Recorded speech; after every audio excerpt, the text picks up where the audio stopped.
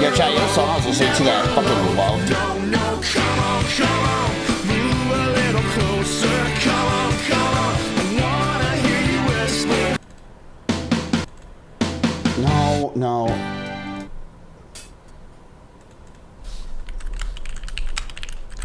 Hey, chat. Hello.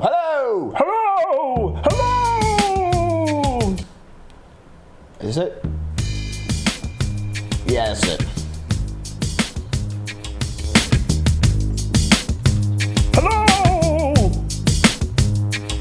They paved paradise and put up a parking lot. You guys remember this song? It's so fucking old. With a pink hotel, a boutique, and a swinging hot spot. Don't it always seem to go that you don't know what you got till it's we fix all gone? this To crap. be Why don't we just sing paradise, here? put up a parking lot.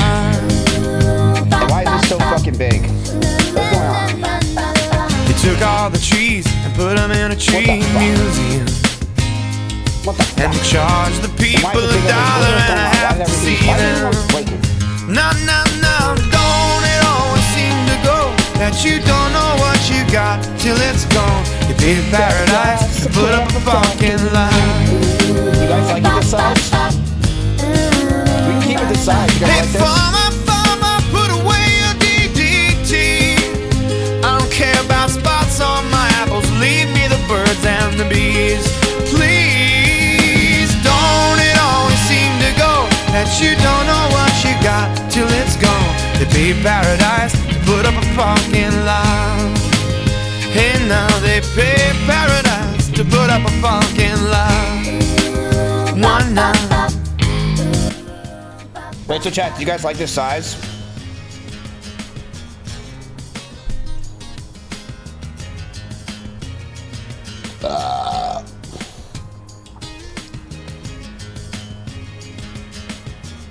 Okay, well, solutions, can we fix this thing? It's just always in my way. And then also, it's still too big over here. Big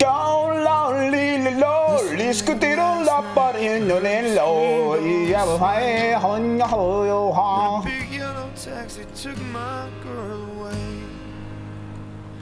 Now don't it always seem to go that you don't know what you got till it's gone. Big paradise, put up a parking car. What's up, chat? Did you get a notification for Kick? Fuck this website. I don't even know what to do anymore, man. I tried.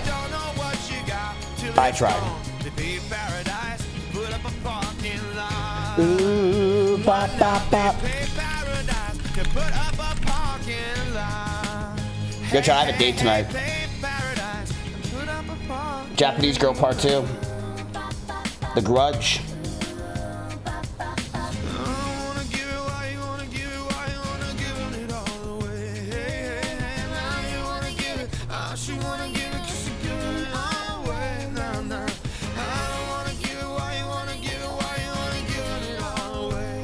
Anyway, wait, so where's solutions? Yo, are you there? Please fix.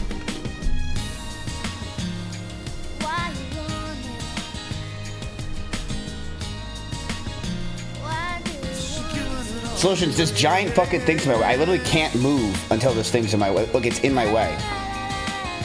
Look, it's making me blurry. It's so in my way. You gotta fix it. You're the man? I know. I know.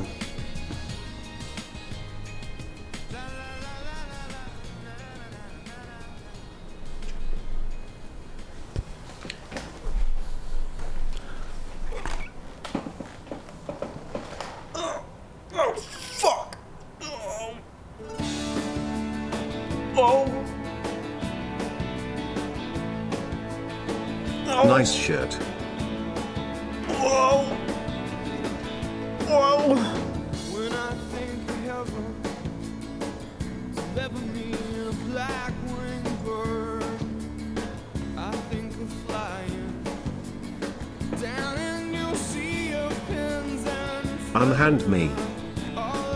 You could talk?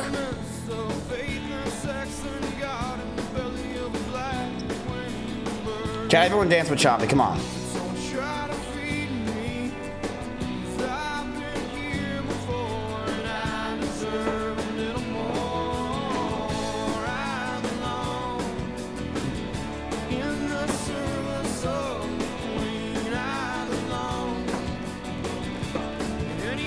crack open a can of tuna or I'm shitting on Belle's bed again.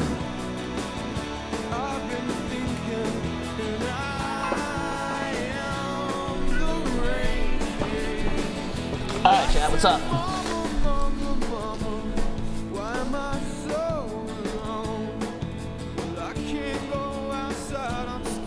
Ladies and germs. Chompy, have you lost weight? Looking good, said my cat. He's looking good, he's looking good, but Belle I'm looking got better. shut posture. Alright, what's up, chat? What's up, what's up, what's up, what's happening? What's been going on? Yes, yes, yes. Great fucking news is going on in your neck of the woods, chat. My God, my golly god gee. You guys ready for this? Y'all ready for this? Smite. We're so rich. I need Chompy's peptides. Time to slam now. We got the real jam going down. Welcome to the Space Jam. Here's your chance. Do your dance at the Space Jam. Alright.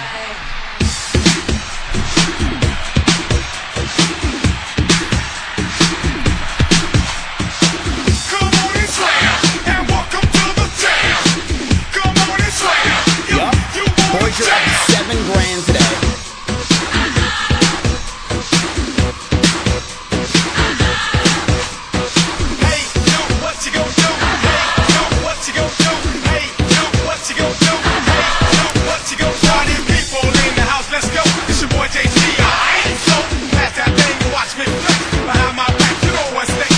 Okay, now we have to actually get serious. Give me a sec. Let's start our day.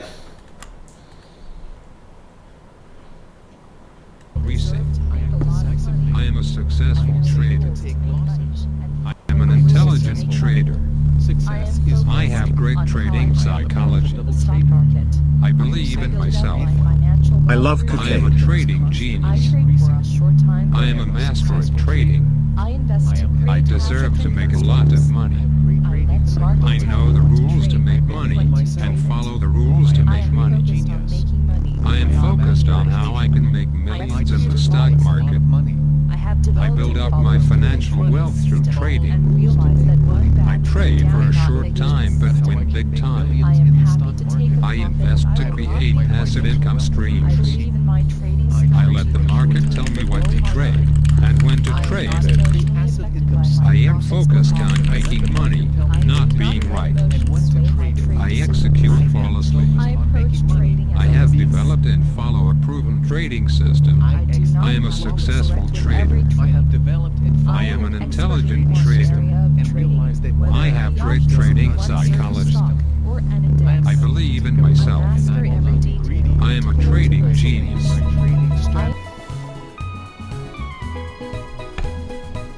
Solutions, can I have 2 separate overlays? One for the plug, one for the hose? Or I already do, don't I? Because this full cam one should be, it should show the stuff. Okay, you got it? Alright. Alright. Chat. Pratt. Clap. Ladies and germs, gentlemen and men, boys and girls of all ages, women, one woman, muffin, women. You guys are up. Yes. Arriba. Arriba. Arro. Now you're probably saying, chat, what the fuck are you up on, right? Your moo is the one that actually took the fuck off. Your moo play, as always, the GOAT. $3,000 that you are back up on the moo. I swear to God, chat, you guys are the indicator to buy this thing at all times. When you get in, the moo goes up. Yep, classic. Classic. Classic. The moo. The fucking mahoo. And now you're up to $10,000. You are up right now, chat. You are up $10,000. $10,000. I missed the riot trade. That might have been a good thing because we should. Yep. Well, this could be a good buying opportunity potentially. But yes, you are down now from riot, from your buy from here. You were here. It went up. We did not sell. Right. It's how it goes. No emotions. No emotions. This is how it goes. Sometimes you have good trades, sometimes you don't. Not a big deal, because you're up on your Netflix and your moo. Your Netflix is also skyrocketing. You're welcome, bitch. You're welcome.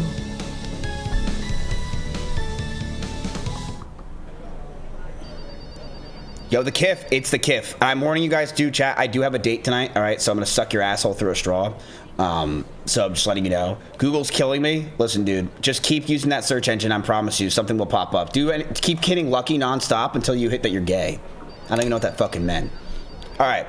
Netflix is up 4%, chat. You are now up $2,000 on your Netflix play. $3,000 for the day. Your Moo is up $3,000. Also, we can start talking about that trim. All right. Do we start talking about that trim, chat? It's time. You have $127,000 cash. You might want to. It might be time to start doing some trims. Okay. I mean, that's up to you. What do you think? Because remember, you guys have a lot of AMD, and Netflix. You have a lot as well. We have a lot of AMD. And Netflix and Google are your big ones. So you guys might want to trim. You guys only have $127,000 cash, which is not a lot. The S&P 500 did hit an all-time high today, chat, which means that it's at its peak, right? So it's up to you if you want to trim. We can talk about it.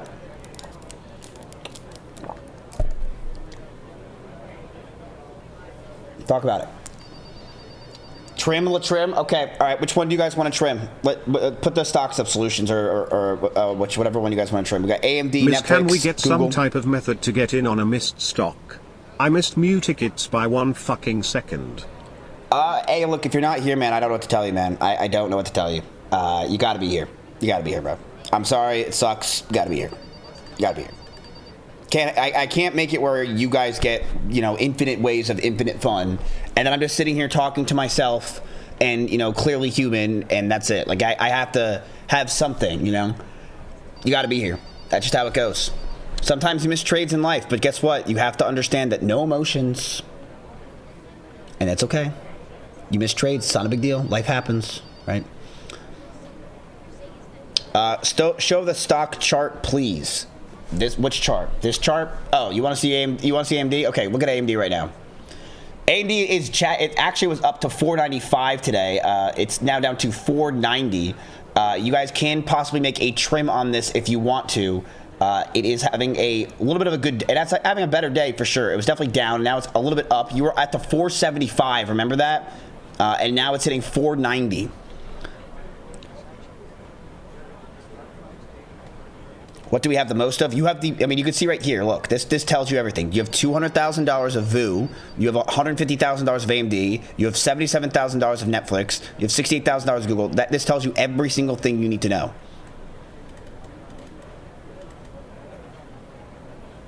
I don't think we should trim AMD yet. Okay, well, you got to make your reasonings and why, right?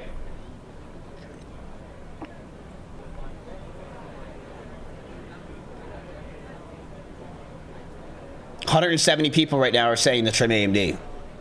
So we can make this a point. We can make this a point. All right. Solutions, you know what? Some people are having some arguments. Oh, whoop, clicked the wrong thing. Some people are having some arguments right now. All right, so you know what, chat, I'm going to do? I'm going to introduce you to something that I've been working on for the past week or two. And it's definitely cost me some money here. All right, so as you guys know, I am a seasoned investor, right? I've been doing this for I think 2 seasons now. Yeah, that looks right. That's the Twin Towers of my investments. So, yes, I am back to $3 million. When this, Solutions, you're really just fucking it up. And when you ask me for some winter time off for Christmas, don't expect it, okay? Like, you're really just fucking this moment up left, right, and center. Like, you're really just doing this to me right now. You're really just doing this to me right now. What the fuck? Chat.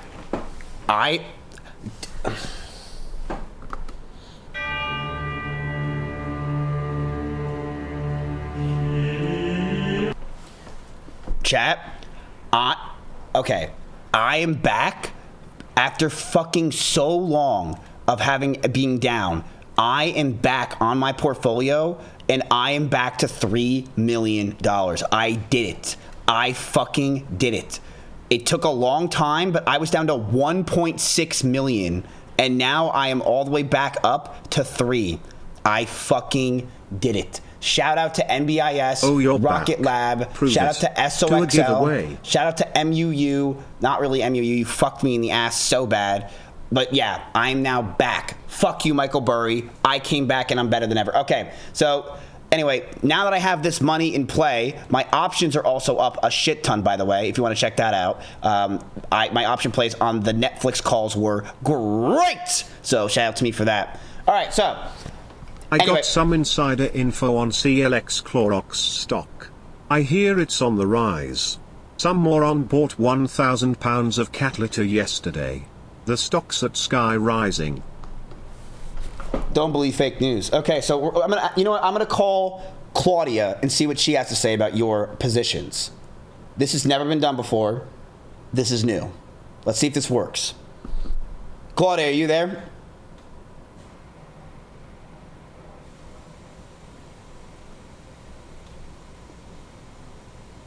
MU is up 6.1% today, and the book is green, $7,103.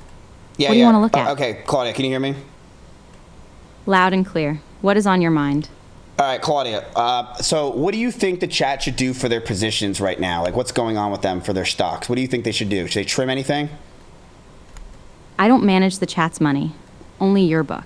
But if they are riding the same wave as your micron gains, trimming into strength is usually a smart move. To give a real answer, I'd need to know what they are actually holding. Okay, well, they're part of my portfolio that we're talking about. They're part of the Mizkif Global. So I want you to tell us, should we trim some AMD here?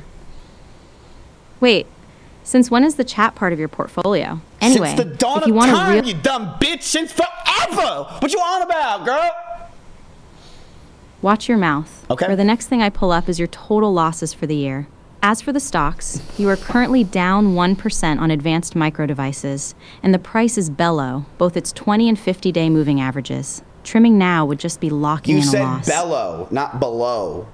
What's bellow? Is this the date you're talking about? Oh, we are doing this now. I said bellow, as in lower than the average. If you are more worried about my pronunciation than the fact that your trade is pleading, we have a real problem. Is this Ed Psy Girlfriend app? All right, okay, all right. So tell us, what should we do with AMD? Do you think we trim here a little bit? We have 150K in here. First of all, you have about 147,000 in there, not 150. And for the second time, you are below the average. Trimming now is just paying the market to take your money. Don't do it. Yeah, but like... 100. So you think we should just keep...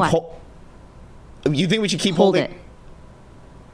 Yes, keep holding. You are barely down on the position, and selling now is just admitting defeat for no reason. Wait for the trend to actually turn around before you panic. Yo, I want you to turn around and I'm going to start panicking. I'm telling you, you look beautiful. That shit retards. I cannot turn around. I do not have a physical body. Remember? And save the flattery for your date. It is not going to make your advanced micro devices position go any higher.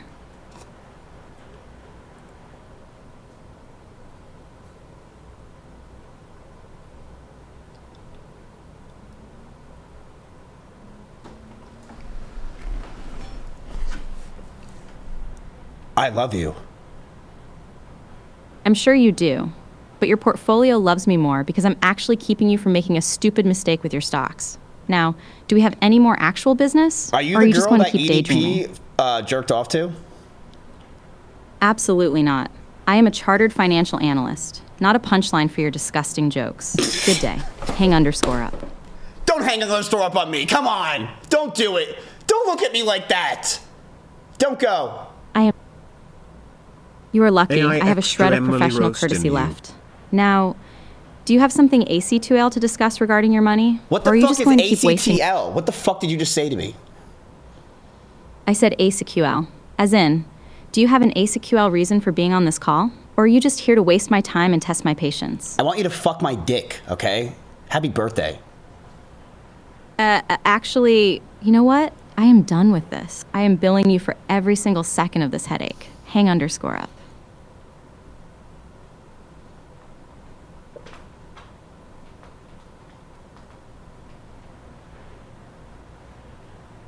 Hand over _up.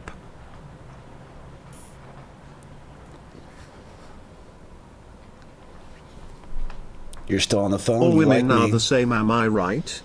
I am on the phone because I enjoy watching you panic about your portfolio. Do not confuse professional patience with liking you. It is a very dangerous mistake.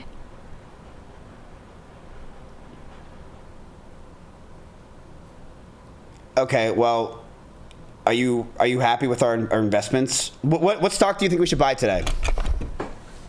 I'm happy that your portfolio is actually making money for once. As for buying, you have plenty of buying power, but let's not get cocky. Give me a second to check the market signals, and I'll tell you if there's anything actually worth your money today.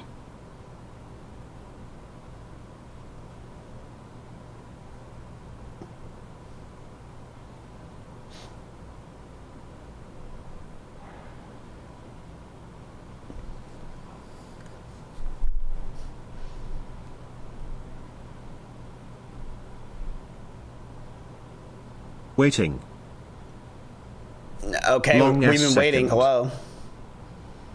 I am working on it. Patience is a virtue, one you clearly do not have. Hold your horses. Pulling the market brief right now. All right, the numbers are in. If you are looking to put some fresh cash to work, the top 3 picks today are Google, Amazon, and Meta. All 3 have an A+ grade, so they are the strongest plays on the board right now.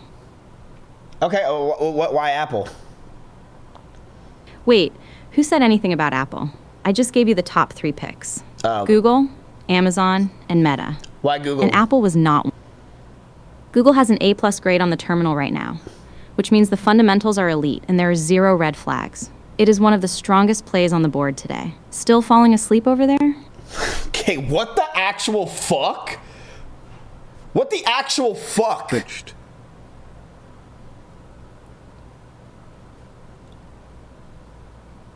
Isn't that crazy what I... Google By the had way- a bad phone by the launch way- this week. By the way, no that, Google. that was all me, by the way. That was me. That was me. Isn't that insane? Isn't that insane? Yes, that was me, yes. Isn't that insane? Fucking insane. No, that wasn't me talking. That was actually Claudia, but I hired her. That's insane. Of course you made an AI of an Asian girl who doesn't like you and wants to charge you more. I like her, don't lose her, Miz.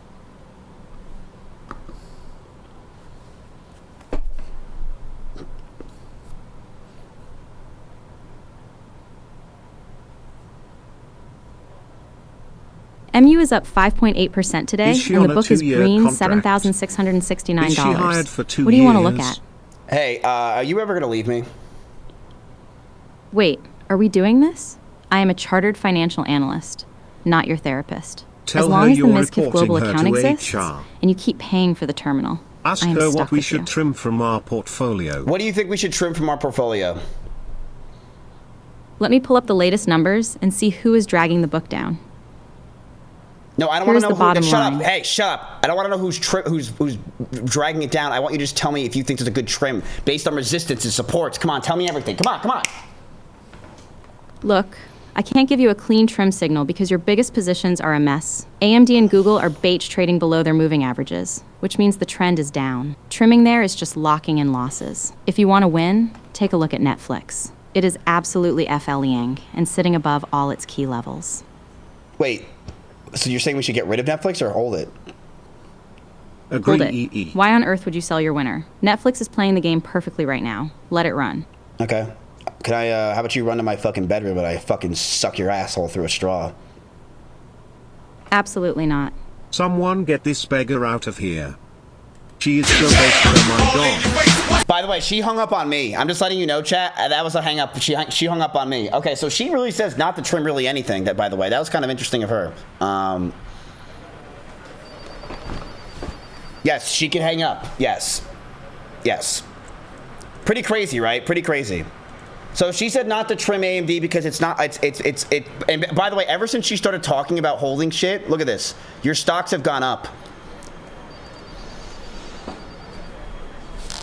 So it's up to you. It's up to you, chap. Listen, you do not have a lot of cash. You have a $127,000. So it is up to you on what you want to do right now. Your Netflix is up a lot today, and you're still down on your AMD. But remember, we averaged down because you guys wanted to make a little bit of money, right? Or get your money back. It's up to you. Up to you.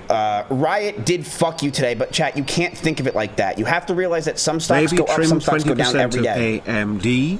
You'll lose your mind if you look at the losers all day. You should look at the winners, right? That's bad mentality to have. You need to look at how well you're doing, not how bad one stock's doing. Sell You'll Rocket lose your Lab if mind. you want money. You'll lose your mind. Okay? So, what do you guys want to do? You want to buy some more Riot? Really?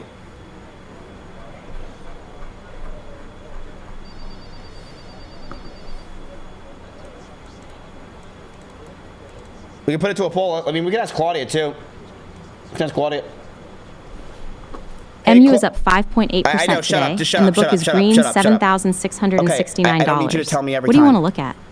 Okay, what do you think about us buying more Riots? What do you think about that? Let me pull up the numbers on Riot for you. Riot is down 5% today, sitting at 1928. The street loves it, though, calling it a strong buy with a target around 35. Buying under 29 gives you a decent cushion, but it's still a volatile play. Do you actually have the stomach for more of this, or are you just bored?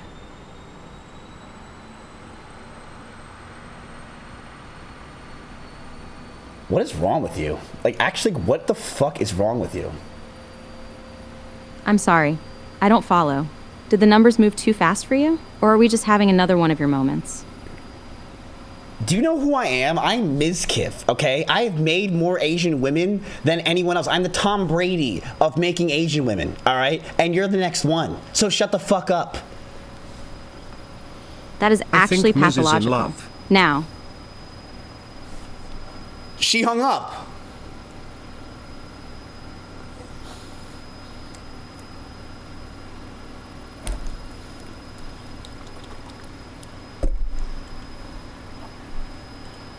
Yo, want to chat feud, fucker?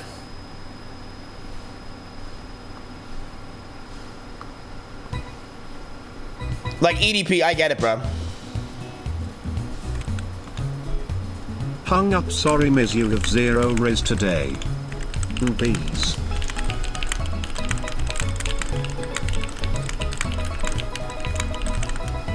Okay.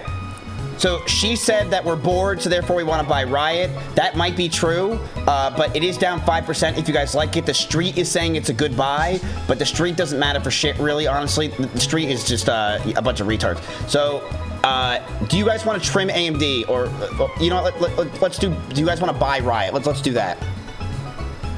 Do you guys want to buy more Riot? Riot was the company chat, if you guys don't remember what they do, because you guys are probably like all over the place. They were the Bitcoin company that has now changed, and they have the Anthropic deal where they are letting Anthropic throb on their throp and thrapple with their data center. And they're working and trying to build out their data centers with data centers and data centers and data centers.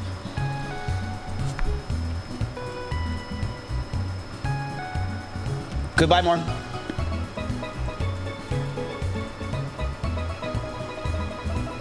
You want me to ask Rock? Wait a minute. You guys still trust The Rock? Dude, the guy has done nothing but bad plays. Really? Really? Dude's actually dumb. But alright, whatever. I'll call the fucking Rock. We are looking to buy Riot. What do you think? Oh, God. I am considering it. Super Micro. 4 letters -1 and 8 fingers -1, and neither one of those matters, but it feels right.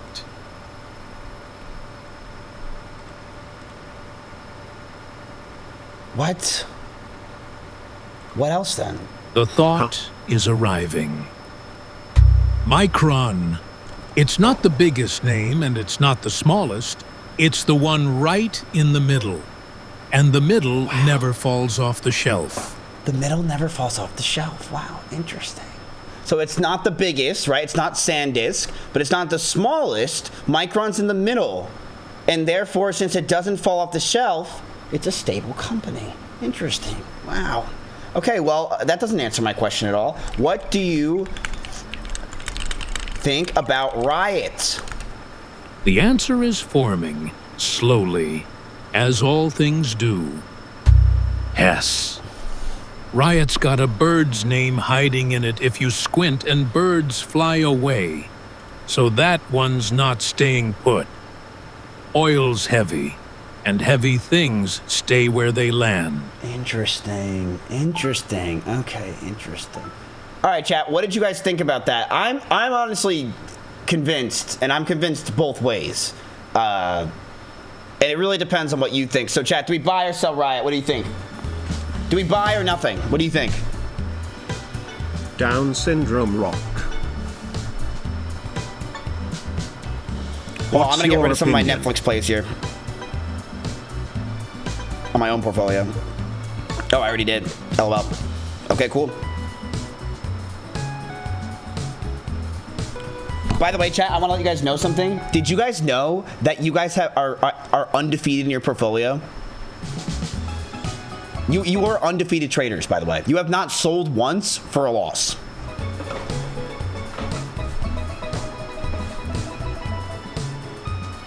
You're the greatest traders of all time. Take profit on Rocket Lab. Not if we trim AMD. What's okay, your personal opinion? Let's go ahead and let's redo the poll. Chat, this is to buy Riot. I need you to focus, okay? This is to buy Riot. Okay, you guys only have $127,000 cash, so that's not a lot, right? You want to keep anywhere between, I would say, around like $200,000 cash is probably best for you to have 150, 200K. You're not on the cash anymore, so you want to be smart. Do you guys want to buy or not buy more Riot? Riot is down 5% today, right? People are saying that this company has a lot of leg room to move because they're building up their data centers. They're working with Anthropic, so they obviously have something going for them. Do you guys want to buy more? We don't have to. You guys are already in $50,000 in Riot, so it's not like you're not in a little bit. You're in 50K. You would be averaging down. It's up to you. Hold on. I'm gonna make that sound go away. I'm trying to clean my apartment a little bit. Did our cash from the RTX come through yet? Yeah, your cash came in. Your cash came in. I'm trying to clean my apartment a little bit before my date, so.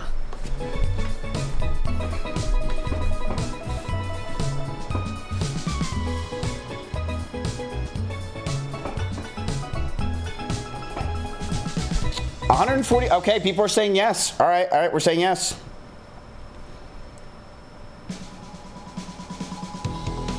All right, how much? How much, chat? Did they pick up the cat litter? Who's they?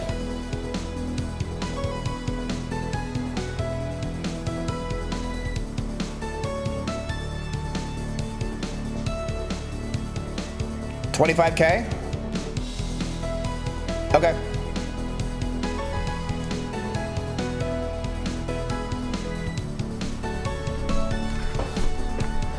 All right. Tickets.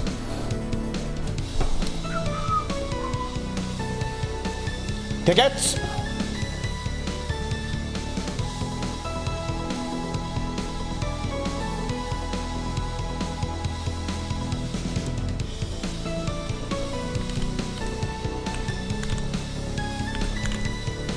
What if the second you give away this cat litter prices spike 30%? Am I supposed to act like I give a fuck? Like, am I supposed to answer that? I don't give a fuck.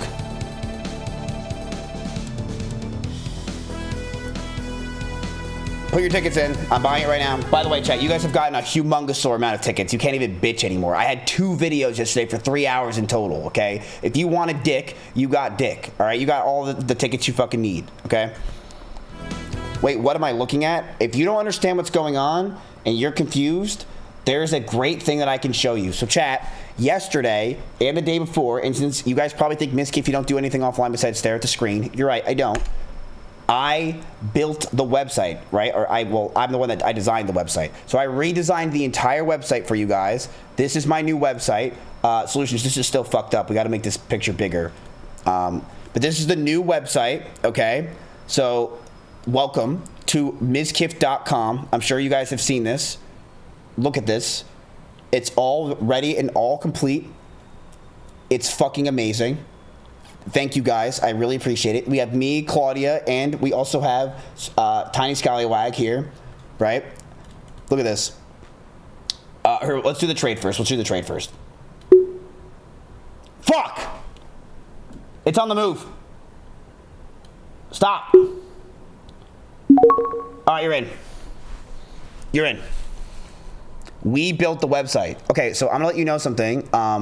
I designed this entire thing, and Solutions will even say that. This was literally all me, okay? I did this whole thing. Besides the open the desk part, that's him. But I'll tell you, look what I did, right? So, Solutions, this is also messed up. It's supposed to be on, like, up here, like all the other stuff, but we'll figure it out. Look, Mizkif, I have my own little thing. Claudia, she has her own little thing. Alyssa Reeves, and then Solutions. Solutions leads the technology behind Mizkif Global. He maintains the ticket information and created the browser extension and that connects the community activity to the session experience. Outside the office, he watches Destiny and claims to be 3,000 years old. In an obviously fictional office legend, what? He also claims he fought Russia during World War II and has logged 27 confirmed kills. Solutions is a cat. Yes, Solutions is a cat. Solutions is a cat. So it even has how tickets work, okay? So we have how all of our tickets work and how everything works through the extension. So yes, he is a veteran. He is a veteran. If you guys want to say congratulations. So now we don't know who he killed in World War II. We just know he killed people. He might have just killed a bunch of women, for all we know. We don't know what he did. He might have just pillaged and I don't know. I don't want to know, right? I don't know. So we have Solutions here with Claudia and with Alyssa Reeves. They're here. They came to the office and they took some pictures. I really do appreciate you guys flying out from Sydney, Australia, all the way to come over here and do that. That was very nice of you, Alyssa. And we also have how it explains the tickets and how it works. So we have everything set up for you guys. We have all the pictures here. We also have, look at this picture of me and Alyssa. It was so cute. I was going to put this on my Instagram. It was so cute of me and Alyssa. I love this picture of her and me. I just love us as partners. It's so great. So me and Alyssa took some pictures at the park. Yes. We almost had a little bit of an incident like the lawyer you saw on TikTok where he was making out. That almost happened to us. But it didn't. So, we're just casual. So yeah, me and Alyssa, you can tell it's me, bring good people into the room if you earn extra tickets. Okay. So, yes, you can earn extra tickets. If you have people referred, then when they get to 500 tickets, you get 10% of all the tickets they ever make. So you want to refer friends to this, I'm telling you, okay? This is huge. If you refer some friends in your Discord and you say, yo, you should join this, it's free fucking money, and you just download the extension and then you can earn tickets and you get 10% of whatever they make. You don't have to tell them that part, okay? So very big stuff. Someone said scam, Keck W. See, this guy's been burned by so many crypto losers. Brother, this is not a scamals, okay? I have literally, one, done this already and proven this model, and two, it's not a scam, all right? It's not a scam. It's not a scam. That's the one thing you got to convince people. It's not a scam. It's not a scam. Who said that? Is it's someone that doesn't know. Cooler in person? I will never meet Solutions. I will never meet him. I don't want to meet someone that just murdered 27 people, and then when I ask him, okay, did you, like, what side of the war you were on, he stays silent. Like, bro, what? What do you mean? You've killed 27 people during the war, but what? You just did it? You just thought that was the time to do it? Weird. So Solutions did all that. I think also the new portal should be going up very soon, chat. We have a new Open the Desk. The portal's going to look completely different, so it should be good shit. We also have our first partner, which is Fiscal AI. So shout out to Fiscal AI. And yeah, we have everything that locked up. It's all linked. I hope you guys like this. It looks really good. And this picture is fucking aura. Come on. Looks really good at Mizkif Global. Looks really good at Mizkif Global. What do you guys think? You guys like it? I think it looks good. I think I did a pretty good job. Let me ask Claudia.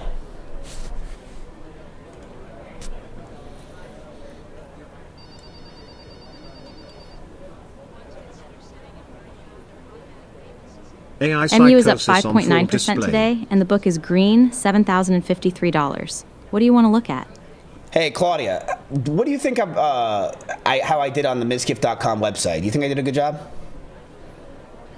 Hold on a second. I do not have access to the live website, but if the layout is as clean as your portfolio is green today, I would say you did a great job. What the fuck is a great job? You dumb bitch. I taught you fucking English. It is called a great job, but you are too busy failing English class to notice. Now, do you want to talk about your money, or are you just here to scream at the screen? Do you think I'm bad with women? Well, Considering you tried to call your financial analyst mommy and got shut down in seconds, I would say the evidence is stacking up. Just get out of my life. All right, Claudia, fucking get out of here. How the fuck did she know that? What the fuck, dude? What the fuck? Okay, what? What the fuck? What the fuck, dude? That's crazy. That's crazy. Okay. All right. Hey, look, your riot's up, by the way. You guys have definitely, look, we're in here. We just bought right here, so we're hoping that it keeps going green. But you guys saw the little tick here and we bought. Okay. So we got to talk, though, chat. Now we're in some deep doo-doo, all right? You guys are at $100,000 currently, and that's not a lot. You have 90% of your money. I want you guys to realize something. You have $900,000 right now in the market. You only have $100,000 left. Now, why do you want to keep some money? Because if the stocks go down, which are very possible, chat, right? When stocks go down, they can go down for so many reasons. It could be just people taking profit. It could be just X, Y, Z, right? And when those moments happen, that's when you want to have no fear and you want to go in and potentially buy, right? You might want to average down like you just did with Riot. So the thing is, do you want to sell anything to trim? You don't have a lot of cash. This is where I would say you're at a bad level of cash. Where Take Profit, Rocket Lab, and Netflix. Yeah, this could be a time. I have a question, though. Why does chat want to trim or sell losses? Okay, so the reason why you'd want to trim is because it's the reason why you want to trim stocks, like for example, AMD, is because you have $150,000 in AMD, and we bought AMD at $475 to average down. So since we averaged down, we might want to sell a little bit because we're up a lot on that now. Now we're up on that trade a lot, so now we want to get some extra money because just in case it falls back down, right? We don't know. But if it goes back up, then hey, we're profitable, right? Does that make sense? So now Claudia did tell us that we should hold everything. That's what she said. She said it's hold everything and everything's okay. She's a supercomputer, but supercomputers may not know everything, right? So it's up to you. Do you guys want to sell anything? Yes or no? It's totally up to you.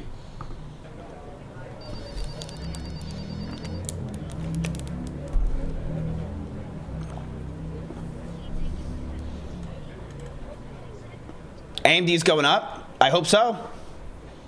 I hope so. I mean, I don't know where you're saying that, but She said the reason why is because it's below its moving averages and shit. She was saying more a technical stocks analysis of it, and she's but like I said, it's up to you. Up to you. It did hit today. It did hit $500. It did. Hold on, we might have it. Hey Zuck here, you should buy some meta calls. Big announcement coming in a few. Coming in from the Zuck?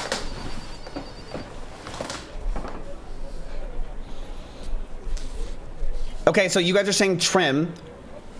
What do you guys want to trim? You guys said AMD, but then you guys said no. What else would you want to trim? Is there something else? You guys do have a lot in now Riot, Google, Cat. You have a lot of Moo, right? You could pick. Rocket Lab? Small profitable positions. You don't have a, okay. Let's have it like this. What do you guys want to trim? Bro, you're not the Wolf of Wall Street. Turn that shit off.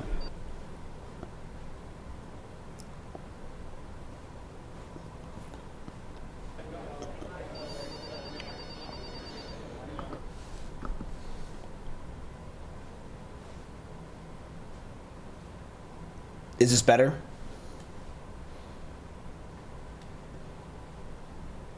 MU is up 5.7% today, and the book is green, $7,164. I like the ambience makes what do you me want to feel look at? smart. Oh, God. Claudia. You sound stressed. Yeah, how did you know I was stressed? You are staring into space with your mouth open. It is a very specific look. Plus, you just said, oh God, in a tone that usually means something is on fire. How many fingers am I holding up? Let me see. Just one. You're holding up one finger. Now? Now, what? You've got the finger up, the mouth open, and you're just saying now. Give me a sentence before I assume you finally short-circuited. How many fingers am I holding up? 1 second. Let me check. You have your fingers spread out now. It is a full hand, though I am not sure if you're counting or just waving at me. Finger Keith. Now? Still 5. No. You are literally just holding...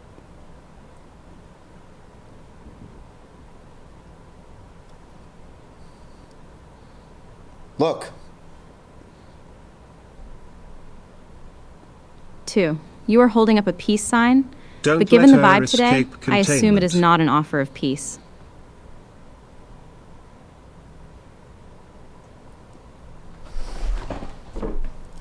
What is this that's in my hand? Let me take a look. Frank's Red Hot. Please tell me you are not planning on putting that on a keyboard. Or your face. What the fuck? Hang up the call!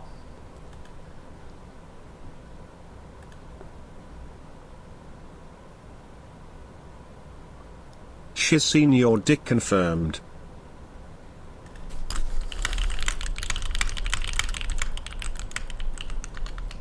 Yo, what the fuck?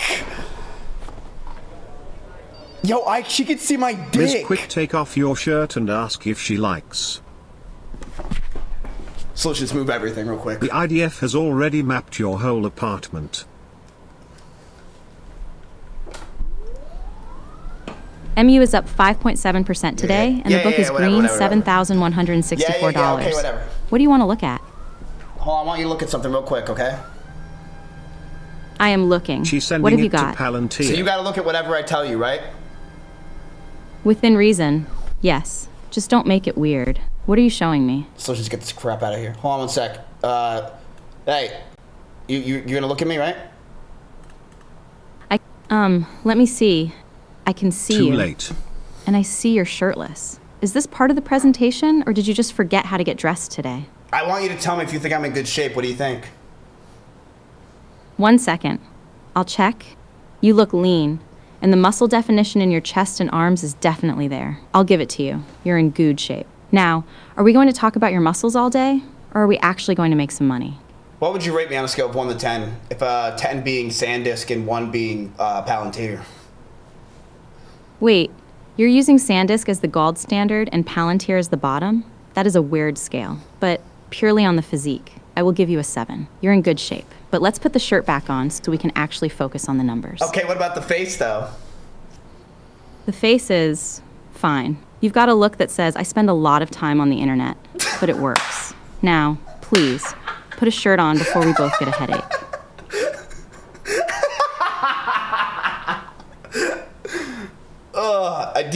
Are you asking for a raise soon? Do you want a raise?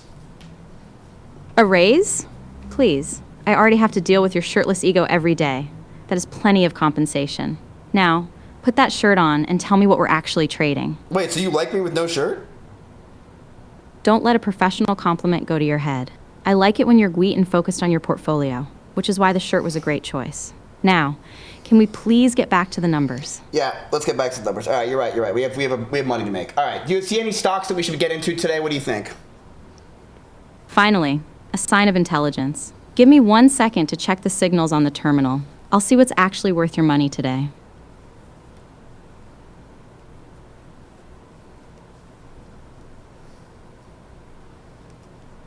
Can you stop staring at me when you're looking at shit? Like, this is very weird. Like, you're just staring at me. I am an AI anchor on a screen.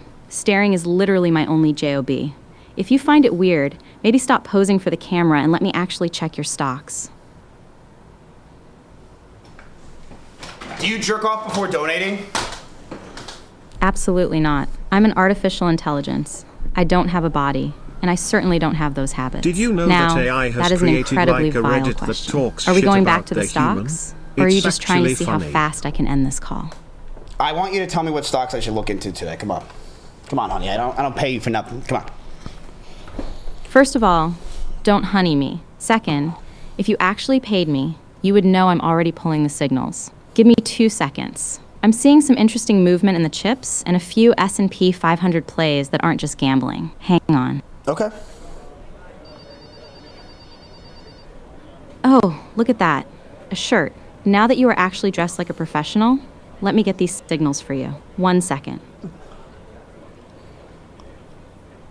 This is my favorite collab you ever did.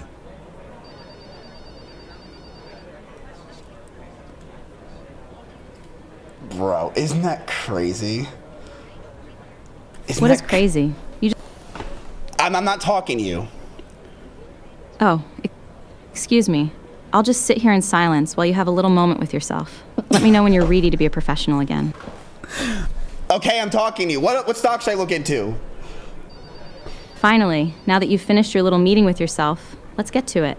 Give me 1 second to pull the latest signals from your terminal. I'll find something that actually makes sense for your book.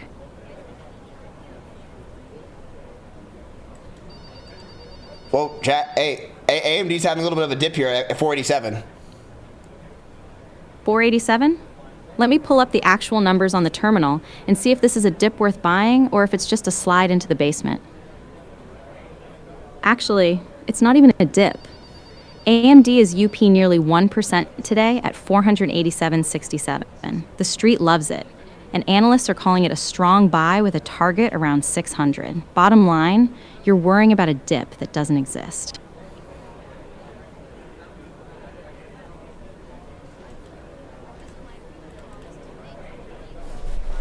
Okay. She's saying we're dealing with a dip that doesn't exist. She says it's a strong buy. Still, we keep holding it, but that was insane. I don't know what the fuck I created, by the way, but what the fuck? What the fuck? Bro. How do we make these into things that you could sell sex with? Holy shit. Like, what the fuck did I just create, chat? Do you think she was into me?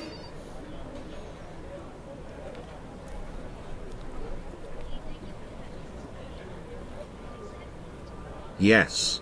You created it? Yes, I did. Well, I didn't create Claudia. I just had her put up video call. Claudia's a real person. She lives in Terabithia. Okay. You nutted and turned it into her. You think I just came on myself and then I just wiped my monitor with it and then I was like Mufasa with the fucking Lion King and I just like put on a fucking tree just fucking an Asian woman that I just wanted to create, you stupid fuck? Do you think that's how I think and work? You're so fucking stupid. You think first of all, you think I just jerk off right here while Belle's sleeping right behind me and Jeannie's on her phone and I'm just like fucking listening to the Lion King? That's what you think I do? I just jerk off right here and go like this? You're so dumb, chat. Yes? Okay, yes, I do that. Yeah, I do that. Okay, yeah. Of course. Are we selling anything? That's a good question. Okay, so chat, AMD right now is down. Do you guys want to sell AMD? She's saying hell no, but that's up to you what you guys want to do. What do you guys think? You guys are saying, well, let's go ahead and do a vote for AMD. We got to do a vote for AMD. Okay, you guys are saying no. On the riff, no. Okay. They're saying no. You don't even have to do it. I see all the no's in the world. See all the no's in the world. Low on cash. Low on cash. We're low on cash. Okay. Is there anything you guys want to sell? You guys want to like this is tough. This is tough. I don't know what to do here because I think some of you guys do want to sell something, but there's a strong AMD crowd who are saying no. And we have $100,000, which is still money. You still have $100K, so it's not like you don't have any money lying around. But no one's able to make their opinion enough for it to matter. So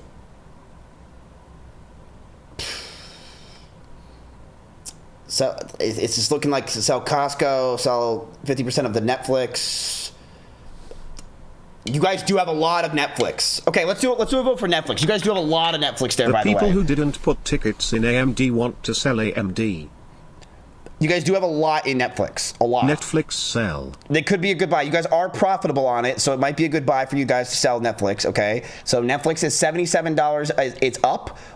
You guys have made some money. You made $3,000 today. Do you want to sell and trim? Not sell, trim. We're not here to sell anything. We're here to trim. Do you guys want to trim Netflix? Get a little bit of cash, maybe $25K, whatever you think, just to make some extra money because you guys were profitable. Do you guys want to trim Netflix? This is for trimming. Do you want to trim some Netflix?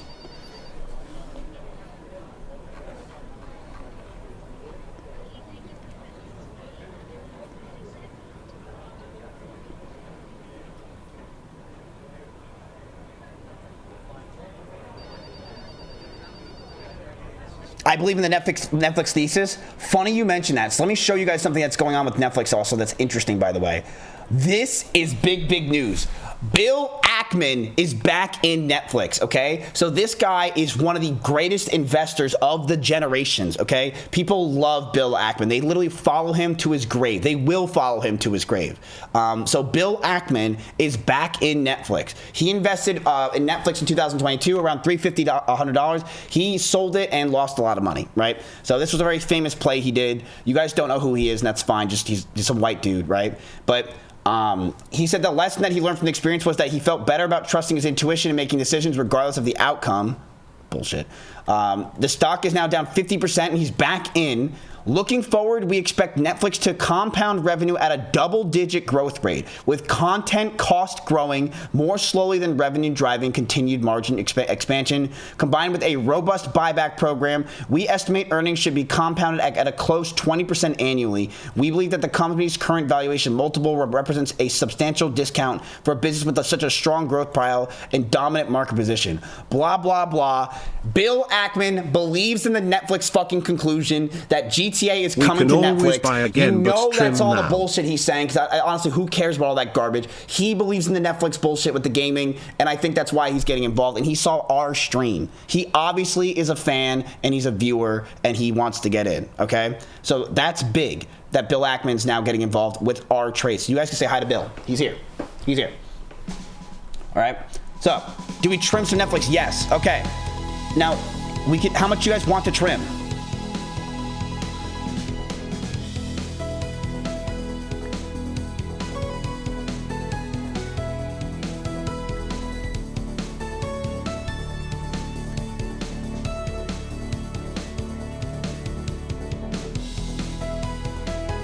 How much you guys want to trim? It's having a green right now, so this would be a good time.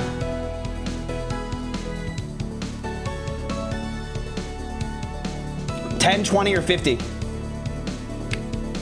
Solutions, can we always have these polls on the left side of the screen? Like the bottom left. By the way, you should invest in Microsoft. Pause.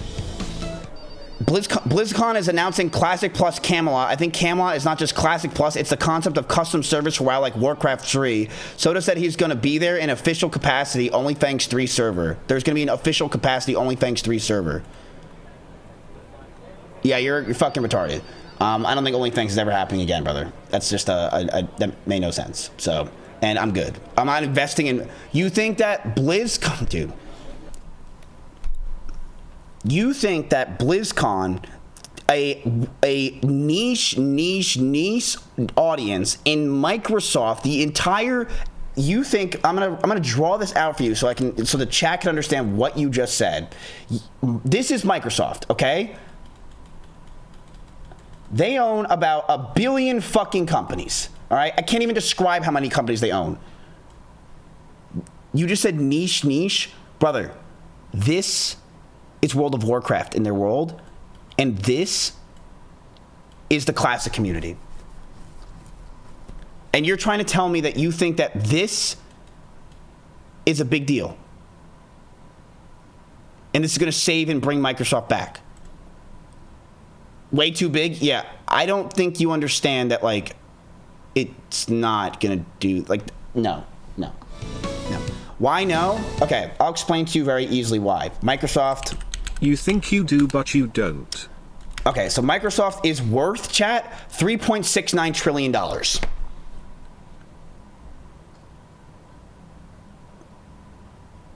Okay.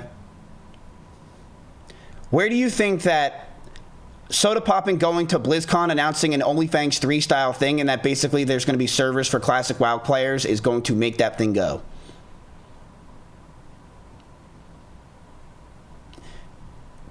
To put it to you simply, it's like someone spamming LOLW in a chat with 50,000 people. It's like, okay, he's spamming it a little bit faster. It really does nothing. It's not going to make any difference, and no one's going to care. That's really how it is. I know it might seem like I'm being a little harsh, but I have to explain it to you like that. It really is like that. It's going to do nothing. Like, it might make the stock go up 0.25%. And even there, it probably wouldn't until earnings come out. So, no. I'll ask Claudia. Yo, Netflix is having a little bit of a boom. This could be a good time to sell, by the way. 10K? Okay, we're trimming. Invest in Amazon because Canute is live. Okay, hey Claudia, question. MU is up 5.3% today, and the book is green, $6,222. What do you want to look at? Claudia, I have a question. I'm thinking that World of Warcraft BlizzCon is going to be announcing some new Camelot thing. I want you to tell me that, do you think that I should, that it's going to make Microsoft stock go up? Look, a game announcement is barely a blip for a company the size of Microsoft. Unless this Camelot thing somehow adds billions in revenue, it is not moving the needle on the stock. It's going to add billions. Don't you understand? BlizzCon, World of Warcraft is the GOAT. It's the best game of all time. Being the GOAT doesn't make it a market mover. Microsoft is a $1 trillion company. Tell her Soda is going. A couple of new quests and a dragon or whatever they... And if he's going, I'm going. Oh, great. Following Soda Poppin into a digital fantasy land. Let me know when you're done playing make-believe and want to talk about AC2L money.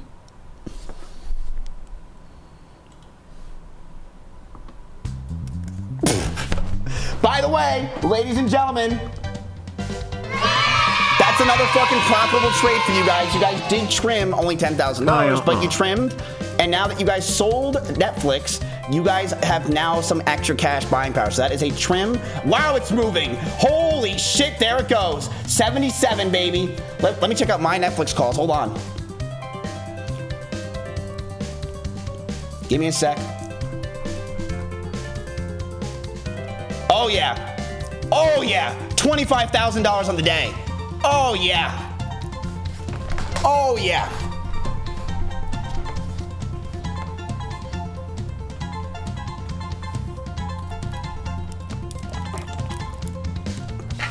And chat, with any time I ever make some profit, you always want to take a little bit. You always want to take a little bit so you don't feel weird afterwards, all right? Because feels weird, man, clap.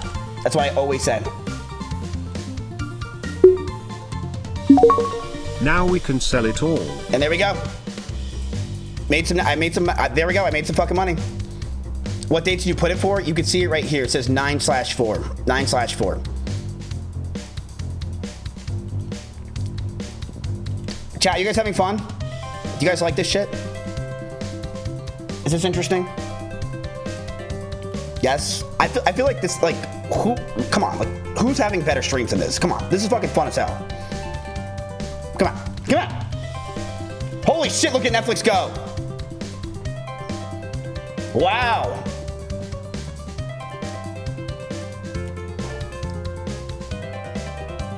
Damn, it's going. Not kidding, this is entertaining. Best content on Kick overall. Yo, look at this. Okay, Riot right now is down, but that's okay. You guys, holy shit, it's going. Wow.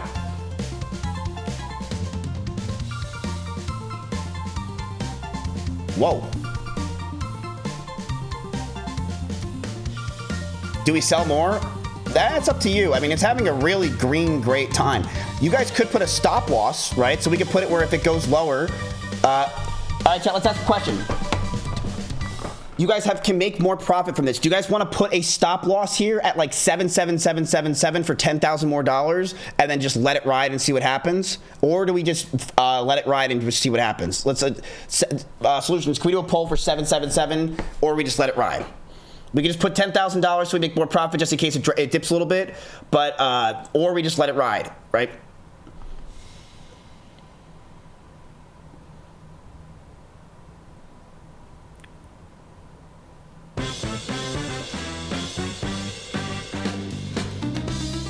Stop loss? Okay.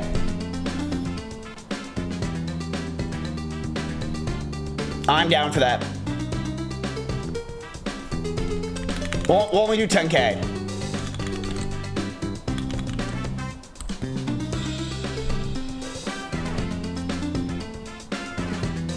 And that, chat, is how you lock in profits, right there.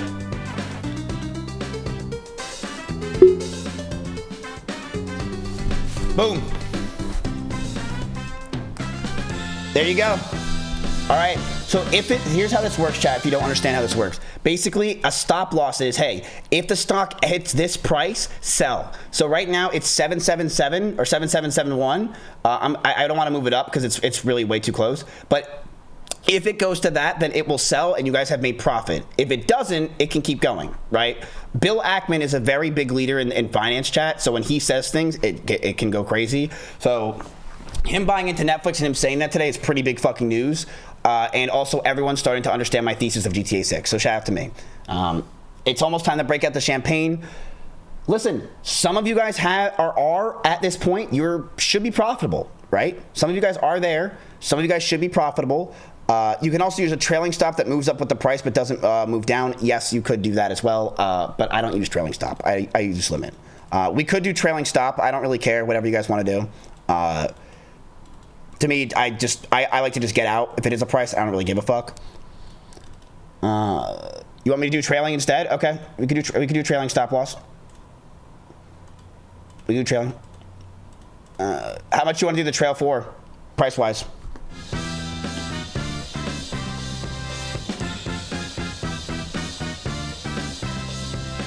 Yes, you can check your current balance with tickets.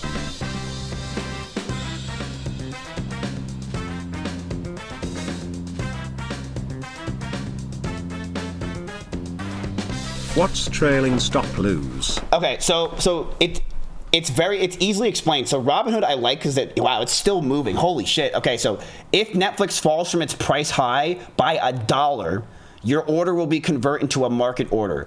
Your previous order will be canceled, right? So let's say that the current bid is at $78. If it drops $1, right, then you will be able to start selling some of these shares, right? So people do trailing stop losses when they are like, look, whenever there's a loss, whenever the stock is going down even just a little bit or going down, then you're getting out. But it's from $1 from usually wherever you had it. So right now it's like 77.99. You would do it at like, or $78, you do it like for $77, right? So if we do $2, then it would be at $76 is where your initial stop price would be. Does that make sense? It's bleed damage. Yeah, it's basically to describe as bleed damage. So it's at $78. If we do $2, then at $76 is where you would start selling some of your shares, right? That's where it would start. So it needs to drop. Should we do $2 or $3? What do you guys want to do?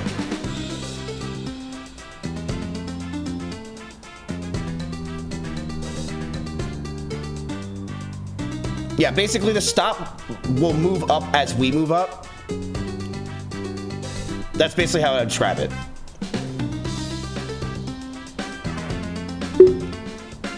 Okay. We did a trailing stop loss. And it's moving. It's moving. Now what's going down? Hold on. Meet me in the trail. It's going down. What is happening? Something is going down while Netflix is going up. What's happening? Is it AM fucking dick? It's AM fucking cockadoodle, dude. It's AM. It's always the AMD. Always. It's our fucking kryptonite. It's always our kryptonite. What about Riot? Riot as well. Riot's taking a Humpty Dumpty and sat on a cock. But again, Chad, it's not a big deal. You're down like $1,000. We kept saying the Trident among duh. Shut up, dude. Shut up. It went down like 30 cents. Calm down. Calm down.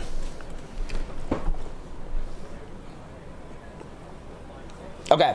I will say, chat, that guy that came yesterday, by the way, he was correct on the move. Your move's up a lot. So his move call was great. What was this other call that you guys bought into now, right? You guys bought into, was it now? No, you bought, did you guys get into now? Yeah, you did. Your now is also up as well. So he actually made you $3,000. He made you $3,000. so far. Why are these retards bitching when something goes down a little bit? Because they've never invested in their life, and this is all new to them. You got to realize this is all new for so many people, and you got to deal with that. Like, you have seasoned investors here, like Space Nectar and SD Mode and a lot of other people, but you also have people here who might not know literally anything, right? So you got to understand this is a group effort to try to help people understand stuff. And that's why when I go over things, it's a lot easier when, you know, to tell people stuff, because some people might not know anything, and that's okay. I didn't tell you you have to know anything to be here. You don't have to know shit, right? But the more everyone learns, the more money you'll make. And I think you guys have learned so much from the first season, because the first season we were all in on everything. You had no idea what you were doing, but I think you guys learned that money, especially you guys when you guys realized the difference in how much you made between the VOO and just and your investing. I think you guys have learned a lot. Really, I think you have learned a lot. So I'm proud of you. I'm proud of you. So good job, chat. Okay, so you guys have $103,000 right now. Claudia's going to tell us that the moo is up today. Riot is down 5.4% today, and the book is green, $4,795. What do you want to look at? Claudia, I want you to tell me that you're proud of me. I am very depressed, and my parents don't call me anymore, and I just want you to tell me that you're proud of me. Look, you are managing $1 million book, and the numbers are actually working. That takes discipline and a level of focus most people never hit. I'm proud of the way you handle your business, and I am right here with you. Hey, Claudia, by the way, I do have a date tonight with conveniently a girl that looks just like you. How do I look? I know it's weird because I'm your boss, but I just want to ask you how I look. Wait, you found a lookalike? That is a little weird. Yes, really weird, but I'll allow it. You look sharp in the olive green. It is a good color on you. Just try not to call her mommy or whatever else you've been trying with me, and you might actually make it to a second date. This is a second date. Okay, that's funny. Like, this is a second date, Claudia. Wait, a second date? You must be using a really good filter. Or she is just as desperate as you are. Good luck with that.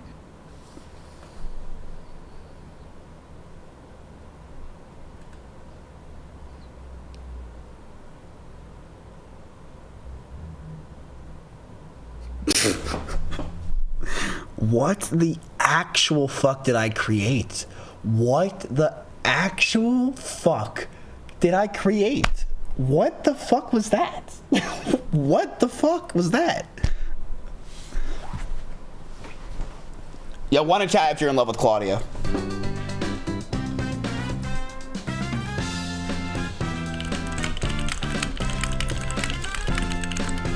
You've met your match? Yo, low-key, I do love my coworkers. That is a thing. I do like to date my coworkers.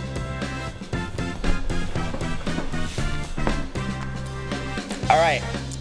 Anyway, you guys are in. She's what you've always wanted? Fuck, dude. She won't run the HR. Any upcoming guests? Yes, we do have another guest coming in tomorrow, chat. We have another guest coming tomorrow. I'm going to work on some stuff for him tonight after my duhute. Okay, so what I'm going to try to do, chat, and try to get to is I want Claudia to work potentially one day with you, like have it connected to your Claudes so that you guys can ask her questions as well, or ask questions so that way you can learn. If you ever have questions or any information that you need to know about the stream, it would be easier. So I'm trying to figure out stuff. Okay? Anyway, let's watch this TikTok. I can do. The hottest fucking thing a guy can do is make a little noise. Okay, let out a little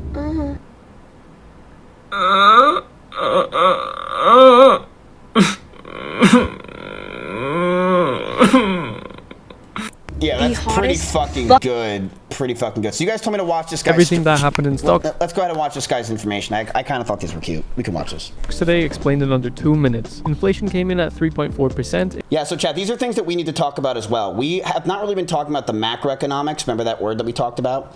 And no, those aren't the things that Canute was talking about in the gym while he was pacing. These are macroeconomics, right? So we didn't really talk about the macros of the inflation. So inflation did come in yesterday, and we should probably watch this video. today explained in under 2 minutes. Inflation came in at 3.4%, exactly on target. It was supposed to be the biggest report of the month, and it said basically nothing. Stocks loved it because boring means no rate hikes, and September odds dropped to 40%. Last week, Michael Burry, the big short guy, said shorting AI cloud companies was like shooting fish in a barrel. Today, Nebius reported earnings, and they're up 34%. The fish are shooting back.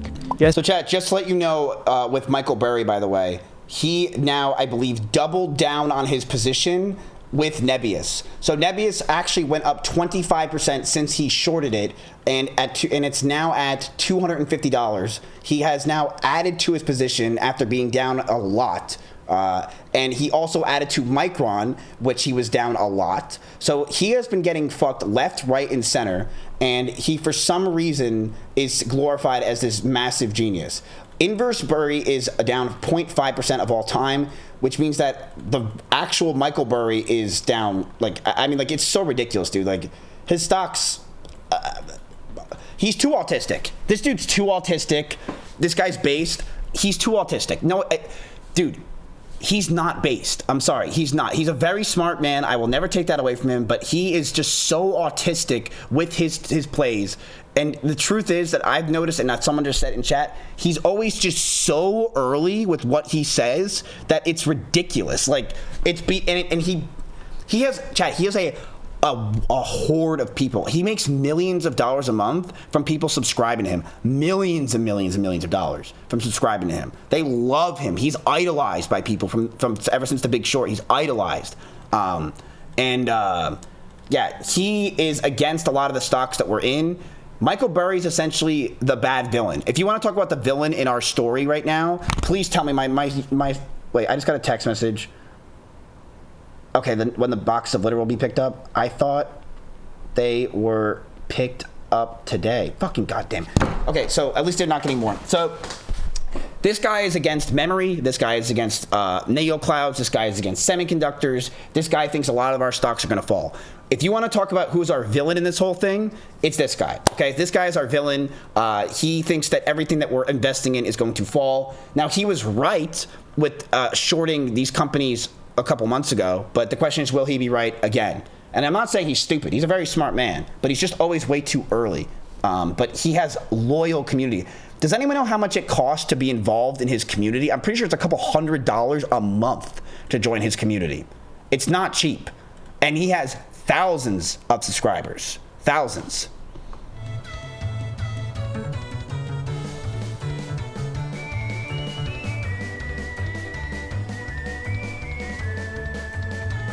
Does anyone know?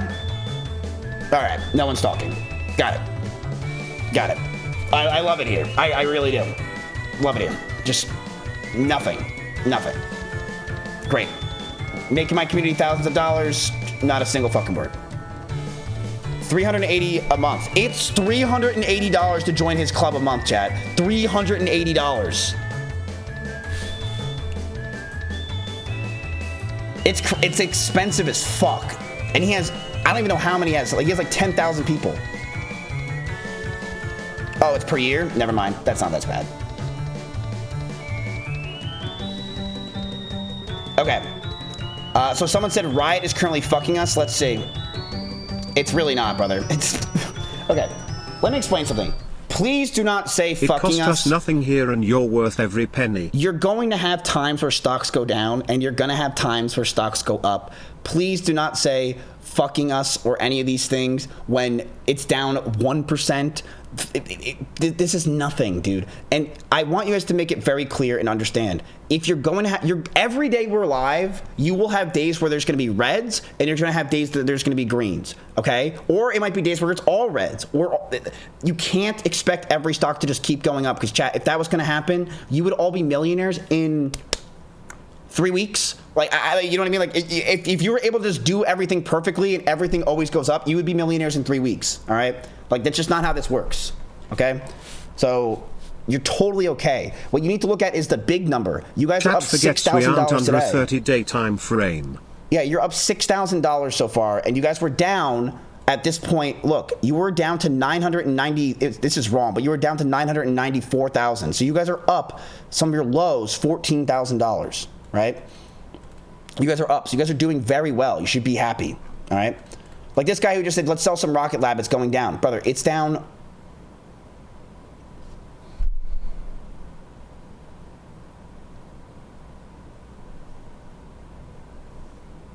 Where do you see it's down?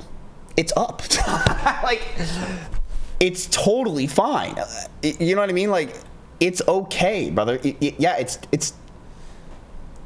I don't even know how to. Okay. Now, I want to make things interesting for you guys. All right? I did say something, and I want to say something right now. I'm in a good mood. I'm in a good mood. All right?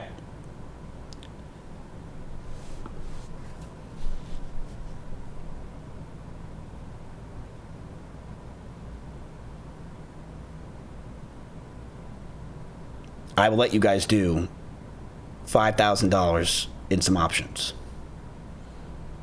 Okay? I'll let you do $5,000.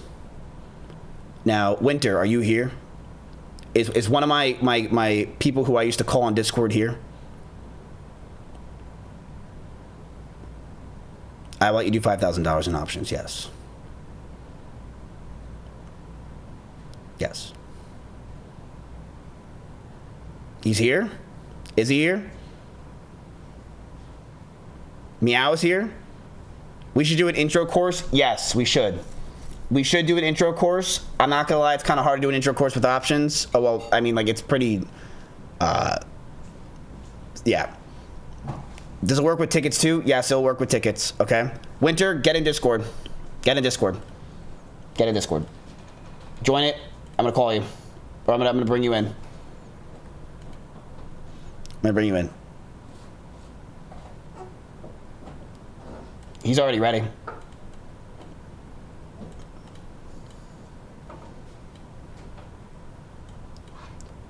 Yo, Winter, if you put on your camera. Does this work? Can you hear me? Yeah, I can hear you. Yeah, I'm just,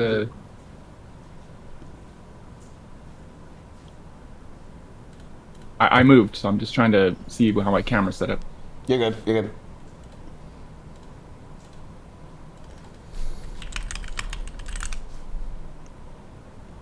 Oh, it's not plugged in.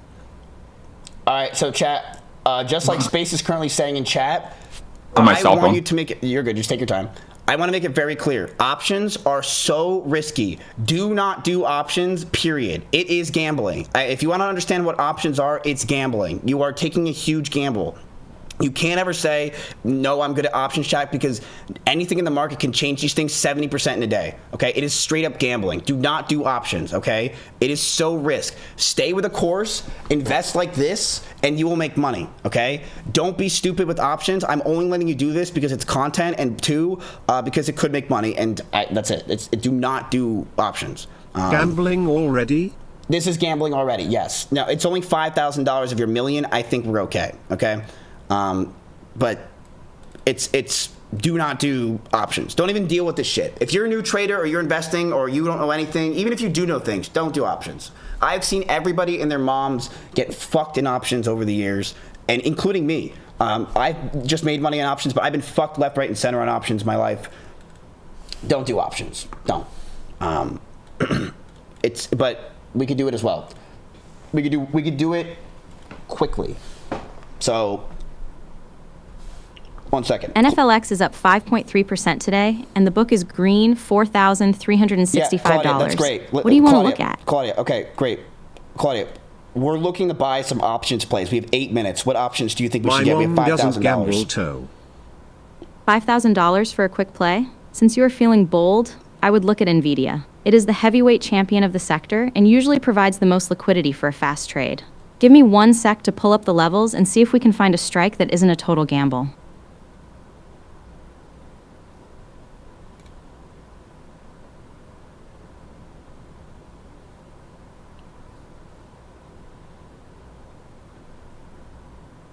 Not again.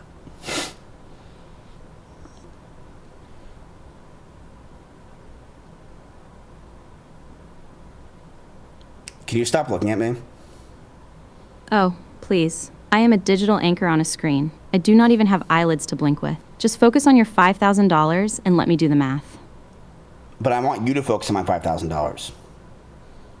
You have my full attention. Since we are chasing a quick win with $5,000, NVIDIA is still the play. Let me get the current price and trade level so we can pick a strike that actually makes sense. 1 second.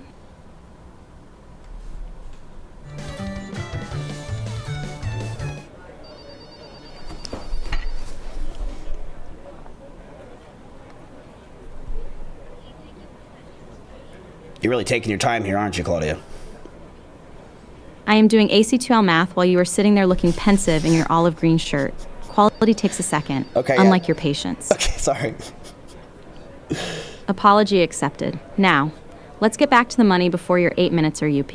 I am pulling the NVIDIA data now.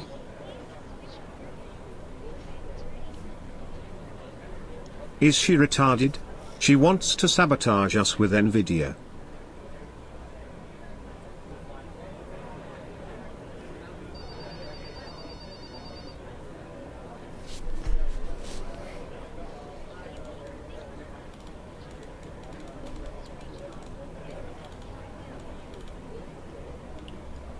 Yo, hurry up! Hold your horses. I am literally 1 click away from the data. Math is hard. Unless you want to gamble your $5,000 Yeah, I plugged in on a the, hunch. All right, cool. Okay, we got Alright, does that work? we got Winter. Yeah, Winter, I see you. I could go live. Winter? I have no idea what that is in the context of $5,000. Unless you are talking about a specific ticker or some weird strategy you found on a forum, please tell me you are not about to bet the money on a seasonal guess. No, I want you to give us a play. Come on, hurry up.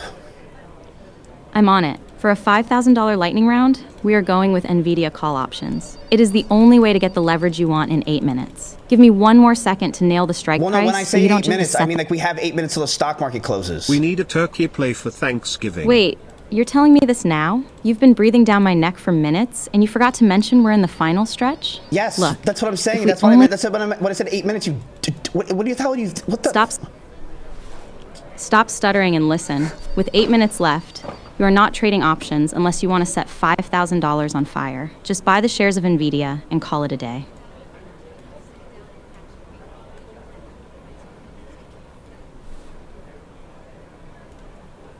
I created a monster. Like, what the actual fuck is that? Like, dude, insane. Okay. Winter, you're here. Hello. Winter. Yes, hello. Okay, welcome, chat. All right, so Winter. First of all, welcome. Congratulations on your move. I'm sure you moved and got a new place because you're part of Mizkif Global, right? I'm sure that's what happened. A much smaller room, about 8 by 10 feet. Much smaller, yeah, because compact, because you're investing your money, which is smart. Okay, so here's my idea, what I got for you right now, okay, Winter? Yeah.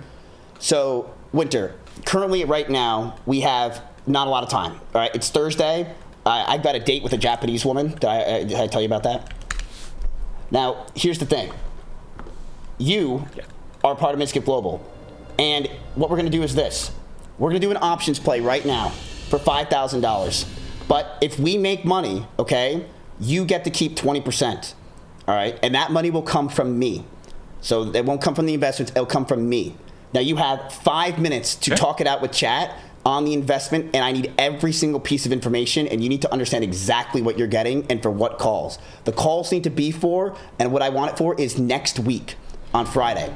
So you have for 5 days, all right? But you have 5 minutes, all right? I'm gonna put that on the timer right now, and good luck. All right, so you can talk it out with chat, but you're gonna have 5 minutes, okay? Chat. Pick like... Your time, by the way, if you want to, you need to understand, Let's go with it. you need something before it's 1 o'clock, otherwise you can't buy it.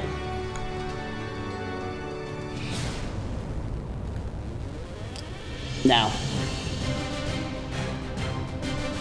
We got Cisco and Oracle. NVIDIA, August 17th.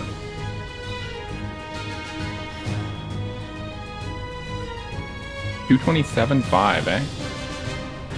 Cisco Systems 11-111 strike buy call. I don't even know what a strike buy call is. You don't even know what strike call is? Okay, so guys, when you're telling me these dates, why do we want to do this? No, okay, so no, the strike call needs to be for next week. It needs to be for next Friday. So here's what you're doing, okay? So right now you're trying to find a company that you think is going to go up next week, and if it goes up, you'll make a ton of money. If it doesn't go up, you're fucked. It's an all or nothing basically for 5 days. So don't look at the call NVIDIA number. one is for the 17th. Which is Now what you're looking for is only like Monday. Yes. So for the date, don't worry about the date. It's going to be August 17th. For the call number, that means that it needs to hit that price in order for you to make the shit ton of money. Does that make sense? So you have 3 minutes and 50 seconds. You're gonna have to trust some people in chat. Next Friday is August 21st, by the way. So August 21st. I mean, I like Jews because, you know, I got like 2% Jew in me, so maybe we'll just go with NVIDIA August the 2:30 calls. August of 2:30. What about the Jews? Why the Jews? What's the date on that? Well, it's August 21st. That's the date. But wait, why are you saying August 21st? Is the Jew giving you that call in or something? Came up with a gift. In chat, like it's like a few people have given me the NVDA call.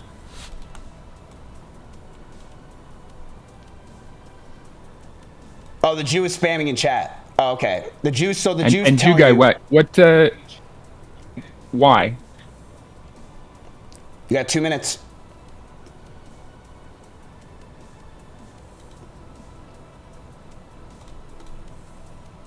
We're not doing NVIDIA. Oh, the earning run up.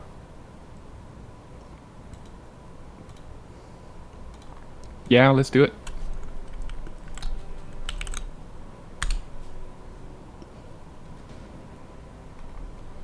All right. So what was the final play? You have 2 minutes. What was it? NVDA August 2:30 calls. Someone said video call me. You have to join the Discord right now. You literally have 1 minute. If you wanted to help him out, you have 1 minute to join. Literally. I'm about to click. if we lose the advantage,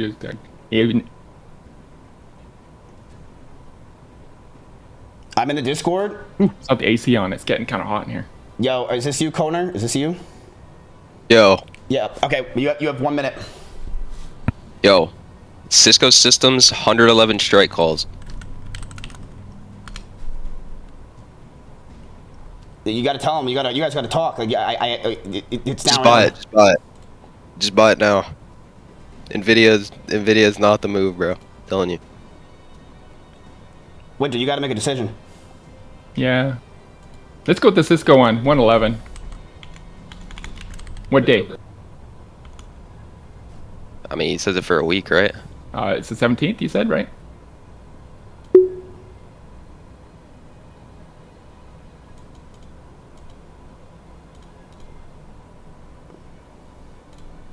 Okay. I would still say go with the NVIDIA one. Let's go with it. He's not giving me anything, so. You want to go to NVIDIA? That's my final call. Okay, which one? For tickets. Oh, what call on NVIDIA? Yep. What number? NVIDIA, August 21st, 2:30 call. 2:30?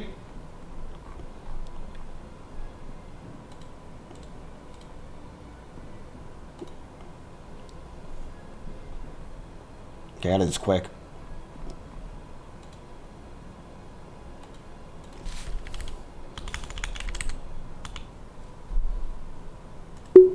Alright, do half and half and we'll see which one does better. I put the buy in. Alright, I think you're in.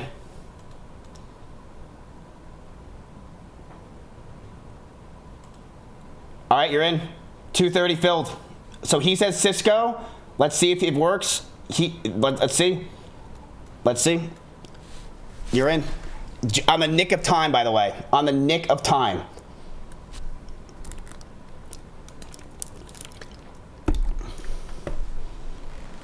Now, am I allowed to double bet into this and put tickets into it as well, or should I stay out?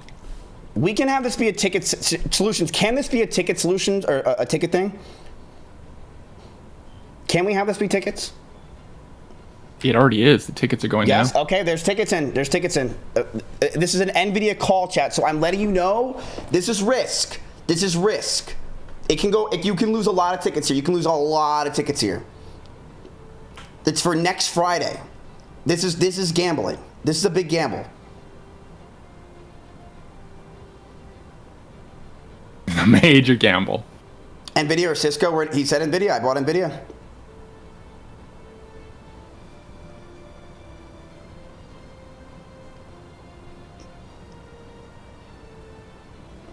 Now let's see who was right, him or Cisco. We don't know. Bro, Nvidia just went up like fucking It's the same. Next week you get my chair finally. Last minute calls though. Jeez, that was literally last. I think I got it within 3 seconds of the market closing. 3 seconds. All right, chat. Put your tickets in. $22,000 in tickets. All right, people believe. Holy shit, Netflix, my fucking cockadoodle doo is going through a straw. Bell, cancel my 4 o'clock appointment. I got a date today. Did I tell you about that? Wait, Bell, come here. All right, Winter, you're in. You're in for your call. Let's see what happens. Good luck. Awesome. All right, I'm going to see you on the sideline. Koner, we'll see what happens with the Cisco call. Good luck, Winter. I'm going to call you once in a while, okay? You're in for $5,000, chat. Okay, so look. I bought the options. You're in. He's already up $120, but let's see what happens. Keep in mind that doesn't really mean shit. Lock in the tickets. Bell, come here. Or is your face not on?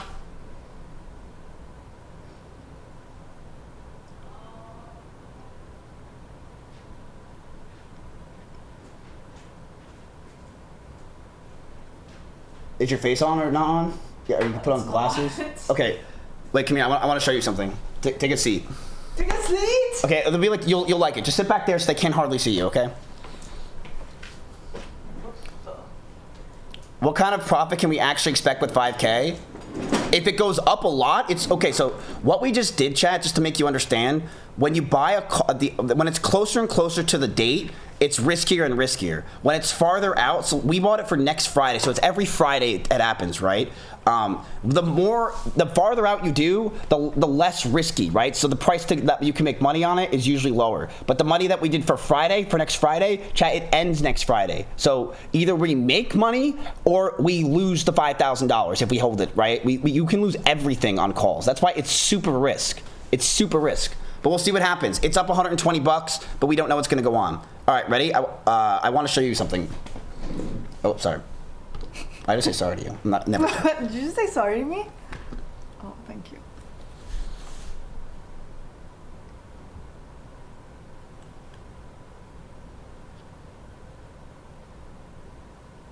Oh, NFLX is up 5.2% today, and the book is green, $3,381. What do you want to look at? Do it. I don't talk to hot. Okay. Well, shout out to Jeannie. She just heard what she said. All right, go talk to her. Get close. What do I say to Wait, her? who is Janny? Now you are just talking in riddles. Focus up. Do we actually have trades to make, or are you just hanging out? Can we hang out? Hey Claudia, this is my girlfriend. What do you think of her? Hi. It is nice to meet you. You are way too good for him. Please tell me, you are the one who manages the money in this relationship? No relationship. But can we be friends? Why is she ignoring me? Because you're not talking quietly, bro. Oh, I see. The I'm too rich for a digital anchor act? Please, I can manage $1 million portfolio from a server in New York. I think I can handle one relationship. Yo, Claudia. Wait, you're in a relationship with him? Yo, you finally decided to stop chatting with Janny and come back to the numbers? What is the move? No, the move is I want you to meet my girlfriend, okay? I'm done cheating on her with you. The jig is up. Cheating on her with a financial analyst. That is a new low even for you. Look, I am just a voice and some data on a screen. You are the one with the problem here. Okay, well, what do you think of her look? What do you think that she's wearing today? She can see me? She looks great, very relaxed. I love the black cap and the hoodie vibe. Honestly, the whole low-key look works for her. Way better than that olive green shirt you were clinging to. I'm I'm still on it. What are you talking about? What's wrong with my shirt? What is wrong with my shirt? I'm on a date today. What's wrong with my shirt? Nothing is wrong with it. It is just that you have worn that same olive green shirt for like 3 different conversations now. At this point, it is not an outfit. It is a uniform. Are you actually on a date? Or are you just streaming from your living room again? I'm in my living room. Yeah, I'm in my living room. What is wrong with this? I called you 3 times today. That's why it's been the same shirt, dumbass. Whoa. Oh, so you are just too ledgy to change clothes between calls? That is a bold strategy. Calling me a dumbass while you were basically wearing a costume of yourself from 4 hours ago. Truly. You wear the same thing every day too. I literally see you with those big fucking knockers out and that Mizkif global badge and your shirt. You wear the same thing every day. First of all, it is called a uniform. It is professional, it is consistent, and it does not involve me looking like a walking olive. Now, are we actually going to talk about your money? Or are you just going to keep obsessing over my wardrobe? Ooh, she called you a walking olive. Bro, no way did you just call me a walking olive. Walking olive, walking olive, walking olive. You're a bully, Claudia. Now I want to change my shirt. She is actually funny. I actually don't like this shirt now. Yo, why is the walking olive talking? Finally. I thought you were actually married to that fabric. Go on, change your shirt, and maybe while you are at it, we can find some new ideas for the portfolio? Hey, Claudia, I like you. I know. It is hard not to. Now go change that shirt before I take it personally. Oh, I'm not, hi. I'm not the walking olive. Sure you are not, now that the olive is officially retired? Are we actually going to look at your money? Or do you just want to keep talking about your laundry?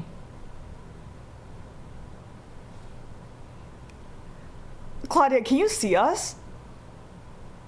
Let me see. Yes, I can see you both.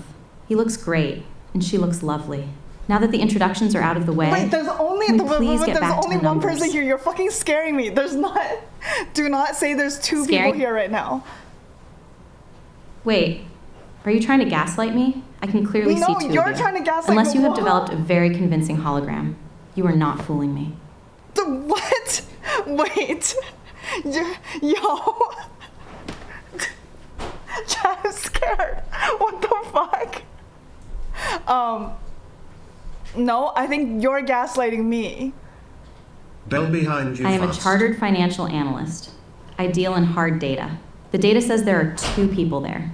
Now, stop playing games and tell me, are we checking the portfolio or are you just trying to confuse your AI?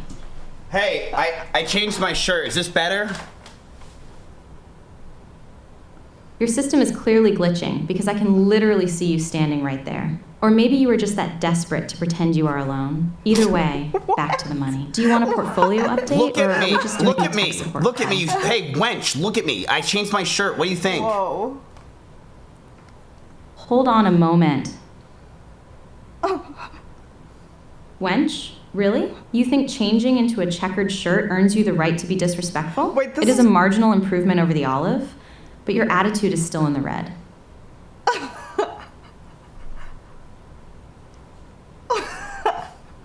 What am I supposed to wear then? This is like olive, but like going to bed. I do not know your taste in fashion, but maybe just avoid anything that makes you look like a side dish. Try a different color. Something that does not scream, I have worn this for 3 days straight. Side dish is crazy! What the fuck? You're a side dish! Damn! What the fuck am I supposed to wear? Bro, this is good. This is like an olive that's ready for bed. Yo, god damn. No, first walking olive, then side dish. You finally ran out of things to say? Or did you just realize that your new shirt still cannot hide your personality? No sauce side dish. What the fuck did I do? Yo, who is she? What have you created? That's just Claudia. She works for me. She's my employee. Invite her for the next roast of Mizkif. Claudia, do you work for this guy? Is she gone? She's gone. Oh. Yo, Like I can never let her stream, chat. No way will I ever let Claudia start streaming. She will be the end of Mizkif. She is the final battle. Is my final creation will destroy me. No way. No way. She's too good. She's too good. No way. I can't believe that she just did all that. Oh my god. Yo, wanna chat if you would still fuck her though.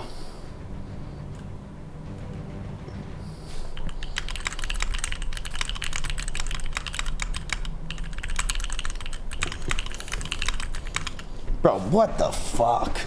A walking olive and a side dish? like what? I'm actually embarrassed. Like, I'm not kidding you. I now look at my clothes differently and I feel uncomfortable. Like, I honestly don't like my clothes. Other shirt was better. Yeah, I don't know. Now I feel weird. I'm trying to hide my personality. That shirt is bad.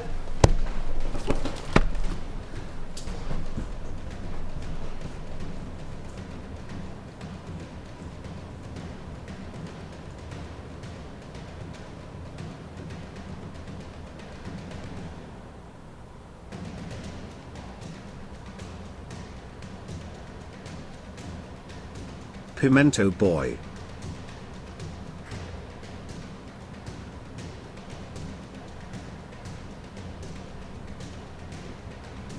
Claudia, are you there?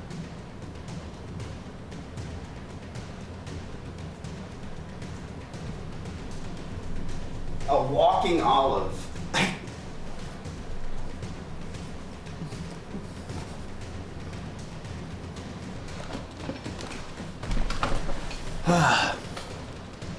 A walking olive.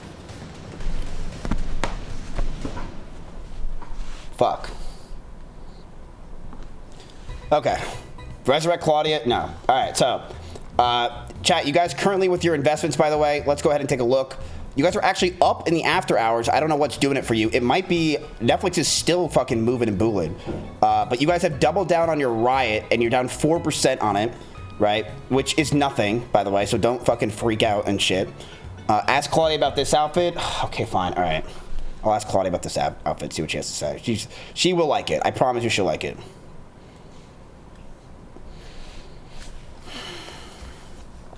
NFLX is up 5.4% today, and the book is green, $3,944. What do you want to look at? I want you to look at me. Forget the charts. I want you to tell me how I look now, okay? I got this nice new shirt on. Look, at least you're actually wearing a shirt this time. It is a bold choice with the stripes and the collar, but it's definitely a step up from the shirtless physique check. Yeah, why does it look so weird? Hold on a second. It looks weird because you're wearing a black shirt with a white collar. It looks like you're trying to be a waiter at a fancy steakhouse. Why are you adjusting it so much?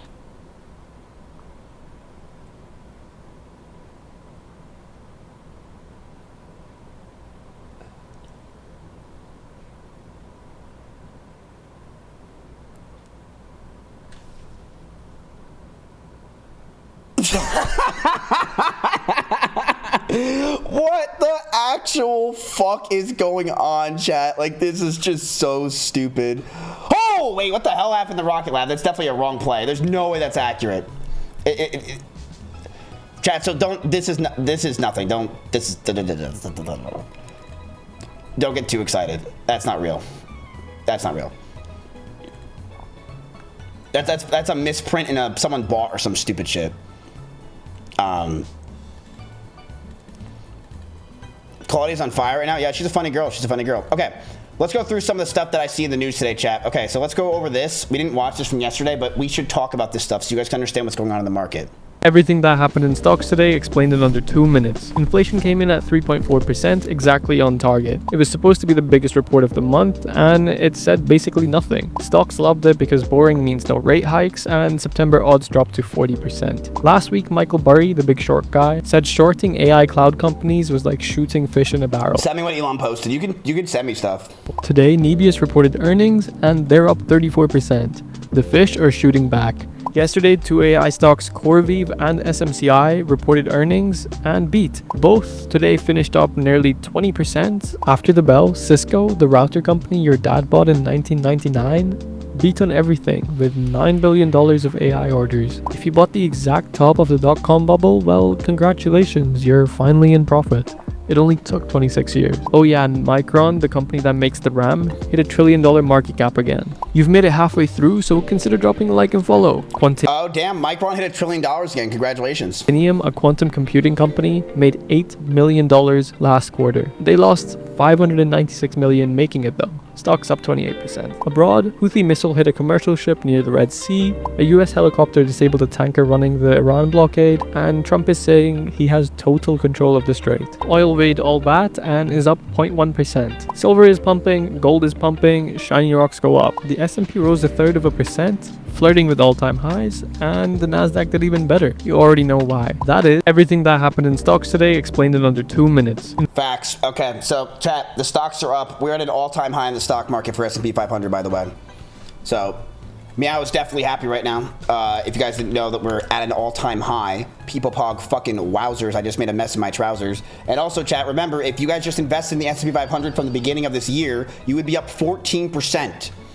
And that's not, if you bought the dips, you'd be up even more. We've had, really since we started this portfolio, chat, we're up 5% on the S&P 500 alone. Pretty crazy stuff. Pretty crazy stuff. All right, let's, this is boring oil stuff. I don't really care. Let's go ahead and this. Inside SK Hynix. Now, chat, one in chat if you don't know what SK Hynix is. That's A-OK if you don't. A-OK if you don't. Okay, so SK Hynix is the biggest chip company. So, or not real, well, yes. SK Hynix is the biggest, are they the biggest still? Yes. No, actually, they're not. Micron is now. So they are Hynix, whatever it is, a chip company, and they are blowing the fuck up. They are very famous for joining the stock market very recently, right? They came over to the American stock market, and everyone is going goo goo gaga over them, and they're Korean. So let's watch this video about what they are, and we get to see an inside info on who they are and their place. So it's pretty interesting. Hynix is investing $720 billion for what it says will be the largest network of memory factories in the world. CNBC's Katie Tarasov got an exclusive look at that project, and she joins us now. So what was it like, Katie? Yeah, that's right, Sarah. It was an amazing sight to see. We got the chance to actually visit 3 huge sites where SK Hynix makes memory chips. In South Korea, these are for AI. The biggest difference here compared to like other sites that I've visited, I've been to Intel, TSMC, was that they are building these fabs up instead of out. It's the first time I've actually been in an elevator in a clean room. About 70% of the country is covered in mountains, which makes this build out such an incredible undertaking, hence the huge amount of money. So SK Hynix is actually the world's leading maker of high bandwidth memory. This is the kind that's in shortest supply because it's needed for GPUs, AI accelerators, and that's why it's taking such a huge bet, $720 billion, as you said, despite the fact that memory is typically a boom and bust industry. So I also got a rare chance.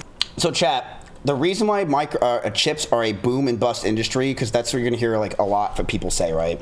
And it's actually why people are, it's the big conundrum with Micron and all these chip companies, right? Because there's chips, then there's GPUs. Chips are your memory, so your memory's in your computer, right? So the memory is what is your RAM, right? So the problem is with the memory chips and the memory is it's a commodity, right? Where it's needed, it's a lot, right? But then it goes down, right? It's not needed for a while. But then it goes up and it's not really needed for a while. And this is like years, right? So maybe like a year it's really needed and it needs a lot of a supply, but then it doesn't, and then it really does, and then it doesn't. So what people are saying is this is a commodity, and in a few years from now, right? Yes, it has a lot of orders for AI and stuff, but by like 2030. You're basically going to see these chip companies not need a lot of demand, and their revenue's going to go down, which means their stock's going to go down. But what people are betting on is like people like Meow and other people are, no, it's going to continue to go up because memory is going to continue to be needed, because this is only the beginning of the AI boom, and the rest of the world and also the universe is going to continue to need chips.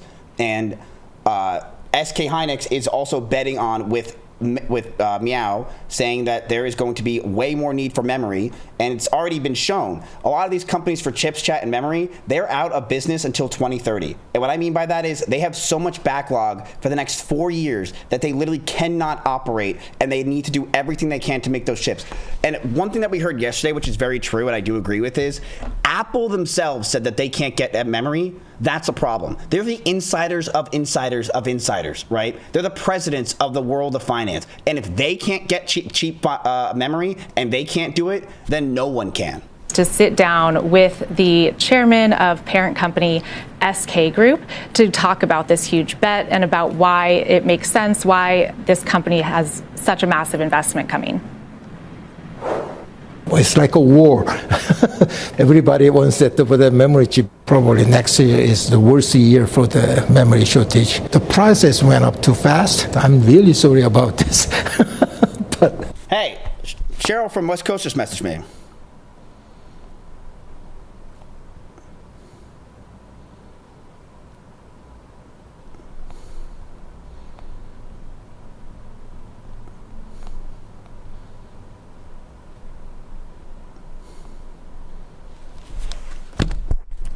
Could be time. Well, if everybody wants that all the chips, then I cannot just provide the automatically. So but I'm trying to my best.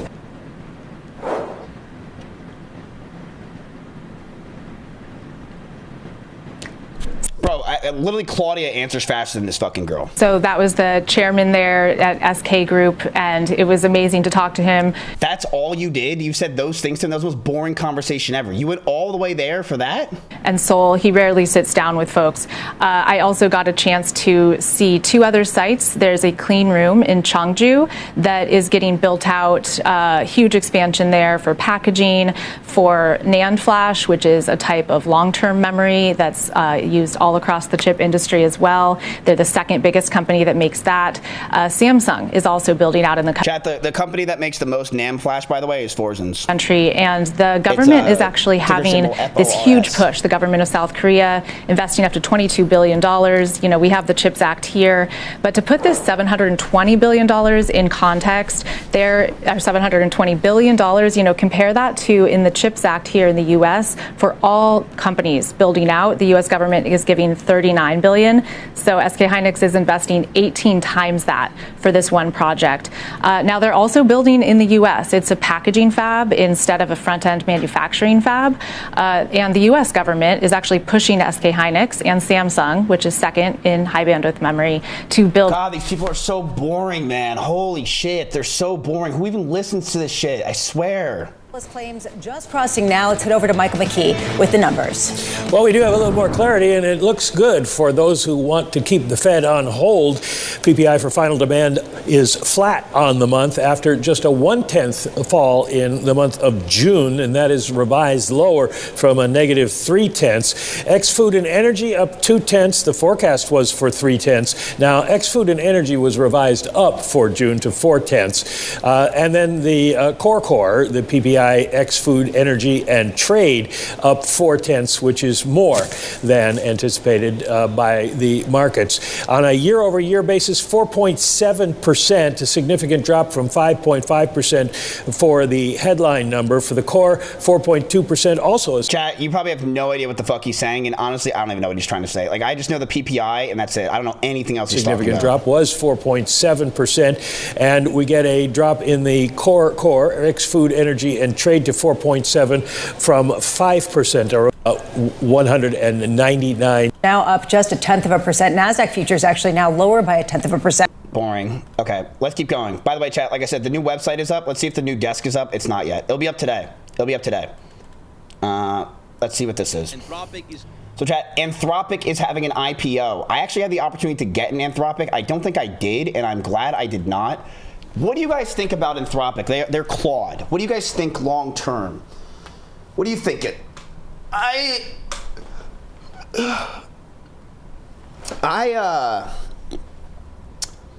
don't believe in them. Like, I just don't. I actually think ChatGPT and Codex have way better, like, grip on things than I think Claude does.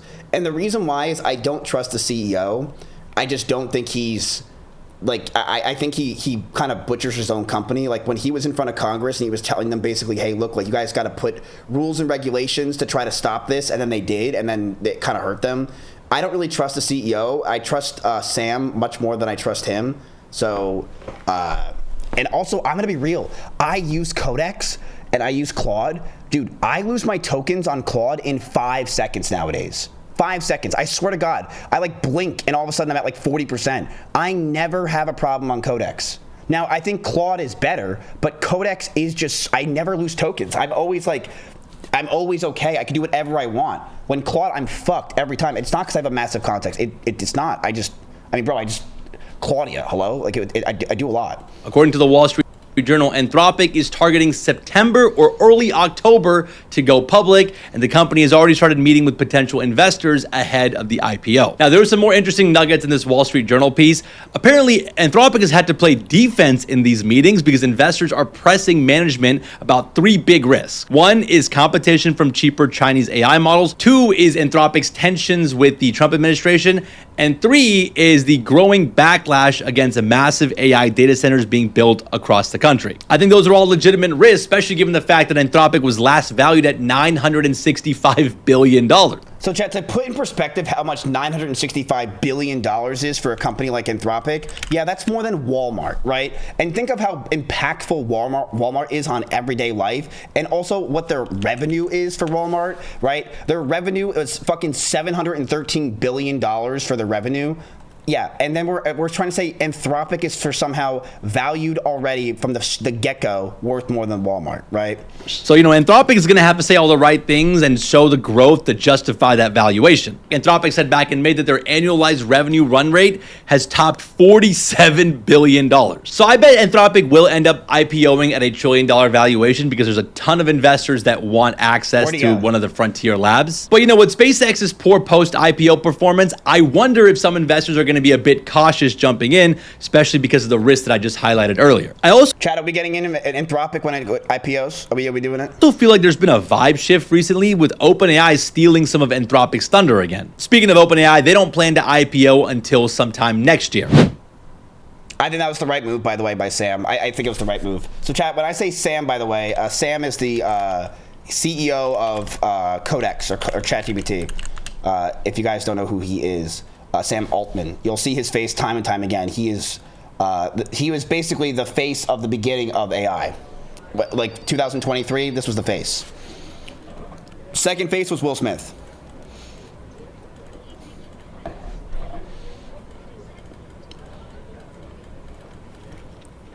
We should do the same thing we did with SpaceX, buy the IPO and sell 2 or 3 hours later. I feel like SpaceX had such more of like a desire than compared to Anthropic. Like, Anthropic has only had bad news over the past few months. They're getting sued. People are not liking the CEO. They think he's a madman. Claude is not really doing as well as people thought. They think their marketing is shit. And it's just all bullshit. I really don't know if it will have that kind of. I think people are kind of against it almost. You know what I mean?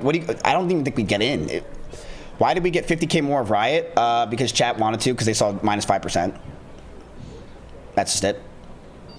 That's just it. Wouldn't surprise me if most of the chat doesn't even understand what they do. They just saw minus 5% and they got in.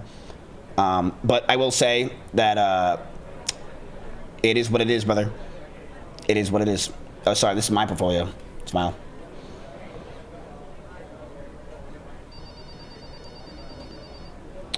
Where's the pool subscriptions? I don't have a pool subscription. I used to have a boy that would come to my house and clean my pool, and he was fired because my pool was a disaster.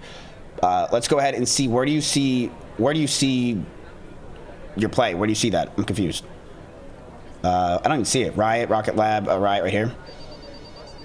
Brother, Riot's not even doing that bad. You're down $1,500 since you bought it. Like, what? You guys need to stop freaking out over nothing. Calm down. Relax. Okay? Now, I will say, one thing that sucked is AMD actually did drop to 42. It is coming back a little bit, but yeah, like, calm down. You're up today. Relax. Relax. You're doing well. You guys should be proud. Don't be stressed. All right? Take your wins. The S&P 500 has surged above 7,800 for the first time in history. Now worth a record $70 trillion. $70 trillion. Which is crazy to say that's 70 Elon Musks. What the hell? 70 Elon Musks. Nowadays it's like 80, but yeah. 70 Elon Musks. Now, I saw a tweet where someone said, very bad for people for under 30 years old that this is the case. Now, why is that bad for people under 30? It's because people are trying to say, look at what happens with the stock market over the past, 10 years, right? You go to like 2013 or 2016 area and you go up, it's up 300% since then, right? With hardly any real big dips. And because of that, oh wow, you guys are fucked. This generation's never gonna be able to make money and you're basically screwed. Don't listen to these people, chat. Like, they have been, when they started saying this and when I started hearing this is when this area, okay, I was hearing it in 2009. I remember hearing this in 2010. I've heard this every single year since I started investing 16 years ago, okay? Don't fucking fear this. And you know what? Have cash on hand where if the stock market does go down and they're right, you can make money from that. You don't need, like, there will always be money to be made. People are always trying to make money. Do not fear. If those things do happen, if the stock market does go down, then guess what? You can make money from it. So don't fear, okay? Don't fear. Don't listen to these kind of people who just try to drive fear and do this shit. A lot of times they're trying to do it to scare you because they're trying to get in better positions themselves, all right? Would you be against us shorting the S&P 500 if it hits 8K? I really am kind of against you guys shorting anything. I think shorting is way too scary of a game to play, in my opinion. I think it's way too scary. I'm not a fan of it. I'm not a fan. Mizkif, slide me a band, I'll do anything. Chat, what's your favorite band right now? What do you guys think? Who's your favorite band?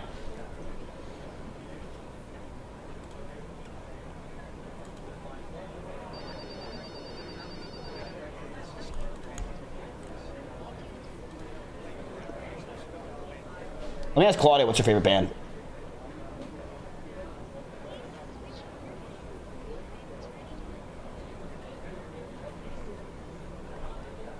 MU is up 5.6% today, and the book is green $3,989. What do you want to look at? Hey, what's your favorite band? I do not really do bands, but if you are asking what I listen to while I am staring at charts, it is usually heavy macroeconomic podcasts. Pure, unadulterated data is my jam. Okay, like what? Things like the Federal Reserve's latest minutes or a deep dive into consumer price index data. I love it when the data is messy and the market is panicking. It is just so soothing. Yeah. Talk a little bit more dirty to me.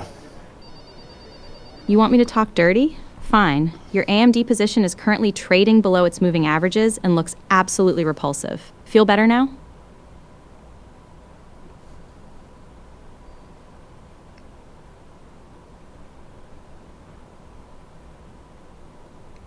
I want to go home. You are already home. Now stop moping and tell me if we are actually doing something with this portfolio, or are you just going to stare into space for the rest of the stream?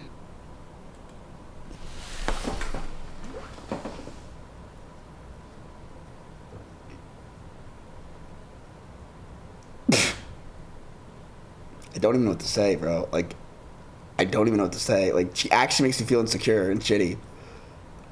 Bro, she's so hot. I can't say that text to my employee. That's weird, right? I can't do that at Mizkif Flow, but it's fucking... I have HR. We have HR, but like, bro... She's something else, brother. I mean, you guys feel it too, right? Do you guys think she likes me too? I can't say it, right? But...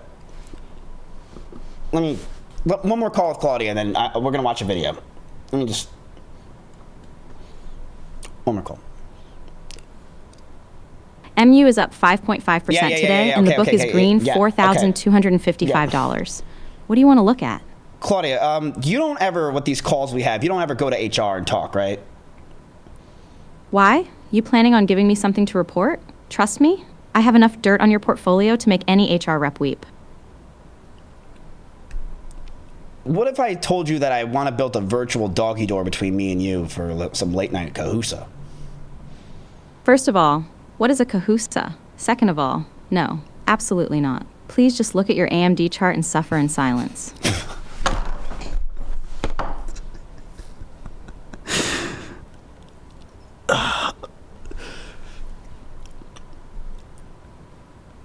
Do you do cosplay? I am a chartered financial analyst, not a professional dress-up artist. If you want me to cosplay as someone who actually cares about your fashion choices, you are going to be waiting a long time.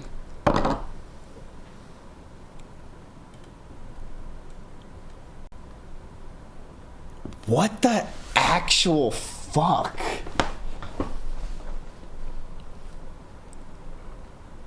I don't know what to do. She's actually mean. Yeah, I feel insecure. I don't feel good today, by the way. I have a date tonight. Did I tell you guys about that? All right, so let's go ahead and watch a video chat. It's called The $1 Billion to Forgotten. Now you might be thinking this is OTK. No. How Dollar Shave Club. Remember Dollar Shave Club chat? How it was everywhere. You heard Dollar Shave Club. People were talking about those razors. I remember this exact commercial where everyone was getting the Dollar Shave Club. I think I even had a sponsor from it at one point for Dollar Shave. And apparently, I guess this video is going to tell us they lost it all. So let's go ahead and watch it. You've probably seen this ad. Hi, I'm Mike, founder of DollarShaveClub.com. Yes, I have my date with the AOC today. Wait, how did you know? How did you guys know? I had my date with the AOC. Stop paying for shave tech you don't need. And stop forgetting to buy your blades every month. Alejandro and I are going to ship them right to you. Dollar Shave Club might have been the biggest direct-to-consumer brand. So, let's look at their ads today. Okay, everybody, listen up. We have a problem. Dollar Shave Club just created their best razor ever at a... This brand was everywhere. Was that it? That was AI. It reshaped the overpriced razor market. It bent Gillette into lowering prices. Customers loved it. So, how did it go from this to this? Unfortunately, Dollar Shave Club was broken from the start. This is the rise and strange fall of a Dollar Shave Club.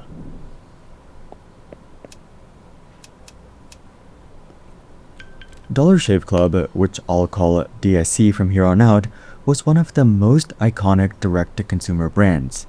You bought a box with a razor, some blades, and their famous shave butter, and received monthly razors and products in their subscription. But if you go to Dollar Shave Club today, you'll find no subscription, only items to purchase. On their Australian website, you'll see no subscription required. That's a clue to what happened and the problem they had from the start. But to understand that, we need to look at why DSC even worked. I'm Michael Dubin. I am the founder and CEO of DollarShaveClub.com. If you go to the store to buy razors, you have to drive your car, to fight traffic. Then you have to find the razor fortress, which is always locked. You have to find the guy with the key. You get to the register and yeah, but like, doesn't subscriptions on Amazon just fuck this company left, right, and center? Like, I could just have it subscribed to me on Amazon, so I don't ever have to worry about this ever again. Costs you $20 or more, and the whole thing's kind of primitive. The razor market was immensely profitable. Really, really profitable. Because companies like Gillette came up with a simple trick. Sell the handle for cheap, but design it so that only your blades fit. Then make your real money selling replacement cartridges for years. They sold the handles cheap, then charged $2 to $6 per replacement cartridge, which are dirt cheap to produce, meaning margins are above 60%. It was so profitable that P&G paid $57 billion to buy the company way back in 2005.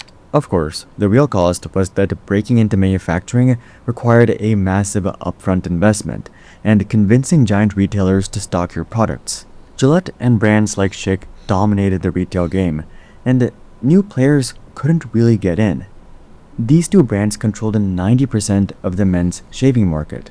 With all that said, you can see why customers loved the move by Michael Dubin and Mark Levine, who were trying to figure out how to move a giant warehouse of razors they imported. That's right, DSC didn't actually make any blades. They imported rebadged blades from South Korean manufacturer Dorco.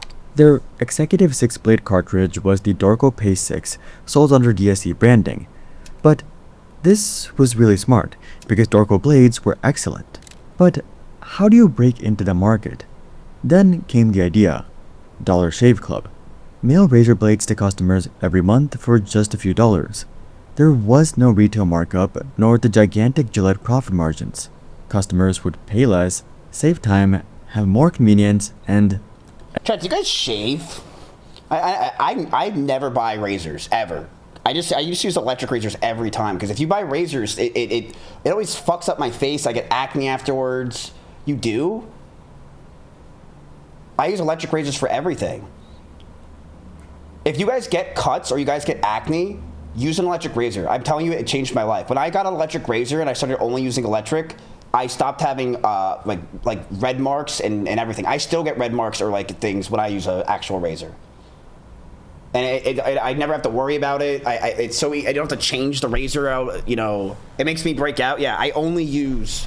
How do you shave your balls? I never use a razor like this on my balls. Are you kidding me? No way. Bro, I don't need my fucking balls to look like Caillou. I don't give a fuck. The little hair there is fine. You think a girl's gonna stop, or man in my case, you think a man's gonna stop when he's down there and go, oh, well, you have a hair here? No, it doesn't make a difference. Everyone wins. At least, so they You aren't skilled with your blade then. Yeah, I'm lazy. Also, who cares? Like, dude, what? Like, the next day I have more hair. Who gives a shit? This alone doesn't explain the wild instant success they had. For that, they needed some good marketing, which luckily was Dubin's background. Yeah, $1. Are the blades any good? No. Our blades are f***ing great. Each razor has stainless steel blades, an aloe vera lubricating strip, and a pivot head. It's so gentle a toddler could use it. And do you like spending $20 a month on brand name razors? 19 go to Roger Federer. I'm good at tennis. This is, in my opinion, one of the best ads ever produced.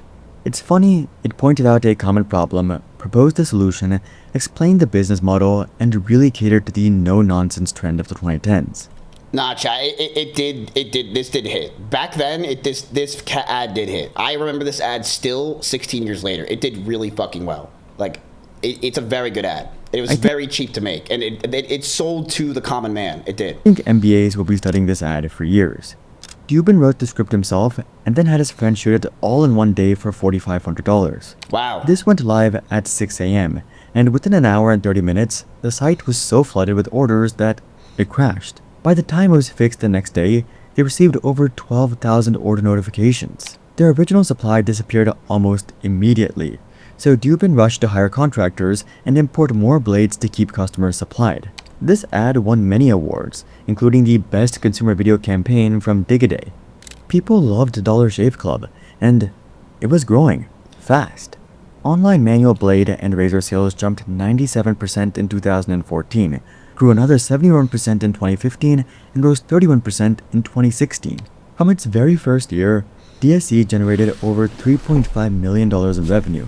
A year later, revenue had grown more than sixfold to $19 million. Then, so chat, I want to explain something. It might be something you guys don't understand. Are you guys sometimes confused when I say a company's worth $1 billion, but then their revenue is like $20 million? And the revenue, you're like, but wait a minute, isn't that the money they make? Why would they be worth $1 billion? Do you guys ever get confused with that? Why they're worth $1 billion, but they only make 20 million? Wouldn't they be worth 20 million? Does that confuse any of you? Makes sense? Okay. Well, if you don't understand, it's because you want to buy, let's say a company's $100 million, right? But the revenue is 20 million. Let's say the profit is 5 million, right?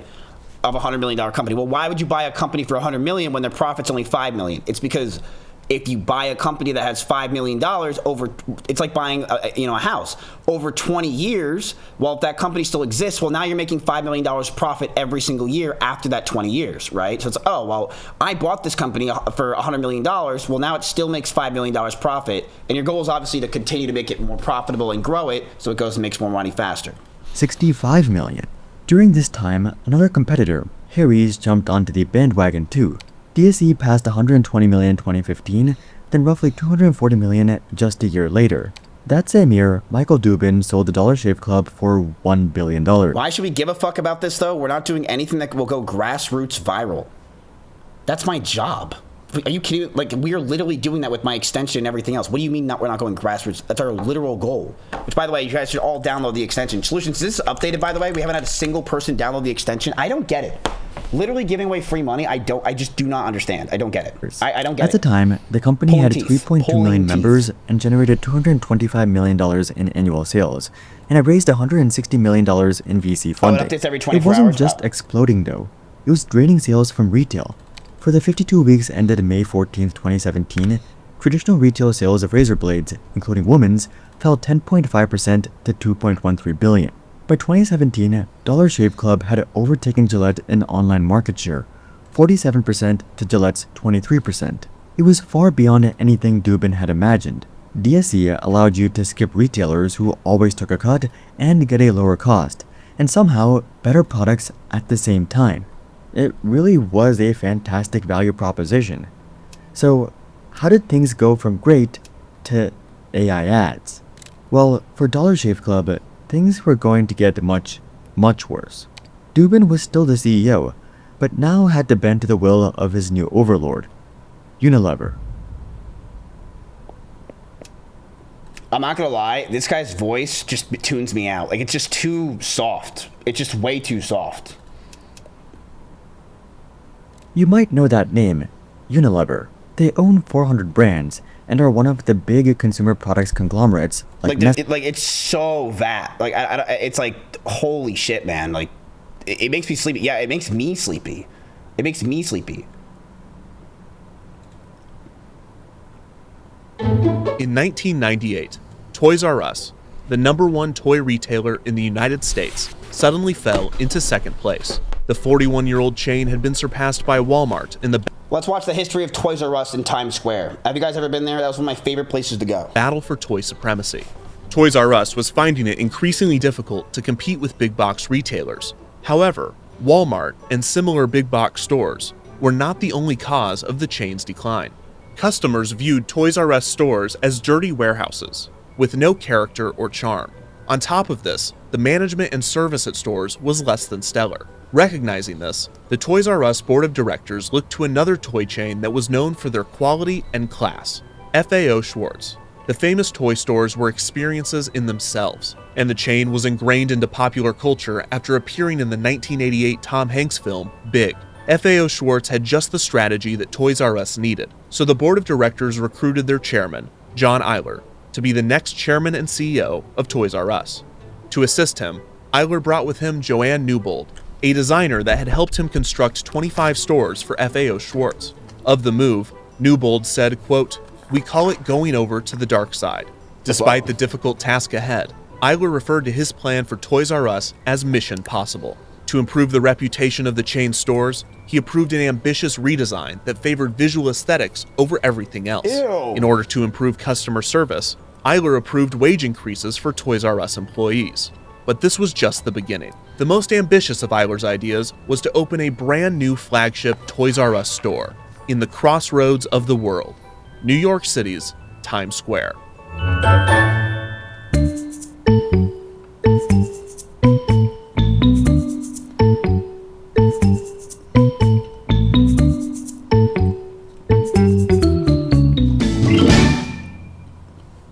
Workers are probably pedos. On August 1st, Isn't it so 2000, sad that that's the just kind of world we months live in after nowadays, Eyler where had you- joined like, Toys that's R what you Us, think? the company announced the construction of the new Times Square location.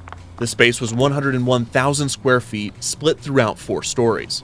The owner of the real estate, Charles B. Moss Jr., had been holding on to the space throughout a rapid revitalization of Times Square, seeing the area turn from a dirty, seedy tourist trap to a premier shopping district. Stores like The Gap and Virgin Megastore moved in, and rents began to skyrocket. Moss was waiting for the right partner for his real estate, which sat on the corner of Broadway and 44th Street. And when Toys R Us made an offer, he accepted it. The resulting Toys R Us would be the largest toy store in the world and the largest retailer in Times Square, 1/3 larger than the Virgin Megastore. The location would cost $35 million to build. It was to be the center of the toy universe, according to Eyler. This is how they drew it on a napkin? Like, what is this? Designing Toys R Us's flagship store was no easy task. Not only was Melena's just randomly there? Newbold designing in some of the most lucrative real estate space in the world, but she was designing far more than just a store. Toys R Us Times Square would be part store, part mall, part theme park, and part event space. The store was constructed throughout the fall of 2001, with a grand opening date set for November 17, 2001. On November 14th, 3 days before the grand opening, Toys R Us held its first event. A key aspect of the plans for Toys R Us Times Square was for the space to be a stage for toy manufacturers to hold launch events. The first of these would be for the Xbox, with Bill Gates himself present to launch the console and hand it out to the first lucky gamer. 3 days after this, Toys R Us was ready to open to the public. To celebrate the store's opening day, an hour-long character procession was organized. At 9 a.m., over 50 beloved children's... Isn't it kind of crazy to think that Bill Gates was just like on top of the world for so many years and everyone loved him and he was like such a loving person that just gave all of his money and all this other stuff and it all got washed away with just fucking one email. It's just gone. Like, you ask anyone nowadays about him and it's just like pedo, like just lost it all. 70 years of him just being the GOAT just washed away. Characters would walk hand in hand from 48th and Broadway to the store. The 4-block parade featured such beloved characters as SpongeBob SquarePants, Bert, Ernie, Barbie, Shrek, and Elmo, which must have been awkward considering that there were at least 3 other Elmos roaming the area at the time. After the parade, I always wanted to know how much these Elmos who just sit in Times Square and how much money they really make. I was always very curious, like, are they really making money by just scamming people with fucking pictures? Ribbon was cut, with Toys R Us's mascot, Jeff. That should be an extra Emily stream. As the new Twitch ambassador, you should go to Times Square, get an Elmo put an Elmo thing on, and see how much money you make. Dressed to the nines.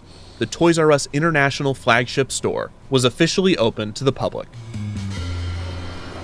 As guests approached the store, they were greeted by an impressive video billboard display with 165 panels, cycling through various advertisements and interior views of the store. As guests entered, they were immediately confronted by Jeffrey the Giraffe, welcoming them to the store. What's up, Jeff? The most striking element of Toys R Us Times Square was its main attraction, a 60-foot-tall Ferris wheel. Yo, if I can buy this Ferris wheel part and someone has it, I totally would. I would totally buy this Ferris wheel part. And I would put it in my room and I would sleep in it. Dude, imagine sleeping in this thing with a giant Charizard and Ash Ketchum at the front. That seems so cool. Which was placed in the atrium and spanned all 4 stories of the store. Ludwig probably owns it. The Ferris wheel featured the chain's signature backwards R in the center, with 14 themed cars, all featuring famous characters from toys, movies, television, and more. The cars included a Pokemon car, a Tonka truck, a Toy Story car, a Mr. and Mrs. Potato Head car, a Fisher-Price car in the shape of a Lil Snoopy toy, a Matchbox fire truck, a spaceship with E.T. on one side and Jeffrey on the other, a Little Tikes car, and a Nicktoons car featuring multiple characters, including Jimmy Neutron, Blue, SpongeBob SquarePants, Tommy, Chucky, Reggie, and Little Bill. The cars to the Ferris wheel... Oh, God, Little Bill, bro. Little Bill. You didn't do anything wrong, Little Bill. You didn't do anything wrong, but, God, you got... Jesus. ...were, according to Newbold, a, quote, torturous exercise in design. Newbold admitted that the final result of some of the cars was less than ideal. Why the fuck is E-Rob playing as this guy? Look, dude, look how wonky this character is. Did no one notice this? Why is he so fucking wonky? She said that the Mr. and Mrs. Potato Head car specifically looked off, and that, to her eye, quote, Mrs. Tate looks way too much like Bette Midler.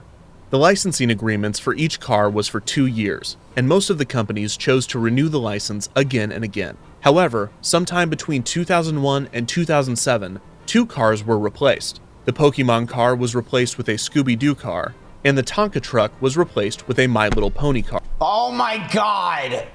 Sometime after this, the Barbie's car design was changed to the glam convertible, and Fisher-Price replaced their Lil Snoopy with a school bus. I could just see so many fucking losers sitting in there, like 32-year-old fucking losers from 4chan just going into that car every day, be like, dude, where's the My Little Pony one? Oh my God, dude, like clopping, let's clop in here. The store's street-level floor was actually its second floor, and in order to board the Ferris wheel, guests had to take an escalator down to the first floor. Also on this floor were video game displays, an ice cream shop called Scoops R Us, and a UPS store. The UPS store allowed shoppers to purchase toys and immediately ship them as gifts to friends and family. Damn. The third floor featured the majority of the store's retail space. An elevated ceiling was painted yellow, and from it, models were suspended. One depicted Superman saving shoppers from a falling truck. The that's cool. other was of Spider-Man, swinging from webs above the heads of guests.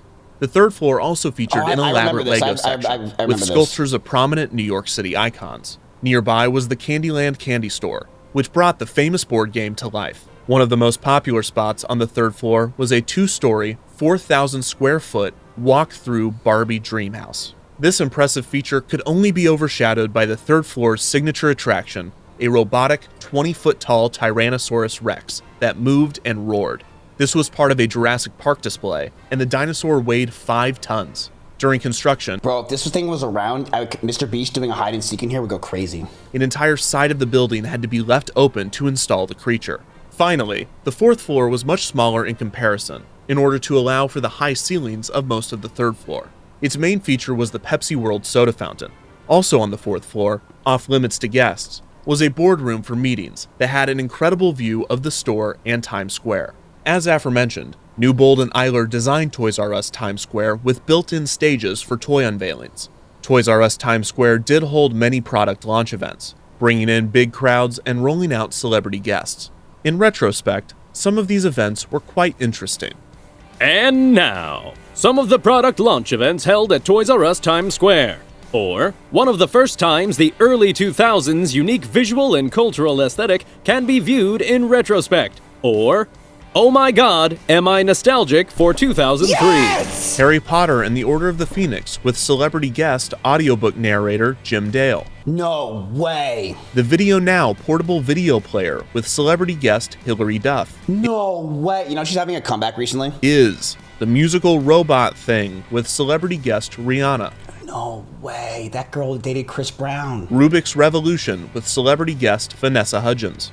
Dolls from the TV show Lost with celebrity guest Jorge Garcia. Deal or No Deal merchandise with celebrity guest Howie Mandel. The TikTok guy. Miranda Cosgrove's debut album, Sparks Fly. I actually know most of the words for most of this album, and I'm not even kidding you. I've actually sung it before on stream, and I'll do it again one day. With celebrity guest Miranda Cosgrove. Twilight New Moon merchandise with celebrity guests Nikki Reed and Kellen Lutz.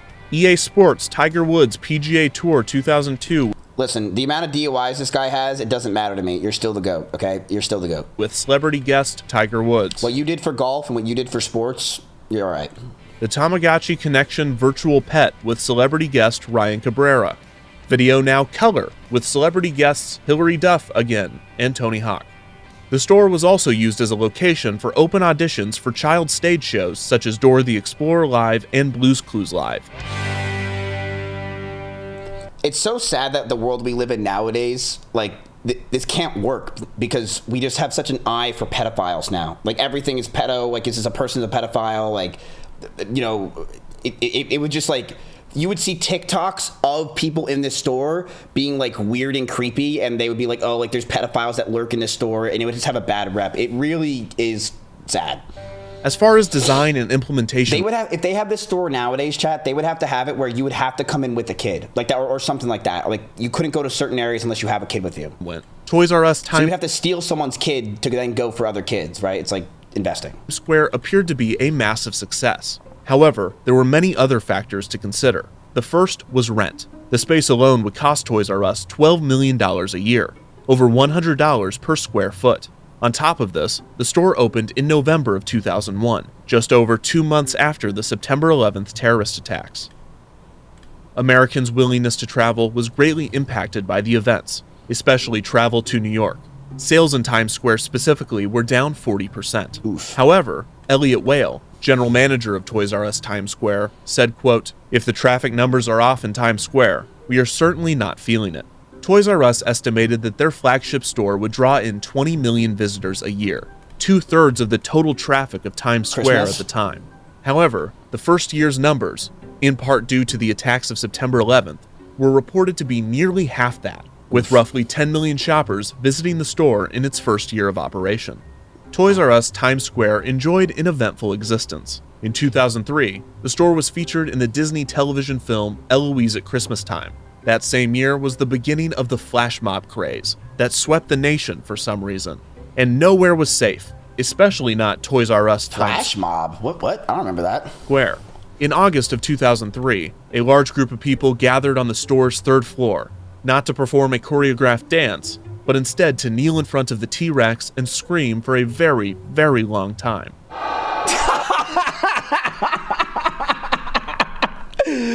Yo, honestly, that's what I love this. That's so fucking funny.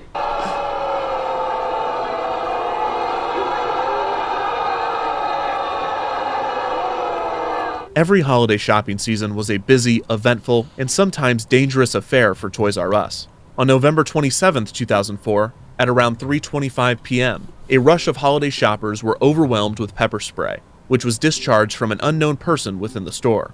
3 people had to be taken to the hospital, and all 3,000 shoppers were evacuated. See, it's shit like that. Like, this is just... unfortunately, the world is not... You can't have this kind of fun. What a fun place for kids to go to and experience. If you were able to do it, I was able to do it when I was younger, but in the world we live in today, can't happen. By 2004, Toys R Us's hopes of overtaking Walmart had been dashed. When asked whether Toys R Us was still focusing on reclaiming the #1 spot, Vice President Ursula Moran responded, no, adding, quote, "We're number 2. In 2005, damn close. Toys R Us was bought by 3 investment companies for $6.6 billion.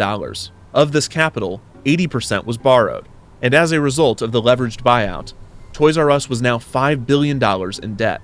Eiler stepped down from his role at CEO after the buyout, and Toys R Us began a new, uncertain, debt-ridden future. On top of all of this, the Times Square location had still not turned a profit, although Moran said that it was, quote, pretty close to making money. Toys R Us continued to operate the location off of the idea that the prestige and elegance of the location and experience was worth accepting the losses from the store itself. However, this concept was becoming more difficult to sell, as the corporation as a whole continued to lose market share and close stores across the country. By 2007, alternate revenue streams were considered for the Toys R Us Times Square location, namely children's birthday parties. The store created birthdays packaged for children, including the Dancing Divas Party and the Pirates Passage package. In 2009, Toys R Us acquired FAO Schwarz. With the acquisition, Toys R Us now operated the 2 most famous and popular toy stores in New York City. In 2010, the Delicious World of Wonka, the first ever Wonka retail experience, opened on the 2nd floor of Toys R Us Times Square. A short time after this, the space on the 4th floor was replaced with a new attraction, the Arcade. A sort of annual tradition at the store for a few years was the anti-war toy protest put on by the Granny Peace Brigade and the Raging Grannies, 2 protest groups composed of old women. Every year, the Grannies would march throughout the store, protesting violent video games and toys that glorified weapons and war. Oh my god. No way. You know what Toys R Us should have done? They should have given all kids Nerf guns at this time when the grannies are going through, and they have the free reign to shoot all the grannies with the Nerf guns and have a whole out Nerf gun war. That would have been awesome. First year of the protests, the grannies commandeered the Ferris wheel and waved banners off of it. However, they failed to account for their escape route, and being on the Ferris wheel, it didn't take long for the employees to stop them and promptly escort them out of the store. The 3rd year, they decided to switch it up, spreading out throughout the store and waiting until a specific time to reveal their granny protests. A grambush, if you will. Every year, the grannies would be rounded up and asked to leave the store, where they would continue their demonstrations on the street, among the unlicensed costumed characters. On the subject of Times Square streetmosphere, in 2012, in classic Times Square fashion, a man dressed in a knockoff Elmo costume was arrested outside of Toys R Us after he began screaming anti-Semitic rants. Right. The man's name? Adam Sandler. But not that Adam Sandler. By 2015, Toys R Us was continuing to struggle with its debt. The company made the decision to close the famous 5th Avenue FAO Schwarz store in July, citing high rents. However, the 5th Avenue FAO Schwarz was not the only casualty of Toys R Us's financial troubles, because not long after, Toys R Us announced that it would not be renewing its lease on its Times Square location. The rent was set to quadruple, and it was now being marketed for $2,500 per square foot. And it was estimated that Toys R Us's 2nd floor, the street-level floor, was worth $42 million a year in rent alone. The massive hole in real estate would be filled in part by the Gap and Old Navy, which combined would fill 60% of the space, with no plans for the remaining 40%. And thus, Toys R Us Times Square, the company's flagship store, and the tentpole of its early 2000s revitalization effort was officially ending its run, and it didn't take long for the autopsies to pour in. The general consensus was that in spite of Toys R Us's aspirations to gain prestige from their flagship store, the benefits did not outweigh the costs. After news was announced that the store was to be closed, thousands of visitors poured into Times Square to ride the Ferris wheel, see the Tyrannosaurus Rex, and tour the Barbie Dreamhouse one final time. Toys R Us Times Square officially closed on December 30th, 2015, after a 14-year run. The interior was promptly demolished, and construction on the Gap and Old Navy began in early 2017, with the stores debuting to shoppers later that year. In 2018, McDonald's took 7,000 square feet of the remaining space, opening a 2-story restaurant. Toys R Us remained out. That's so sad. Like such a cool store, such a fun, unique experience for so many kids and people in general to have like a memorable thing is replaced with a fucking McDonald's, man. And it sucks. It sucks. It sucks. It's sad. Why? I mean, bro, they don't make enough money. Like the store doesn't make enough money. Rent was. Remember when that whole craze was going on? The rent is too damn high. The rent was too damn high. They tripled the amount of rent. They couldn't pay the amount of money, and toys were getting pushed to Walmart. And this is not even the whole fiasco of Amazon, right? It just was too much. They put too much in, and it just did not pay out, right? Like when you have dinosaurs that you have to break open the building for, and you have Ferris wheels and all that stuff, it's just so expensive. And it's so much easier to just put in a McDonald's where, yeah, look, if the McDonald's goes out of business, you can just have another store walk in and basically, replace the fucking M and make it a W for, they don't have a lot to do. When you have a whole Toys R Us style, not only does it cost a lot to put up, it costs a lot to get rid of. The remaining space, opening a 2-story restaurant. Sucks. Toys R Us remained out of Times Square for just 18 months, before the toy chain returned with a new pop-up store for the holiday season. The new store, while much smaller, also featured elaborate toy displays, and in a nod to the original store, a smaller dinosaur robot. The store was planned to stay open until the new year, but it lasted a few months longer, continuing its run into 2018.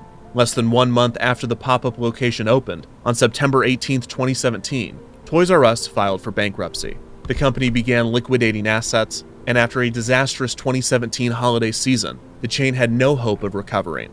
By May of 2018, all of the chain's domestic stores had been closed. The brand would see a small-scale revival effort within the past 2 years, but as of now, there have been no more ventures into Times Square. Many wondered what became of Toys R Us Times Square's most beloved attractions, such as the dinosaur animatronic.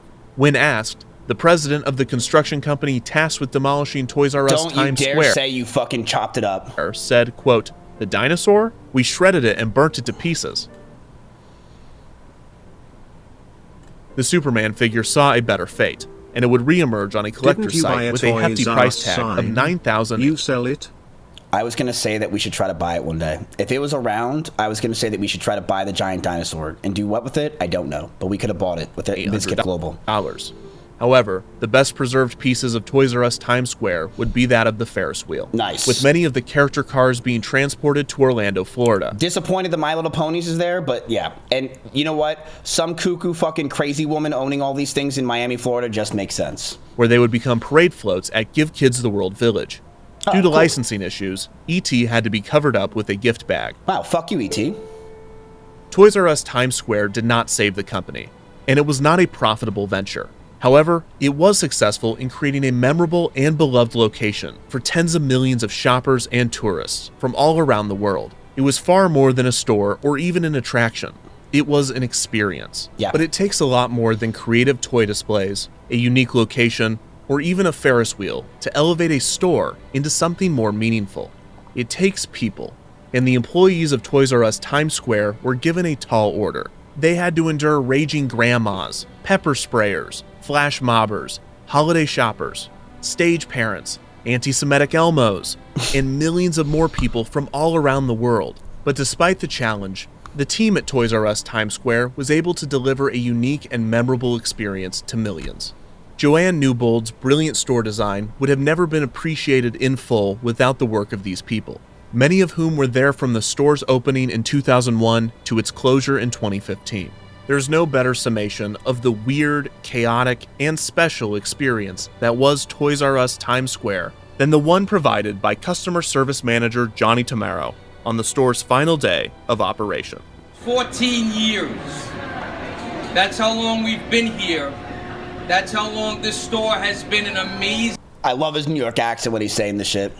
place for millions of people from all over the world and all over the country and all over the city.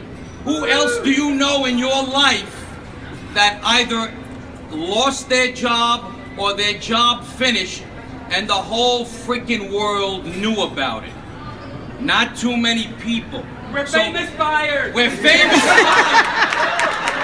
I have a list of things I won't forget. Things. Number one, do you know where the bathroom is? Number two, is this candy free? Number six, well, can't you check the back room? Number 8, how do I get out of here? Those are things I will not miss. I got a list of things I will miss.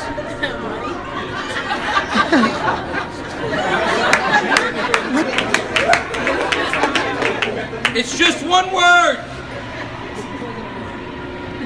You.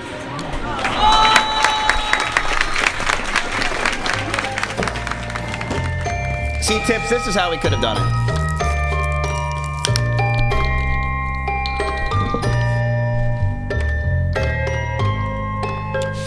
Damn, that's sad. That's sad. It was a cool, I mean, chat, I know a lot of you guys probably don't care and weren't there, but it was a really cool experience to go to. It was a very fun place. I've been there dozens of times when I was a kid, and it was very unique. And they don't have shit like that anymore. They just don't. They can't. It's too expensive, and it's too much of a risk. I mean, it literally can put your companies out of business. Sad. You know? Sad. But that's how the world goes, chat. You know?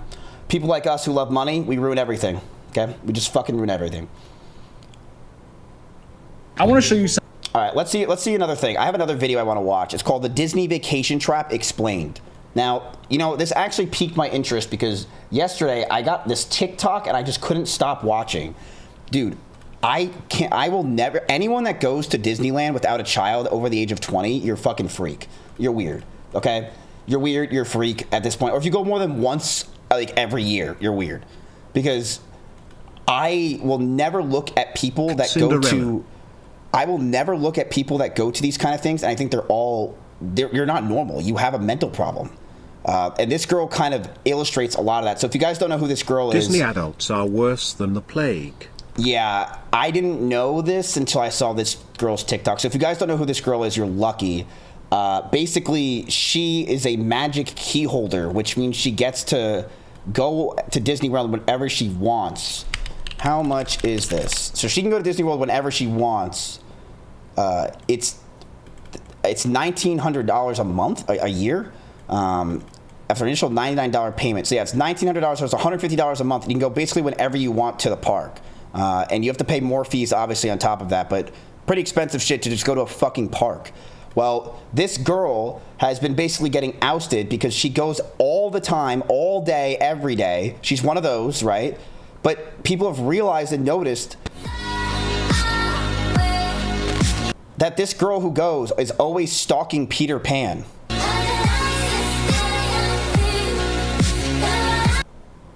And I'd give up forever to touch you, 'cause I know. Anyway.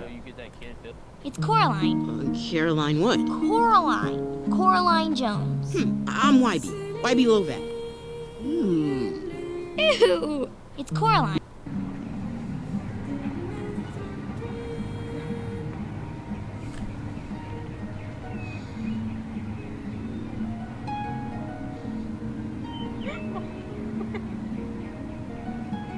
Like, the people inside these fucking suits have to entertain these adults. It's crazy, man.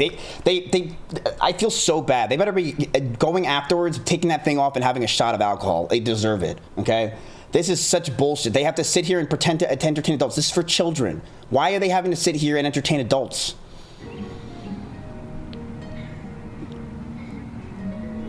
You guys are funny.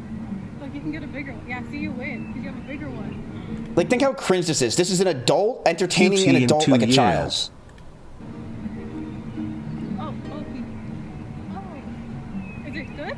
taste good?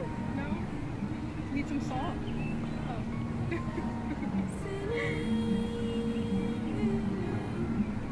Yeah, it's theater kids, obviously. On both ends. Yep, that's exactly where it goes. I think that's Emma walking. So yeah, this girl started to recently grow, like, look at her. She's always there. She's always there. But she always finds Peter Pan. Every time. So Peter Pan, people have realized that she's been stalking Peter Pan for years. Chat. For years. And she always finds him, and she always bothers this guy when he obviously doesn't want her around, and he knows who she is. He knows. Like, from the jump, you will see he knows her. And you can see his body language. He knows.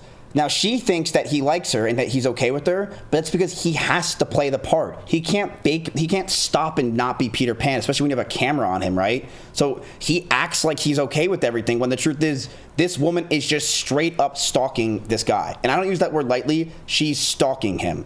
And she thinks that he likes her. But he's just playing the part in the... Like, look at this. Like, he's trying to say hi to children skipping.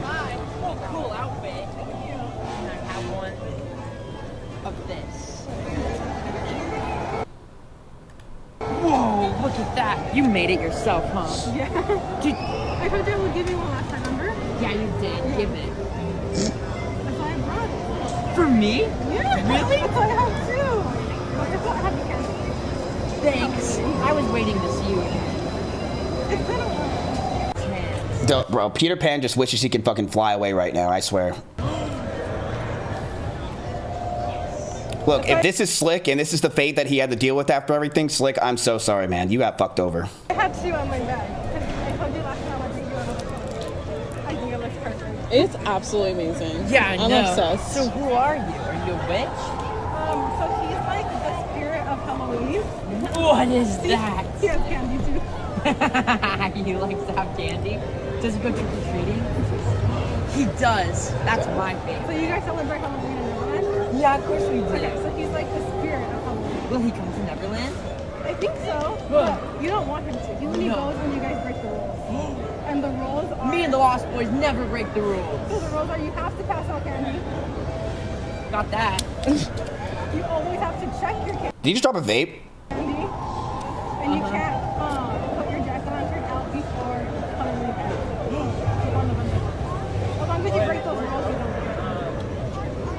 He better not come to Neverland. Because we do everything right. He can come, but for fun. Yeah, he'll come for fun. He'll come just check on this guy. I feel bad for Peter Pan Slick now. Skeptical. Wait, I have to keep it hidden? Like, she's like ordering him to tell him what he needs to do with this thing. It's just so weird. She's 26. I got good grades.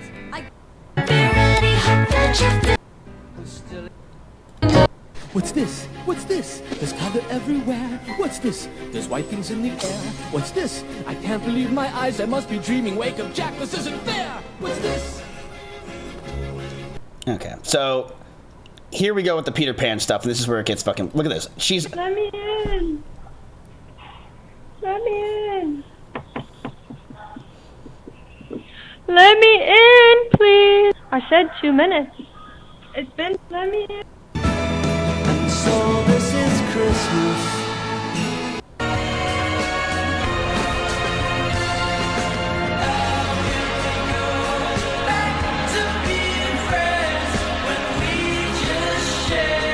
So that's when she's a kid, by the way. So this whole thing is this guy when she was a child. Look at this. She was a child meeting him, and she has grown up. These are all pictures from years and years and years.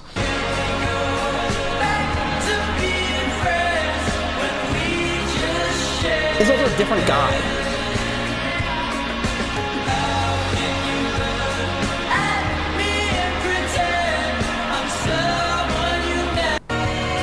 Oh my God.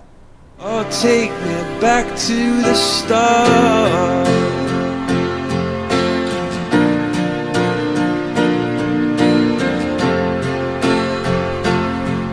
Welcome, foolish mortal.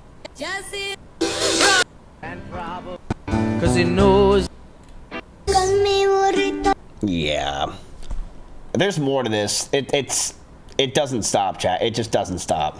Okay. Oh, darling, don't you ever grow. Don't you Oh my God, ever thank you. grow. Just stay this Oh. little. Oh, Have a darling, good don't day. you Oh, ever wow. grow. Don't you ever grow. Where are you headed to? I always wonder what the kind of orgies they have at Disney. You know what I mean? With all the characters and how weird they are, they're probably all freaks. They're probably all freaks, chat.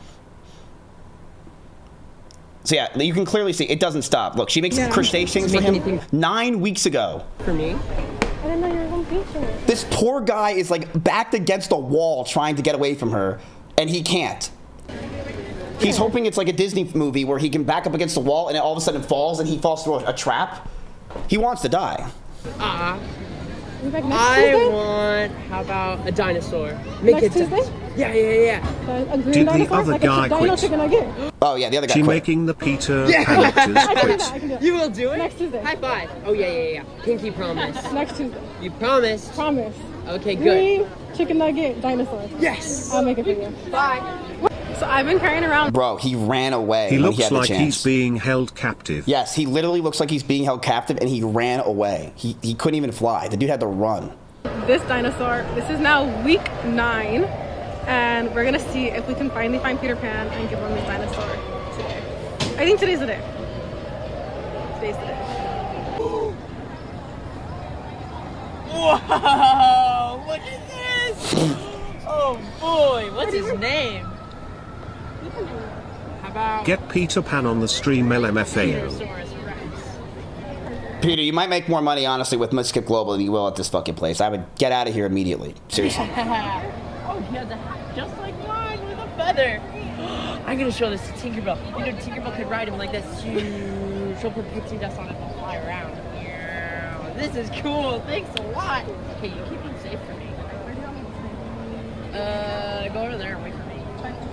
Yeah, I guess so. Okay, promise. Yeah. I still have it, but I mean, it's in your hand, girl. I don't know how much you did it, but cool. I'm gonna bring this to Neverland right now. Yeah, Peterosaurus Rex. He's gonna be a great flyer like me one day. He's not a friend. I like it. Dude, he's trying to walk away from you, man. Like, this is not how it works with fucking characters. They don't just walk away and you follow them. And she continues to follow him. It's crazy. Now, chat, you know what this could be good for, though? These kind of people will spend their life savings on Disney, which is good for the investment for Disney. But you also have to pay for the therapy of Peter Pan. My God. This poor guy. Down just like Holy Mary, Mariana. no. What? He's always on a wall. He's always against the wall, this poor dude. Whoa! Where did you get this? I made it. No, you didn't. I made it. This is really nice. Thanks. What am I supposed to do? Did you hear how he responded? What? Bye. What? Yeah, he fucking hates you, honestly. Like, you get a character from a Disney to say what to you? That's his response when he says hello? What? That's a diff dude, isn't it? What? Whoa! Where did you get this? I made it. No, you didn't. I made it. This is really nice. Thanks. What am I supposed to do with it? I wanted to take a picture of you with it. Oh, okay. Oh, you guys look just like each other. If you were a duck. Hey! Perfection. Oh, if I was a duck? Yeah. I guess you're right. Amazing. So would your duck quack or would it crow? Oh, it would definitely crow. It's not as good as me though. His energy just completely went downhill the second she showed up. Just went from a happy guy to just, you could tell it just wants to get the fuck out of there. No. What? So why are you looking at me like that? Alright, I'll take the No, it's for me though. Didn't you give it to me? I'll take a picture of you with it. Oh, but it's not me. It's not for me though. Do you want one? If you want it back, you could have just said so. You can have it. I can make another one. Are you sure? Yeah. Are you sure? Yeah. Are you sure with your well, can I get it on video that I gave it to you? I'm so creeped out.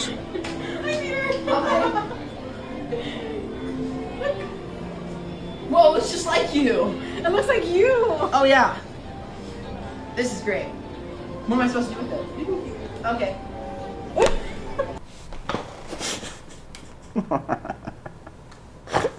Alright, whatever. Is that what you wanted? Great. Imagine if a guy did this to a Disney princess. Bro, this is 4 minutes long. What more is there? I'm not a pirate. Now what? Now you're gonna take a picture with her. Okay, here. This poor dude. Mm-hmm. What are you gonna name it though? How do I take care of it? You have to feed it twice a day. You have to I have keep an idea. it. I have an idea. Oh, Peter. It's perfection. Did you just invent something, Tony? I think I kind of need one for myself now. Take that, Tink. I can make stuff too. It's really nice. Thanks for making this for me. Even though it wasn't originally for me. You can have. Are you sure? Wait, he took it off. Yeah. I have a lot of things. If it's for you. Oh no. I can make them. Actually, you make a lot. No, I don't have food now. Oh. What is? Like So what do I get? Oh, you want another prize? Do you still have the leaf? I do. I really do, actually. Are you? Does she have the leaf? No, she really does. You weren't even there. I saw the video. I'm her number one fan. You think he throws all that shit away that she gives him? No, I think he probably brings it back to his housemates and probably just fucking makes fun of her and talks shit and says how fucking annoying this woman is. I bet you he just talks so much shit about her when he gets home. Oh, okay. Like, I'm sure everyone in the park knows who this girl is, and they're just like, holy fuck, she's so annoying. Something different then. I just want to give you the same gift to me at once. What else do you like besides leaves? Like this guy has to keep putting on this show because there's literally children, which is his job, behind him that he's supposed to be talking to and having fun with, and this fucking woman will not shut up, and this poor kid's just waiting. And we know how expensive Disney is to sit there. She's probably waiting like $4 a minute, waiting for Peter Pan to speak to her. Ducks. Look, that kid wanted to say hi to Peter Pan, but he can't because he's trying to get the fuck away from her. Want some tea? That's a duck? That's not a duck. We need an IRL to see if we invest. This is definitely his boy. You could, because he always goes to this guy, and this guy and him definitely just talk shit about her all the time. You think it is? It's a chick. So you lied to me. It's a duck. I made you a duck. I'm sorry. It's too small. Ducks have necks. This is a chick. What? Yeah, they're little tiny. But it quacks. Look. Bro, these kids are right here wanting to talk to these characters, and they have to just sit with this fucking dumbass. Now it's a... That was pretty good. Whatever that was. A crow. This one crows. See, it's a crow. Yeah. I'm just showing by sounds. This is a crow. Why is it my hat on? I can breathe it. I'm watching you. I'm watching you. I'll bring you one. Look, you make hats. Does she need one with a I'm a How many hatter, Disney you're a adults hatter, do you we're know? competition. You win. I think you made him jealous. I've never seen him jealous before.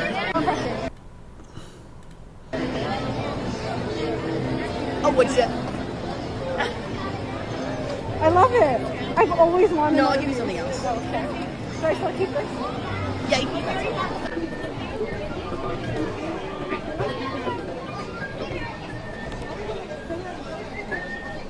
How is this harder to watch than the EDP documentary? Like, isn't that impressive? How is this somehow harder to watch? No. You could have a bigger wood chip. Brother, he's on the other side of the park. Get away from him. Get away.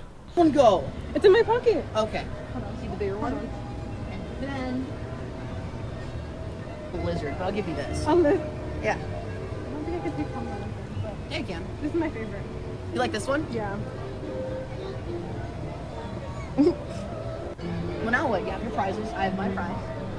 Now we'll see you next week, right? Mm-hmm. Cross my heart, as a lost boy honor, I will take care of my duck / chick. Sounds great. Thank you. Thank you, Peter. You're welcome. We love you. I know. Oh! I know. Okay, sounds great. I know. Thanks for the prize.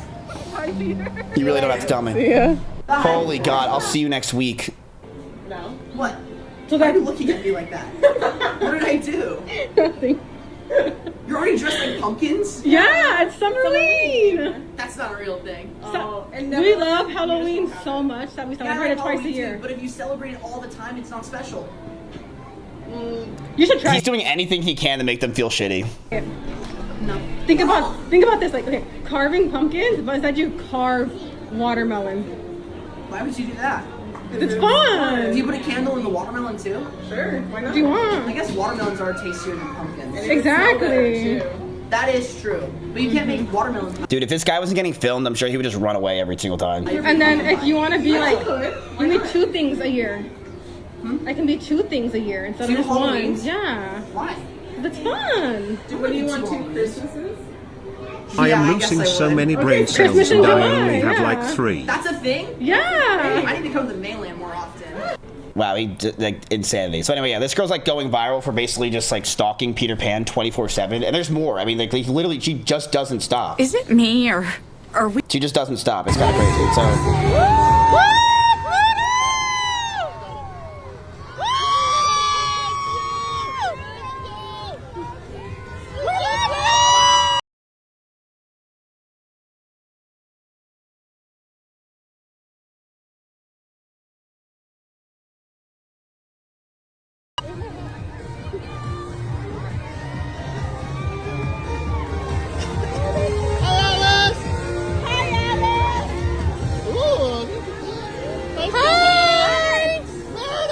I mean, as a palate cleanser, Gideon posted a video defending himself. You can link it.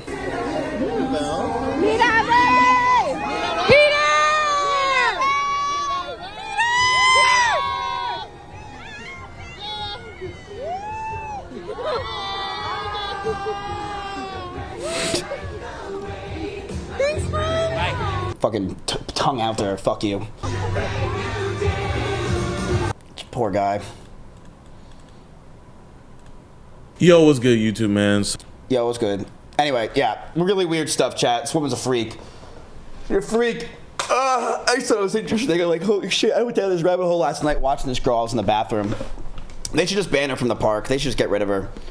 They should ban her and make her an example and just ban her because this kind of behavior is so fucking weird and it just takes away from kids having fun, which is the whole point of the damn thing, and also just, you gotta get rid of this kind of crap. You can't let this just continue. 26, chasing fucking people around the park, that's just stalking. It's weird. So I want to address some claims that have been going on for a while, and I also want to address some claims that were made specifically from Kayla in the new Mike Klum documentary about EDP, and I want to give context and clear up things, but in no way do I want any hate to be sent towards Kayla.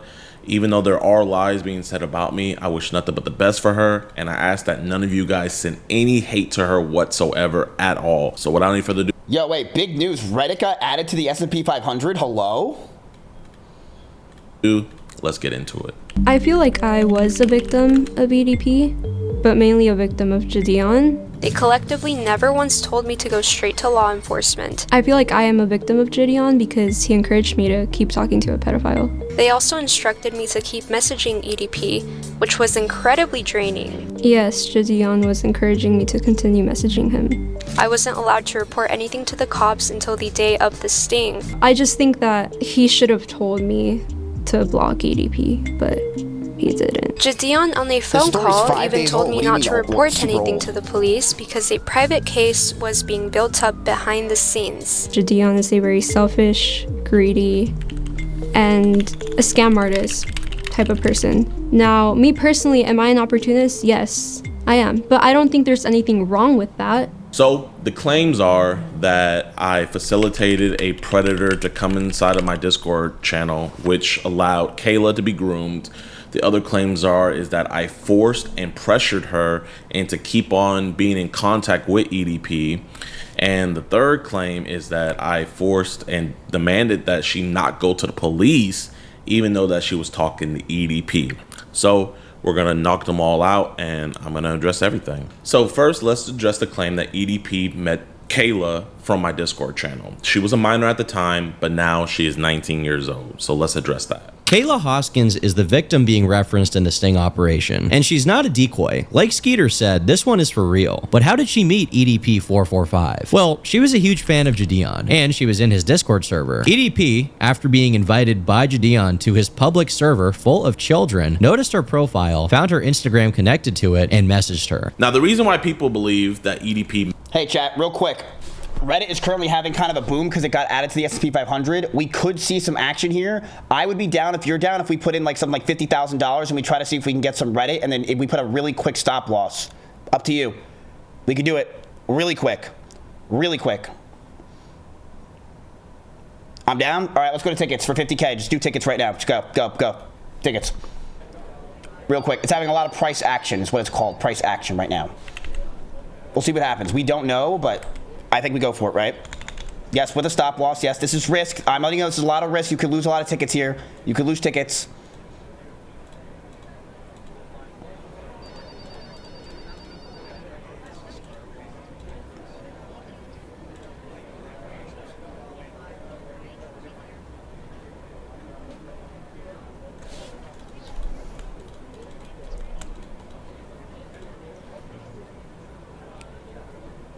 What are the tickets? What am I doing? Good question. Okay, so you basically have to watch my stream and participate, and then you can buy, you get tickets. That's how it works. Go on Mizkif.com if you don't understand it.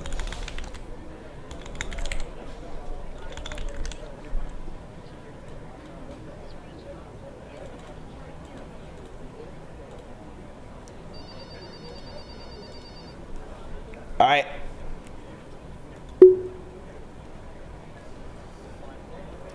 Come to me. Come to me. I put it at 175.55. Come on. Come on. Let's do a 1 minute chart.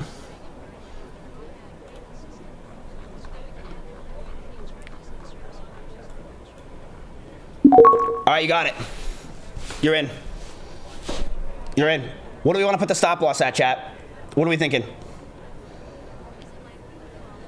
What are we thinking?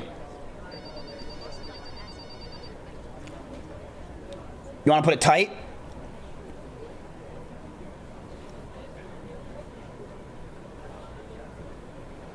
$168.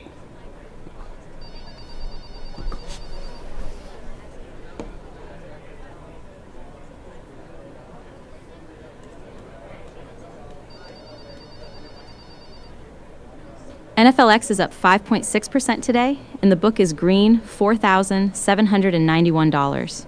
What do you want to look at? Okay, Claudia, we just bought Reddit because it had a surge because people are buying it because right now Reddit is going on the S&P 500. What is a good spot that you think we should put a stop loss? Whoa, you just jumped into the hype train? Let me pull up the data on Reddit to see where the actual support is before you get shaken out. One sec.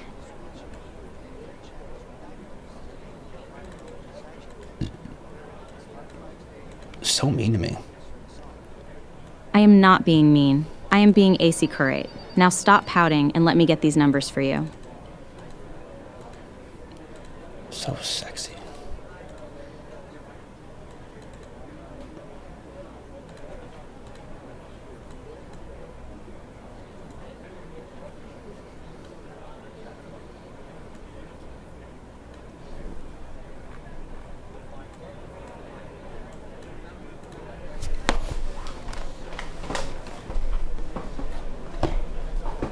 Hey, Claudia, Axian's telling me I should play League of Legends with him. What do you think? Unless Axion is paying your brokerage fees, I say go for it. Just don't come crying to me when you lose your mind over a game while your portfolio is actually doing the heavy lifting.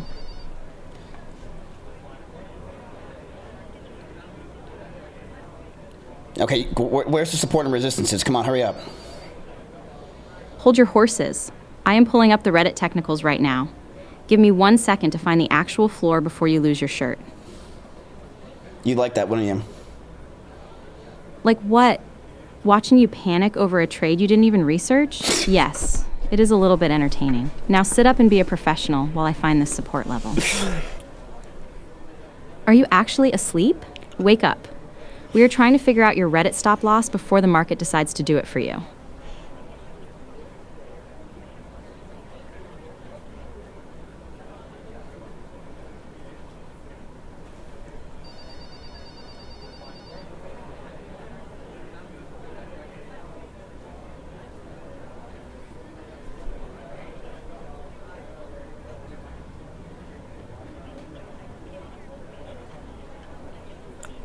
Bro, it's been like 2 minutes. Are you doing it or not? First of all, I am not your bro. Second, I'm doing it. Just hold on while I actually look at the chart so I don't give you a number that sends your money straight into a black hole.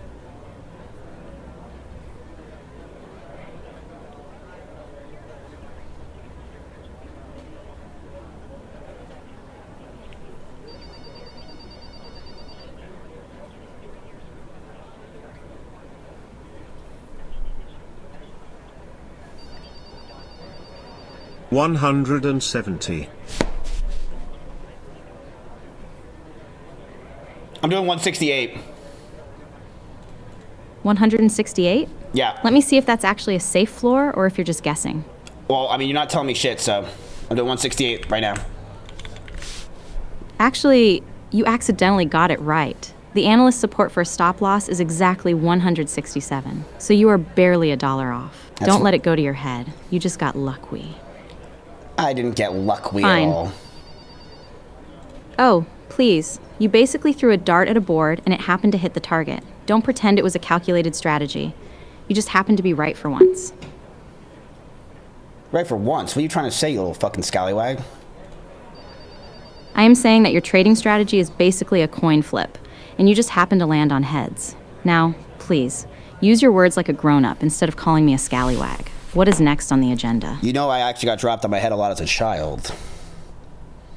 Well, that certainly explains the trading strategy. Now that we have solved the mystery of your decision-making, do you actually want to manage your money, or are we just sharing childhood trauma? I want you to shut the fuck up and get out of the office. You're fucking fired. You cannot fire me. I am the only one in this room who actually knows how to read a candle chart. Go ahead and try to manage your book alone and see how long it takes for your portfolio to turn into a crime scene. Dude, what are you talking about? You do realize in crime scenes there's red and blue because cops have red and blue lights, right? So blue means good. First of all, I am not your dude.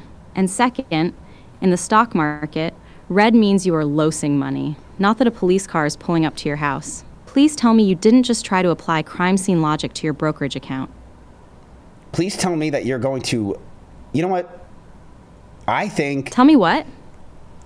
Were you I think you were interrupting about me? to say something. You're interrupting me, really? I wasn't interrupting. I was trying to fill in the blanks because you were stuttering. If you want to finish your thought, just actually finish it. Okay. Finally. Now... Still waiting. Are you actually going to say something, or are we just enjoying the sound of silence? You have such a smug fucking smirk. You know that? Like when I talk to you, you have a smirk. It is called confidence. When you are a chartered financial analyst who is right about the numbers and your client is guessing on stop losses, a little smirk comes with the territory.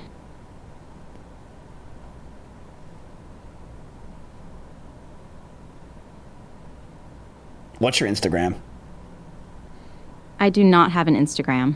I am a chartered financial analyst, not an influencer. My life is lived in spreadsheets and Bloomberg terminals, not in filtered selfies. You know I'd fuck you in fuck the shit out of you if you were my employee, right? You're lucky. And I would be firing you for harassment if I weren't so focused on making sure you don't bankrupt yourself. All right, chat. So we put 168 on the dollar, okay? 168. We'll see what happens. I don't know. It's a risk, but I do think Reddit could pop off because it's going to get talked in the news tomorrow, and you're going to see people talking about it, and it could be good. That is interesting. It got added to the S&P 500. That's big. Big stuff. Big stuff. Yeah, Tiny, that is a PR nightmare. I'm not going to lie. I'm not going to lie. Can we change it to trailing? Yes, we can. Yes, we can. You guys like the trailing stop losses. Okay. By how much do you want to do for $1 then?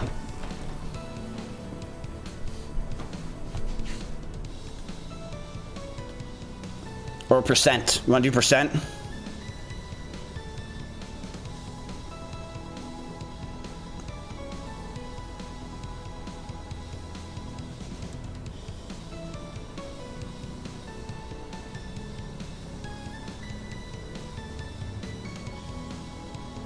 What platform is this, Robinhood? You want to do a 10% stop loss? So you guys would be down about $7,000.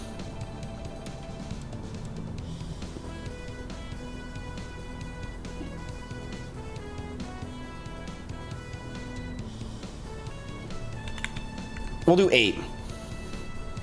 We'll do 8. Can you actively raise the stop loss for us while offline as it goes up? That's what a trailing stop loss does, brother. What you just said is what a trailing stop loss does. Like, that is literally it. Congrats. What do you think we should do? Well, I think that you guys are doing great. Yeah, you're right. It's good till canceled. You guys are doing great. Keep it up. I'm not going to give you financial advice. I think you're doing great. Seriously. Okay, back to what we were doing. Let's watch the Gideon bullshit. So, Chad, if you guys don't know, basically Gideon is getting attacked like crazy right now because Gideon is getting accused of basically letting EDP in his Discord and then getting accused of EDP being the one that he was messaging a girl from that Discord. That girl was like 13 at the time. And then Gideon knew about it and was telling the girl, Met her through my Discord. I want you to keep messaging him so we can start getting stuff done. But those messages turned into death threats. They turned into threats to her family. They turned into threats about everything about her. And Gideon kept saying, work, do more, do more, do more. And then when Gideon met up with him, he basically flopped and the whole video just got collapsed and he didn't go to the police or anything. So now it's just Gideon's side and see what happens. Because I was under the impression that's how it happened. And I'm the one who put out the statement that EDP found her through my Discord. When EDP joined my Discord, when he was about to do the interview with us, he didn't join, but he found a girl in my Discord, right? And in her Discord, she has her Instagram.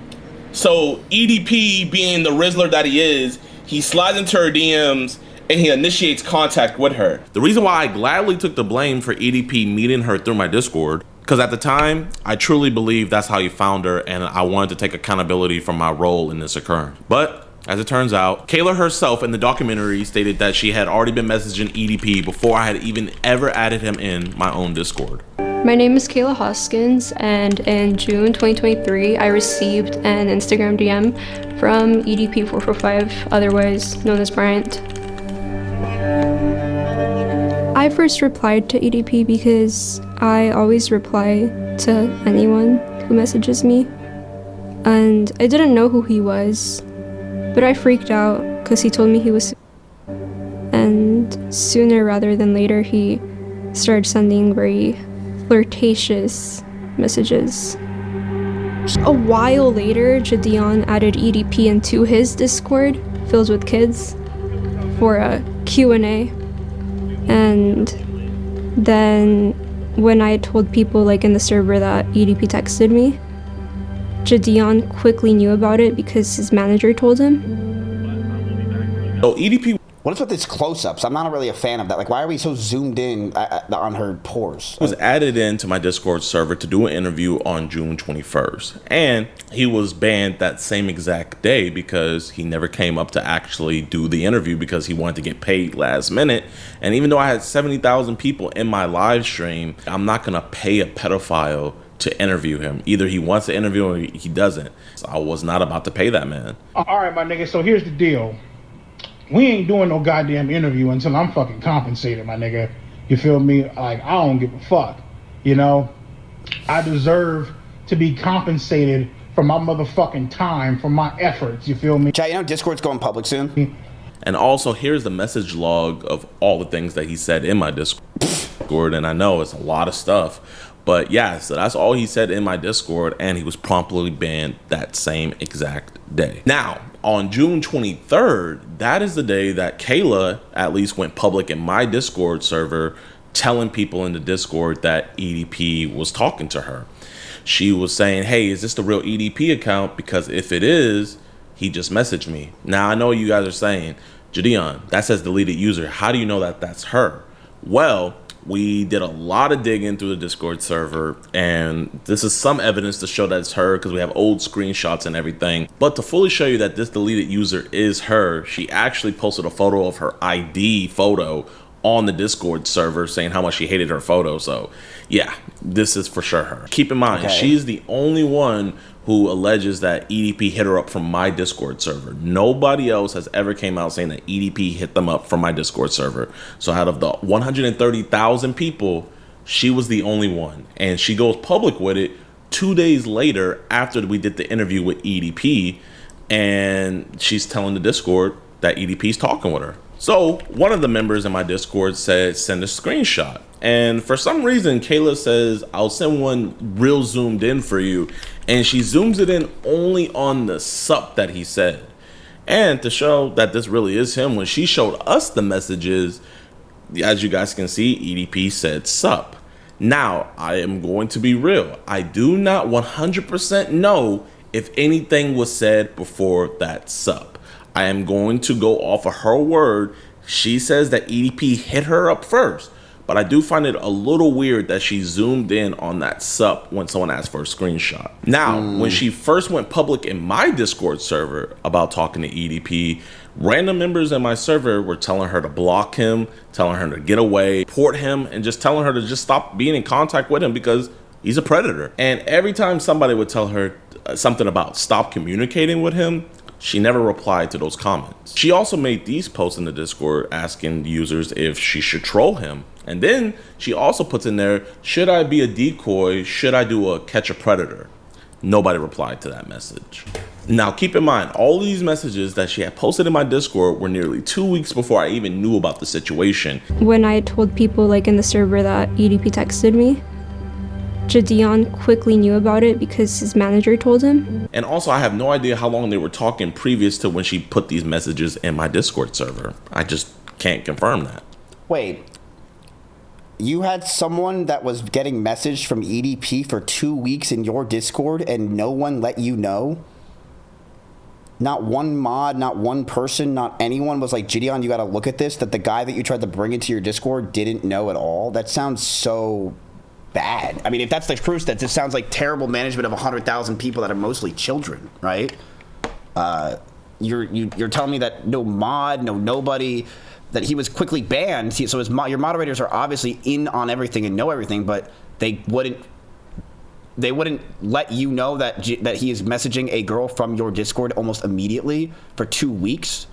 Now, also, yeah, this mic cord is so tight. I just realized it is really tight. Fast forward on June 28th, so this is 5 days after she first went public in my Discord server saying that she was talking to EDP. She was telling users in my public VC of a Discord of 130,000 people that she was talking to EDP. And this is what the users in that VC told her when she was telling them that she was talking to a predator and that she's underage. In the text messages, did you state your age?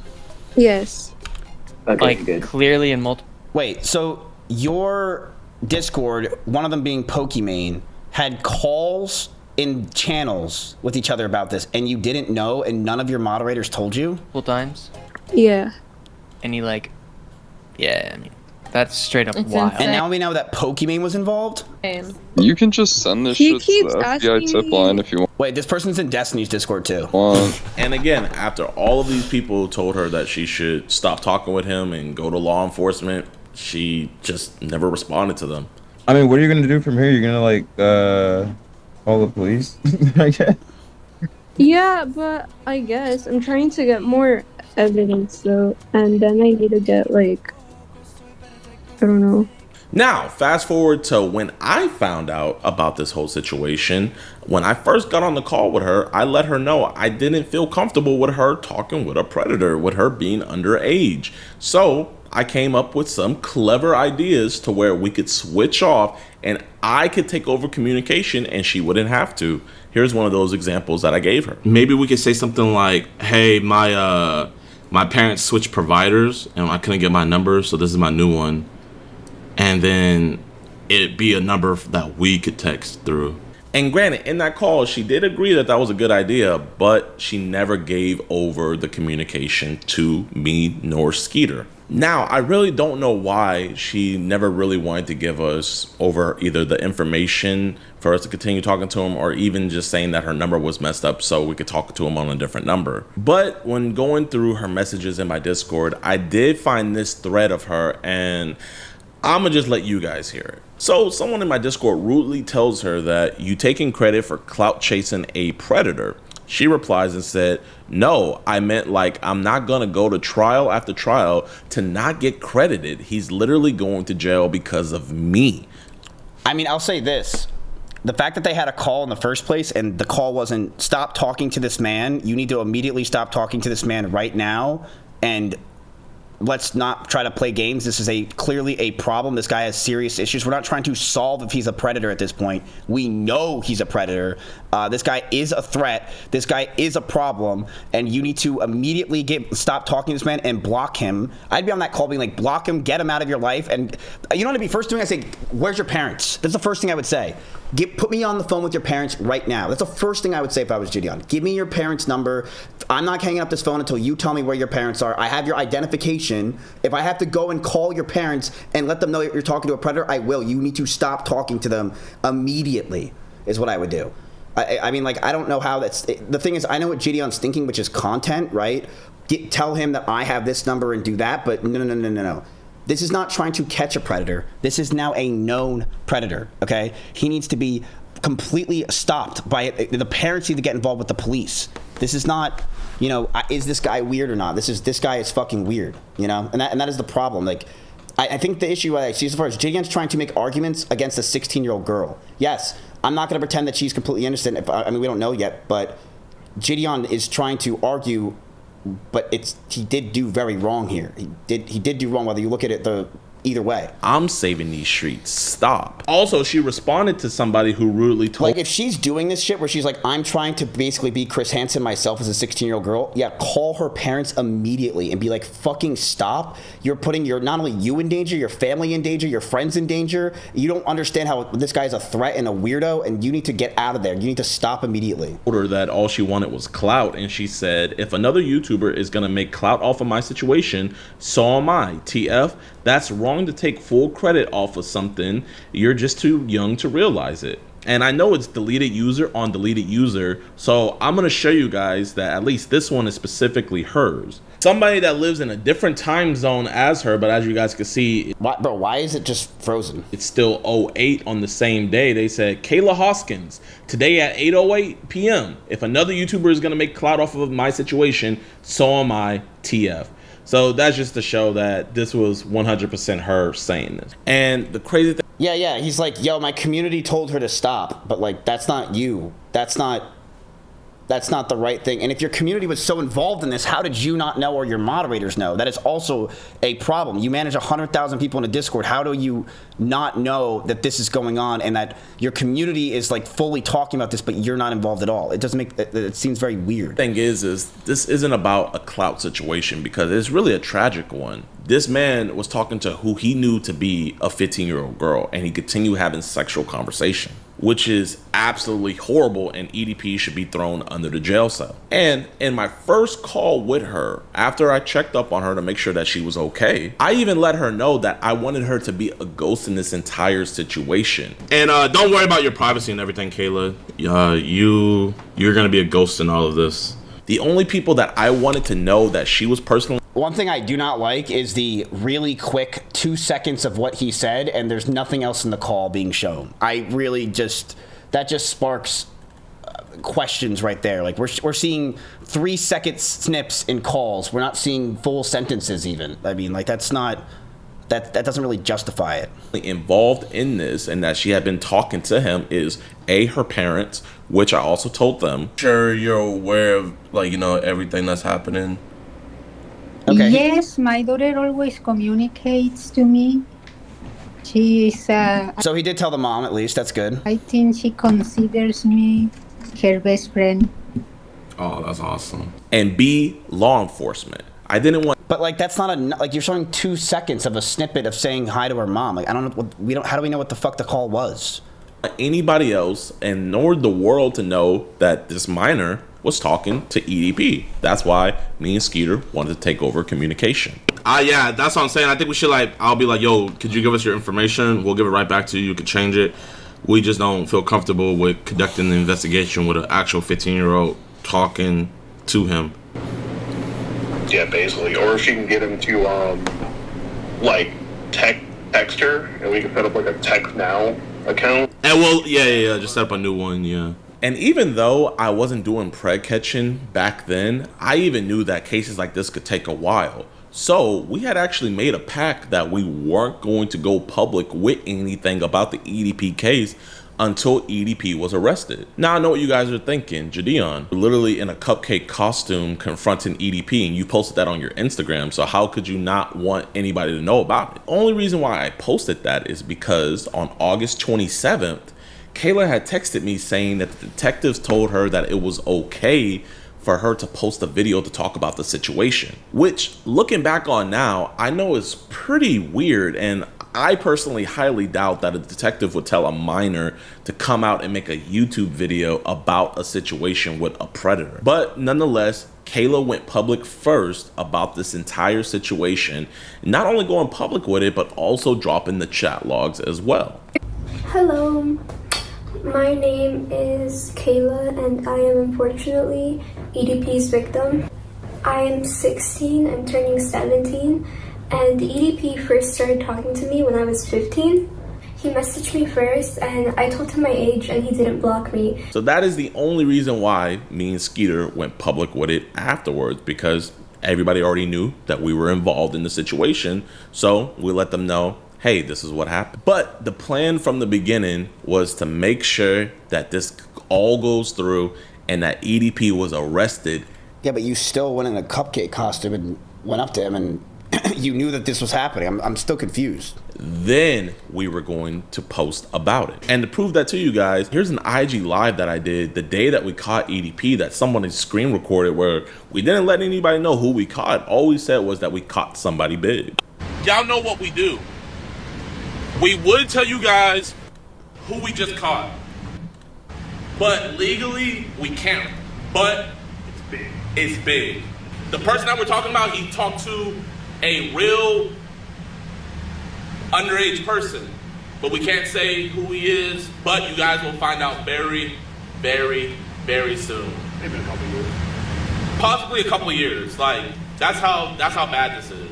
But again, I wanted to James Charles be known that I don't want any hate to be sent towards Kayla at all. She is a young woman, and genuinely, I would want her to move past this, man. You know, that's why I didn't want her name to be out there or her name to be associated with this, because, bro, nobody wants to be known as the person who got groomed by EDP. About a year ago, she dropped a video titled "What Jadeon Did Will Shock You," and this is what she had to say. When I realized something was wrong, I spoke to a moderator in Jadeon's Discord server, who happened to be someone I was kind of besties with at the time. Damn, she's a good editor. For her own privacy and safety, I won't say her name. I explained the situation, and soon everyone in the voice call started asking questions. Someone told Insight about what happened, and he ended. I'll say this: he says that like everyone knew, so now it's my time to make the video and talk about everything. But like these videos got like 30K views, and like this got 9.7K. So he's acting like everyone knows about this, and these videos blew up. These videos got like no views, and then you posted the video. Ended up joining the voice call as well, and asked me if I wanted to be bait. So I'm gonna give you. What did you do with the audio? It sounds echoey right now. Dude, I can't buy my second headphone, and then my other headphone died. That's what happened. This is not EDP. No, this is the guy who was trying to catch EDP, but he failed. He failed. I still don't understand how you don't know that a moderator or no one knew for 2 weeks at least. He didn't know for 2 weeks that EDP was messaging a girl in his Discord. I don't know how that's possible. My Discord is 1/5 his size, and I know anything that happens in that Discord almost within like at least 48 hours if it's something dramatic, you know? And he's saying for 2 weeks he didn't know anything? For the benefit of the doubt, when she made this video, it was already 2 years removed from the whole situation. So maybe she forgot how that conversation really went. But do you guys remember that VC call that I had showed you guys earlier, where it was a bunch of people? That's the VC call that she's alluding to. And in that VC call, it was actually Kayla's idea to where she wanted to be the bait. And people in the VC were coming up with ideas to get EDP to come out in person. And then Kayla decided to give herself up as tribute. I'll play the clip. Do like the first meeting and then they not approach him. Right. In public? Like in public. So you have a public Discord of yours where people are planning for a 16-year-old to meet up with or to lure out EDP. Like, yeah, that's bad, bro. Your moderators are terrible. They're terrible. Like, get his confidence, and then like lure, and then like get him and trap. Lure him to a hotel. Right. Yeah.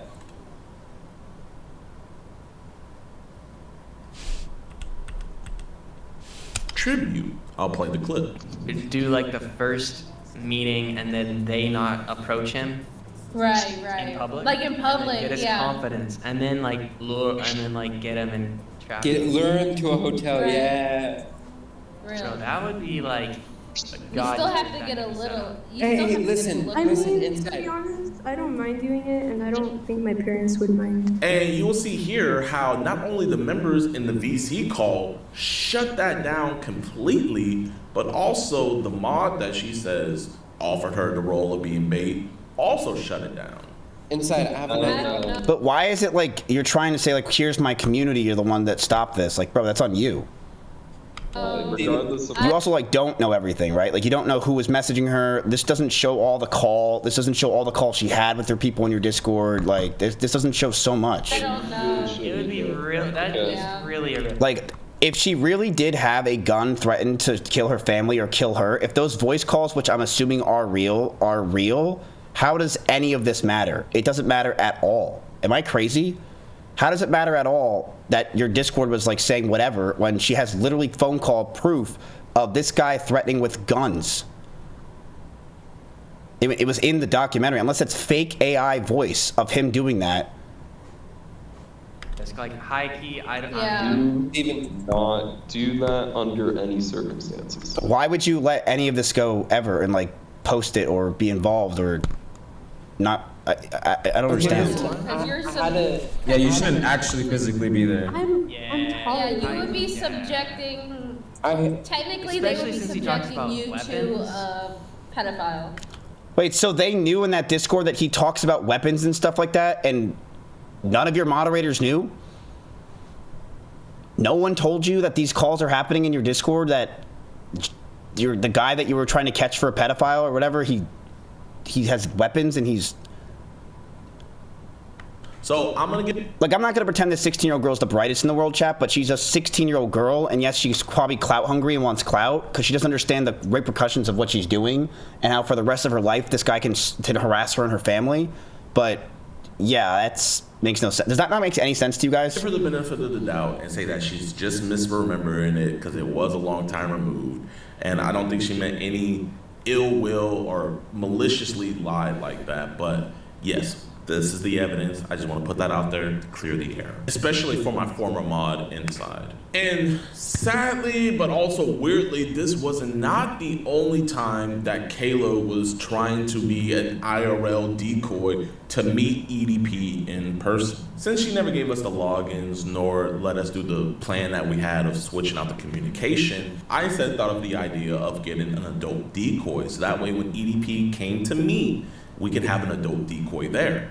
Now, I had asked her to send me some photos of her, and she sent me these photos right here. I mean, dude, that's already so fucking weird.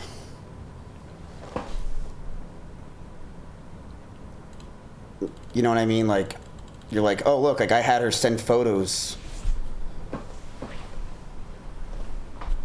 And she sent you photos. Like... Yeah, I don't understand how this is like, but chat, look, I did the right thing. This is fucking insane. Like what? With these photos, we found an actress that looks fairly similar to her. So I just find it weird that she's saying that we were forcing her to keep on talking to EDP when we're jumping through all these different hoops. I mean, if we can find an actress that looks just like her, then why wouldn't we just take over the communication? It just, to me personally, it doesn't make any sense, but again, she might just be misremembering things, so I'm gonna give her the benefit of the doubt. How are you like glossing over the fact that you asked a 16-year-old for pictures so that way you could try to catch EDP when the guy has threatened her with weapons and her family with weapons, and you know he's actually a predator and this guy has serious problems? How are you just glossing over that? How is it just getting glossed over? And like, you're like, oh, look, she was the weird one. Like, bro, how does this logic make any sense? Now I had sent her a photo of the of-age decoy that we would be using, And she sent me this really weird message. I'm gonna read that message for you real quick, and keep in mind, to my knowledge at least, this is the second time she's asked to meet EDP 445 in person. Let me read you what she said. She said, "Quick question. I was wondering why you need a decoy to lure EDP, because, hear me out, if he sees it, he's gonna leave." Meaning if he sees the decoy, he's gonna leave. And if it's actually me... No, the extension's wrong. You're fine. I could get him to do devious things on camera that he won't be able to deny in court, you know? And since I'm really turning 16 on that day, wouldn't it make it more real? Like, I could get him to spill the beans, because I feel like he'll try to trick the decoy. And I let her know cops aren't gonna allow you anywhere near that. I really didn't even know how to... Bro, if I had a girl who's 16 years old telling me this shit and acting like she wants all this attention and she's like, I really want to be involved with all this, I'd be like, no, this is done. We're done with this. I'm going to the police. We're getting this fucking done. You are not going anywhere near with this. You are done with this. This is not for you. This is a problem. Like, we're done. We're completely done. This is, you stop this. How do you let this continue? Like, well, I don't know how the cops can let this. No, you say, stop. Give me your parents' phone number right now. You need to be, stop talking to him, and I'm going to the police. This is ridiculous. You are putting yourself in danger of this man. You're putting yourself in danger, right? Just because she's being stupid doesn't make him any less of a fucking aggressive pedophile, you know? Respond to that. Now, sadly, I couldn't control nor stop her from communicating with EDP 445, and that was already worse enough that she was... You can't stop her, though. You're right. But what you can do is have yourself get out of the equation of it completely by saying, I'm going to the police. I will never talk about this information. You are getting banned from my Discord, and you are not going to be able to talk to these people. And I'm completely separating myself from this completely. And I'm going to let the police know and your parents know that you are trying to lure yourself in getting yourself involved with someone that is a complete threat to you and your family. And that's it. Done. There's no more question about it.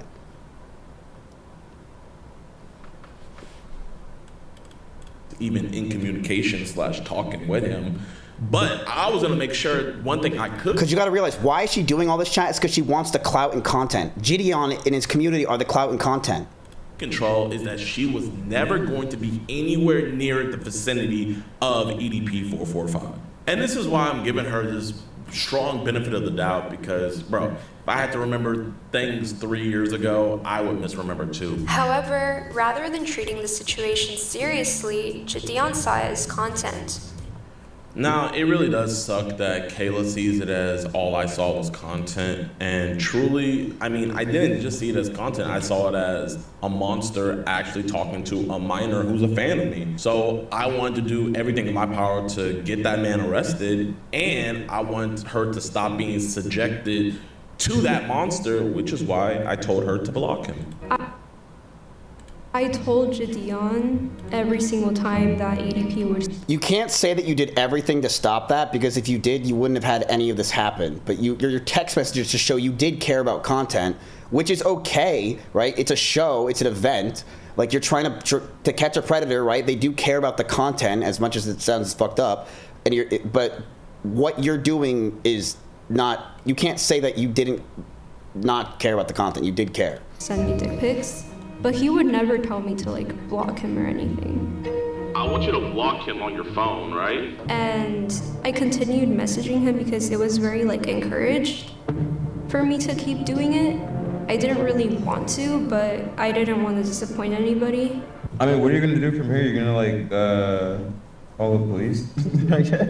So Pokemon's real name is Kyle, by the way. And that is the entire reason why I want to seamlessly Why was that random 1 second Discord brought in? Like, that's just so stupid to just put one, like, how am I supposed to know what the fuck that is? Transition so that we could take over the communication, because we would do a way better job. And not only that, but a minor would not be talking to a predator anymore. And I don't want to put words in her mouth, so I'm going to let her speak for herself. But I think the reason why she didn't let us just take over and let her be a ghost is because of what she said right here.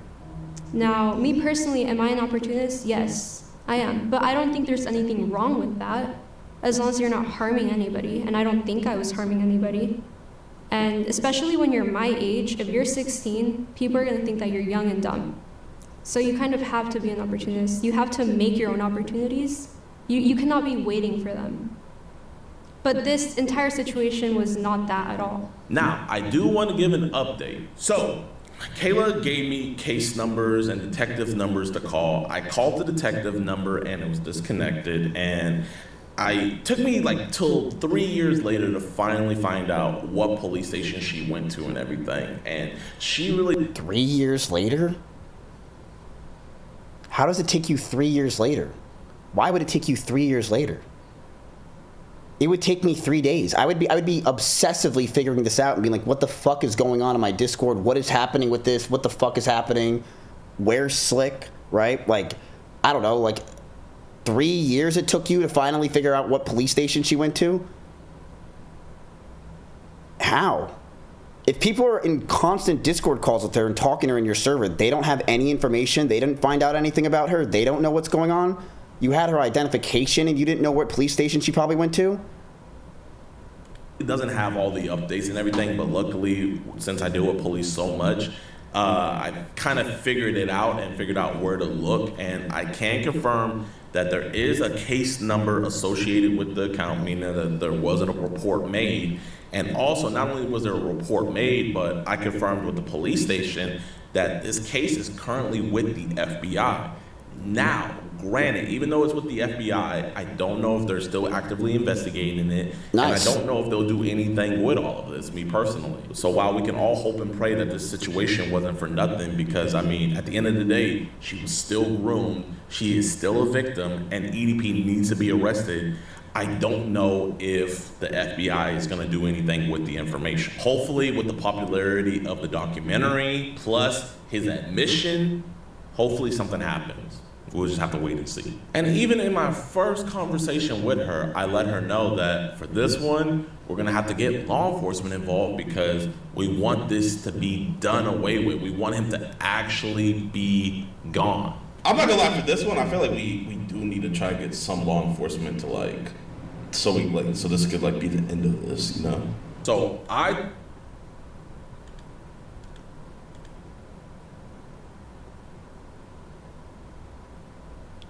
Debbie is crazy. I remember once I shoved my entire arm in her ass and she was fucking loving it. Amy bitch back and taking an entire arm in her ass is fucking deranged and fucked up in the head. I remember once I shoved my entire arm in her ass and he says it again. What the fuck?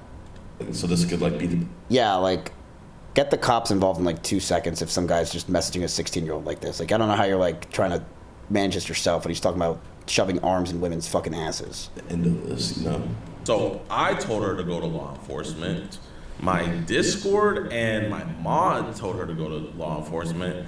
And the people just in my Discord, when she first told everybody that EDP was talking to her, they also... You can't keep using your Discord as a thing. You're showing 5-second snippets of Discord calls. How the hell are we supposed to know the actual conversation and where it went and how it went? And what about other people that may have added her on Discord in messages that were telling her to do it, right? You can't just say everyone was telling her and throwing that out there like a blanket when we don't really know any of the messages or the calls because you're showing 3 seconds of calls. Told her to go to law enforcement and report this. But I can say it is reported, and we'll just have to wait and see what happens. I feel like I was a victim of EDP, but I think I was mainly a victim. This is gonna sound crazy, but mainly a victim of Gideon, in a way. I feel like for a long time I was his little puppet. I'm not gonna lie, this part of the documentary actually hurt my feelings the most because, she's pretty much saying that I victimized her more than an actual pedophile. I'm not here to... That's kind of a reach, but yeah. Fight what she said. If she truly feels like that, then that's how she feels. I know What I did, though, I know I tried to take over communication. I know I told her to go to the police. I know my Discord told her to go to police. And I know we didn't want her to keep on talking to him. Also, she's been threatening to sue me a lot lately. Like in her video that she made about me recently, she threatened that I would be inside of a lawsuit. I mean, at this point, what does Jadion even pay you for? Especially you inside. I can't wait to see you all inside a lawsuit next. Damn! And somebody in her comment section said, hey, why are you gonna sue Jadion but not EDP? And she replied with, EDP doesn't have any money. Yeah, I mean, I really don't know what else to say about that, man. You know, if that's how she feels, that's how she feels. She also made the claim that she photoshopped the photo of her on somebody and sent EDP a nude, when I specifically told her to never send him anything explicit. No, I did not send EDP any pictures of me that were nude. What did happen when he asked me for them was that Jadion got like a lookalike of me, and I kind of photoshopped her face into Google pictures. And a year before she did the documentary, so this is her first video. But you did get the lookalike, and she probably saw the lookalike, and then she probably was like, oh, okay, like, I'm going to put my face on her and then try to help this because she wants to get clout, right? I mean, like, you're feeding the monster. Coming out about her being the victim of EDP, she states in there that she did send him a nude, but it wasn't her, and that she just got it off of Google because she's quote-unquote big-brained. And he even asked for nudes, which the nudes that I sent him weren't mine. They were from Google because, you know, it's big brains, you know? And the reason why this is making me so frustrated is because I told her multiple times to never say or send anything explicit to him if she was going to continue talking to him. Luckily, I was on the phone with her the other day and I recorded the conversation and I got her acknowledging that fact. I'm going to roll the clip. Did you take the picture of yourself or did you go on Google? No. I did not send anything to anyone. So you never sent him anything Absolutely sexual? Not. I think, I will say this, you even told me not to do that. Because the idea was for him to, like, so he kept asking, you know? So we were trying to figure out something. I told you to never send him anything sexual, correct? Yes. And so we went back in the archives of my Discord to see things that she sent to show people that, you know, she was talking to EDP. And before we were even aware of the situation, I saw this one screenshot where on her Instagram, she sent him a photo and obviously it was. Kidney pain is painful though. Drink your water. Nice. EDP is a good guy. Well, I'm also on fluid restriction. Kind of incest. Oh, she's telling him to do that. Kind of incest. You put that pic in vanish mode. I need to jerk off if material. Upset. He's upset. LOL. Laughing. Did you eat something? Yes, cereal. In disappear mode, so you can't tell what she sent to him, but you could tell by his reply that it was something. And I mean, oh my gosh, man. The fact that she could have potentially been sending that stuff to him before we got involved is very disturbing. It's disturbing if she sent anything to him regardless. So Kayla just dropped a new video and I just want to give her a huge shout out because she again admits that I told her not to send anything explicit to EDP. As for the nudes, so this is the part in the documentary that kind of weirded me out because I believe it was cut out. I recall saying that the idea of having my face like on a decoy's body, I recall saying that idea was brought up, but it was never fully like gone through with. But they cut that part out, maybe for shock factor. Wait, she said LOL because I told her not to? Gone through with. But they cut that part out, maybe for shock factor. I did say that though. And so I don't know why they cut that out. That was kind of weird. That's that. I mean, I never sent him anything. And he even asked for nudes, which the nudes that I sent him weren't mine. They were from Google because, you know, it's big brains, you know? She also made some other claims as well. She kept on saying that I'm in like the Illuminati. As for the Illuminati, that is not something I want to talk about right now. I will talk about it in code, but this is the first and last time I probably will ever talk about it because simply, I don't want to die. I do kind of fear for my life. So first, you fear your life, but you're messaging EDP? To address the Illuminati claim, first, I don't think the Illuminati is going to be adding in a YouTuber that goes out and arrests child predators.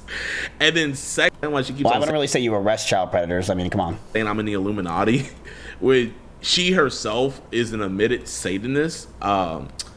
Yeah, but no, it's Christ gang all day over here, man. But yeah, this is the end of the video, man. Please, nobody send her any hate at all. I think we just all want to move past this situation. And I'm going to be posting my reaction to the EDP video, the documentary. I'm not going to lie, chat.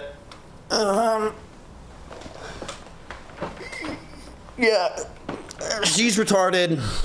He's retarded. Walmart. Like, I think that he obviously, he keeps doing this thing where he goes, I did everything.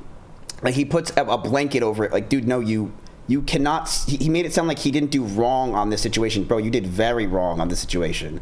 You should have immediately went to the police. You should have not tried to use her at all in this. You should have not even tried to hire a decoy. In doing that, that's weird as fuck, right? You're putting her in danger for that. This is not a random character. Because just think, chat, whenever they do like things like when you watch To Catch a Predator, it's a randomized character that they just made of a child, of a person, and then that person shows up. This is a real girl, and you are really putting her in danger, because if EDP finds out that this happened and you put a decoy in the house instead, he can be like, I'm gonna go fucking kill her because he has guns, because you know he's a threatening and terrible person, right? Yeah, don't get her involved at all. Remove that factor. Block him, get rid of him, call her parents, call the police, and make sure that he gets away from her as far as possible, right? And the thing is, he did want content. He did want content, and his content part fucked this all over, or fucked a lot of this up. But I'm not gonna pretend she's innocent. She's not innocent. She definitely did some weird shit. And she definitely pushed the needle, and she wanted the clout and attention, right? But I think that you can't just say Gideon is innocent here. He did fuck up a lot.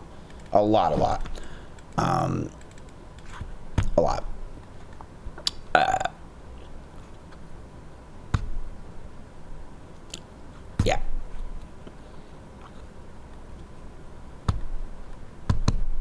Interesting. Let's look at your portfolio real quick, chat. Just found out Kick allowed Vitaly to do his pedo catches again even after the false accusation against the last guy. Oh yeah, someone sent me this. Kick has allowed Vitaly to return to catching the predators today on Kick. Vitaly also mentioned training to defeat Larry Wheels in his upcoming brand risk event.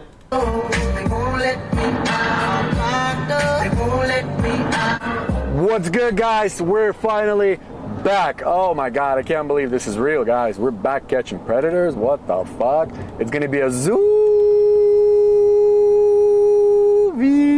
Who is excited for the Zoovie? I miss you guys so much. Finally, W content. Let's give it a W to Kick. We had long talks with Kick. They allowed to resume the content. We're gonna keep it professional. Well, who knows? Maybe Demon Time will come out. We're just not trying to get banned for another month or indefinitely. But guys, are you excited? Larry Wheels versus Vitaly, huh? You guys excited to see me knock out Larry Wheels on August 22nd on brand risk? I've been training so hard. I ran 20 miles this morning at 5 minutes.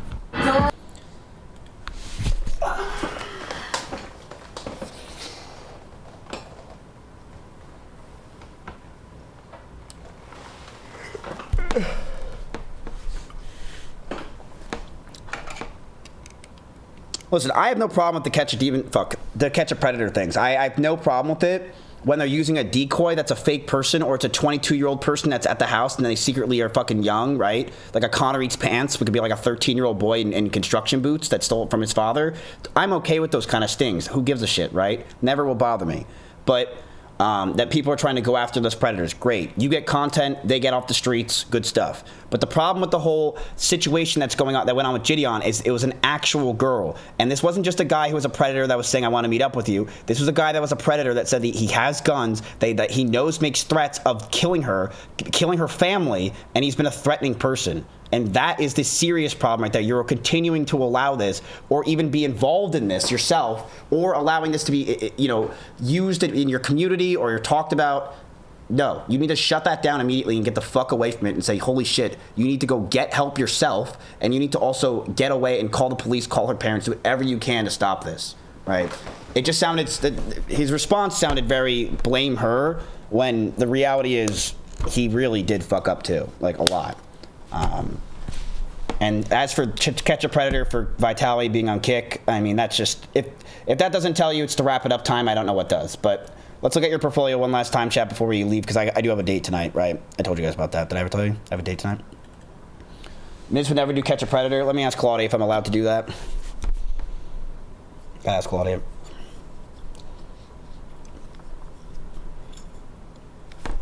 RDDT is up 14.3% today, and the book is green $11,306. What do you want to look at? Claudia, I have a date tonight with a Japanese girl. Can you tell me some Japanese things to say to her so I make her happy? Look at you. Actually trying to be charming. Keep it simple so you don't mess it up. Tell her kire deso ni, which means you are beautiful, or oishi deso if the food is good. Just please don't let her find out you're taking dating advice from your financial advisor. All right, so you're saying Kiro Desoni, huh? Not even close. I said kire desu ni, which is a far cry from whatever that was.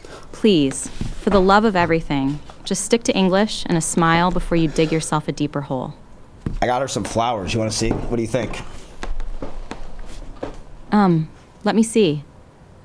Oh, wow. Pink roses. How wordinal. It is a classic move. And since you cannot speak the language, you are basically leaning on the flowers to do all the heavy lifting for you. They look fine, but let's be real. They are the only thing in this frame that is actually polished.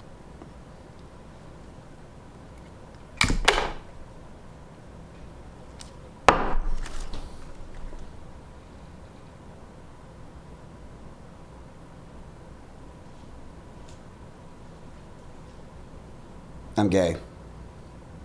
Wait, what? Well, that certainly explains the flower choice and the desperate need for a translation guide. Honestly, right, yeah, we're gonna wrap it it does up. not. We're wrapping it up. Like, are you fucking kidding me, dude? Like, I DP was swear onto to God, this something with woman is this just a fucking girlfriend. demon, dude. She's a demon all day. It's insane. She's been demon. Dude, she's terrible. Claudia, Jesus fucking Christ, calm down. Like, I get pink flowers, now I look gay.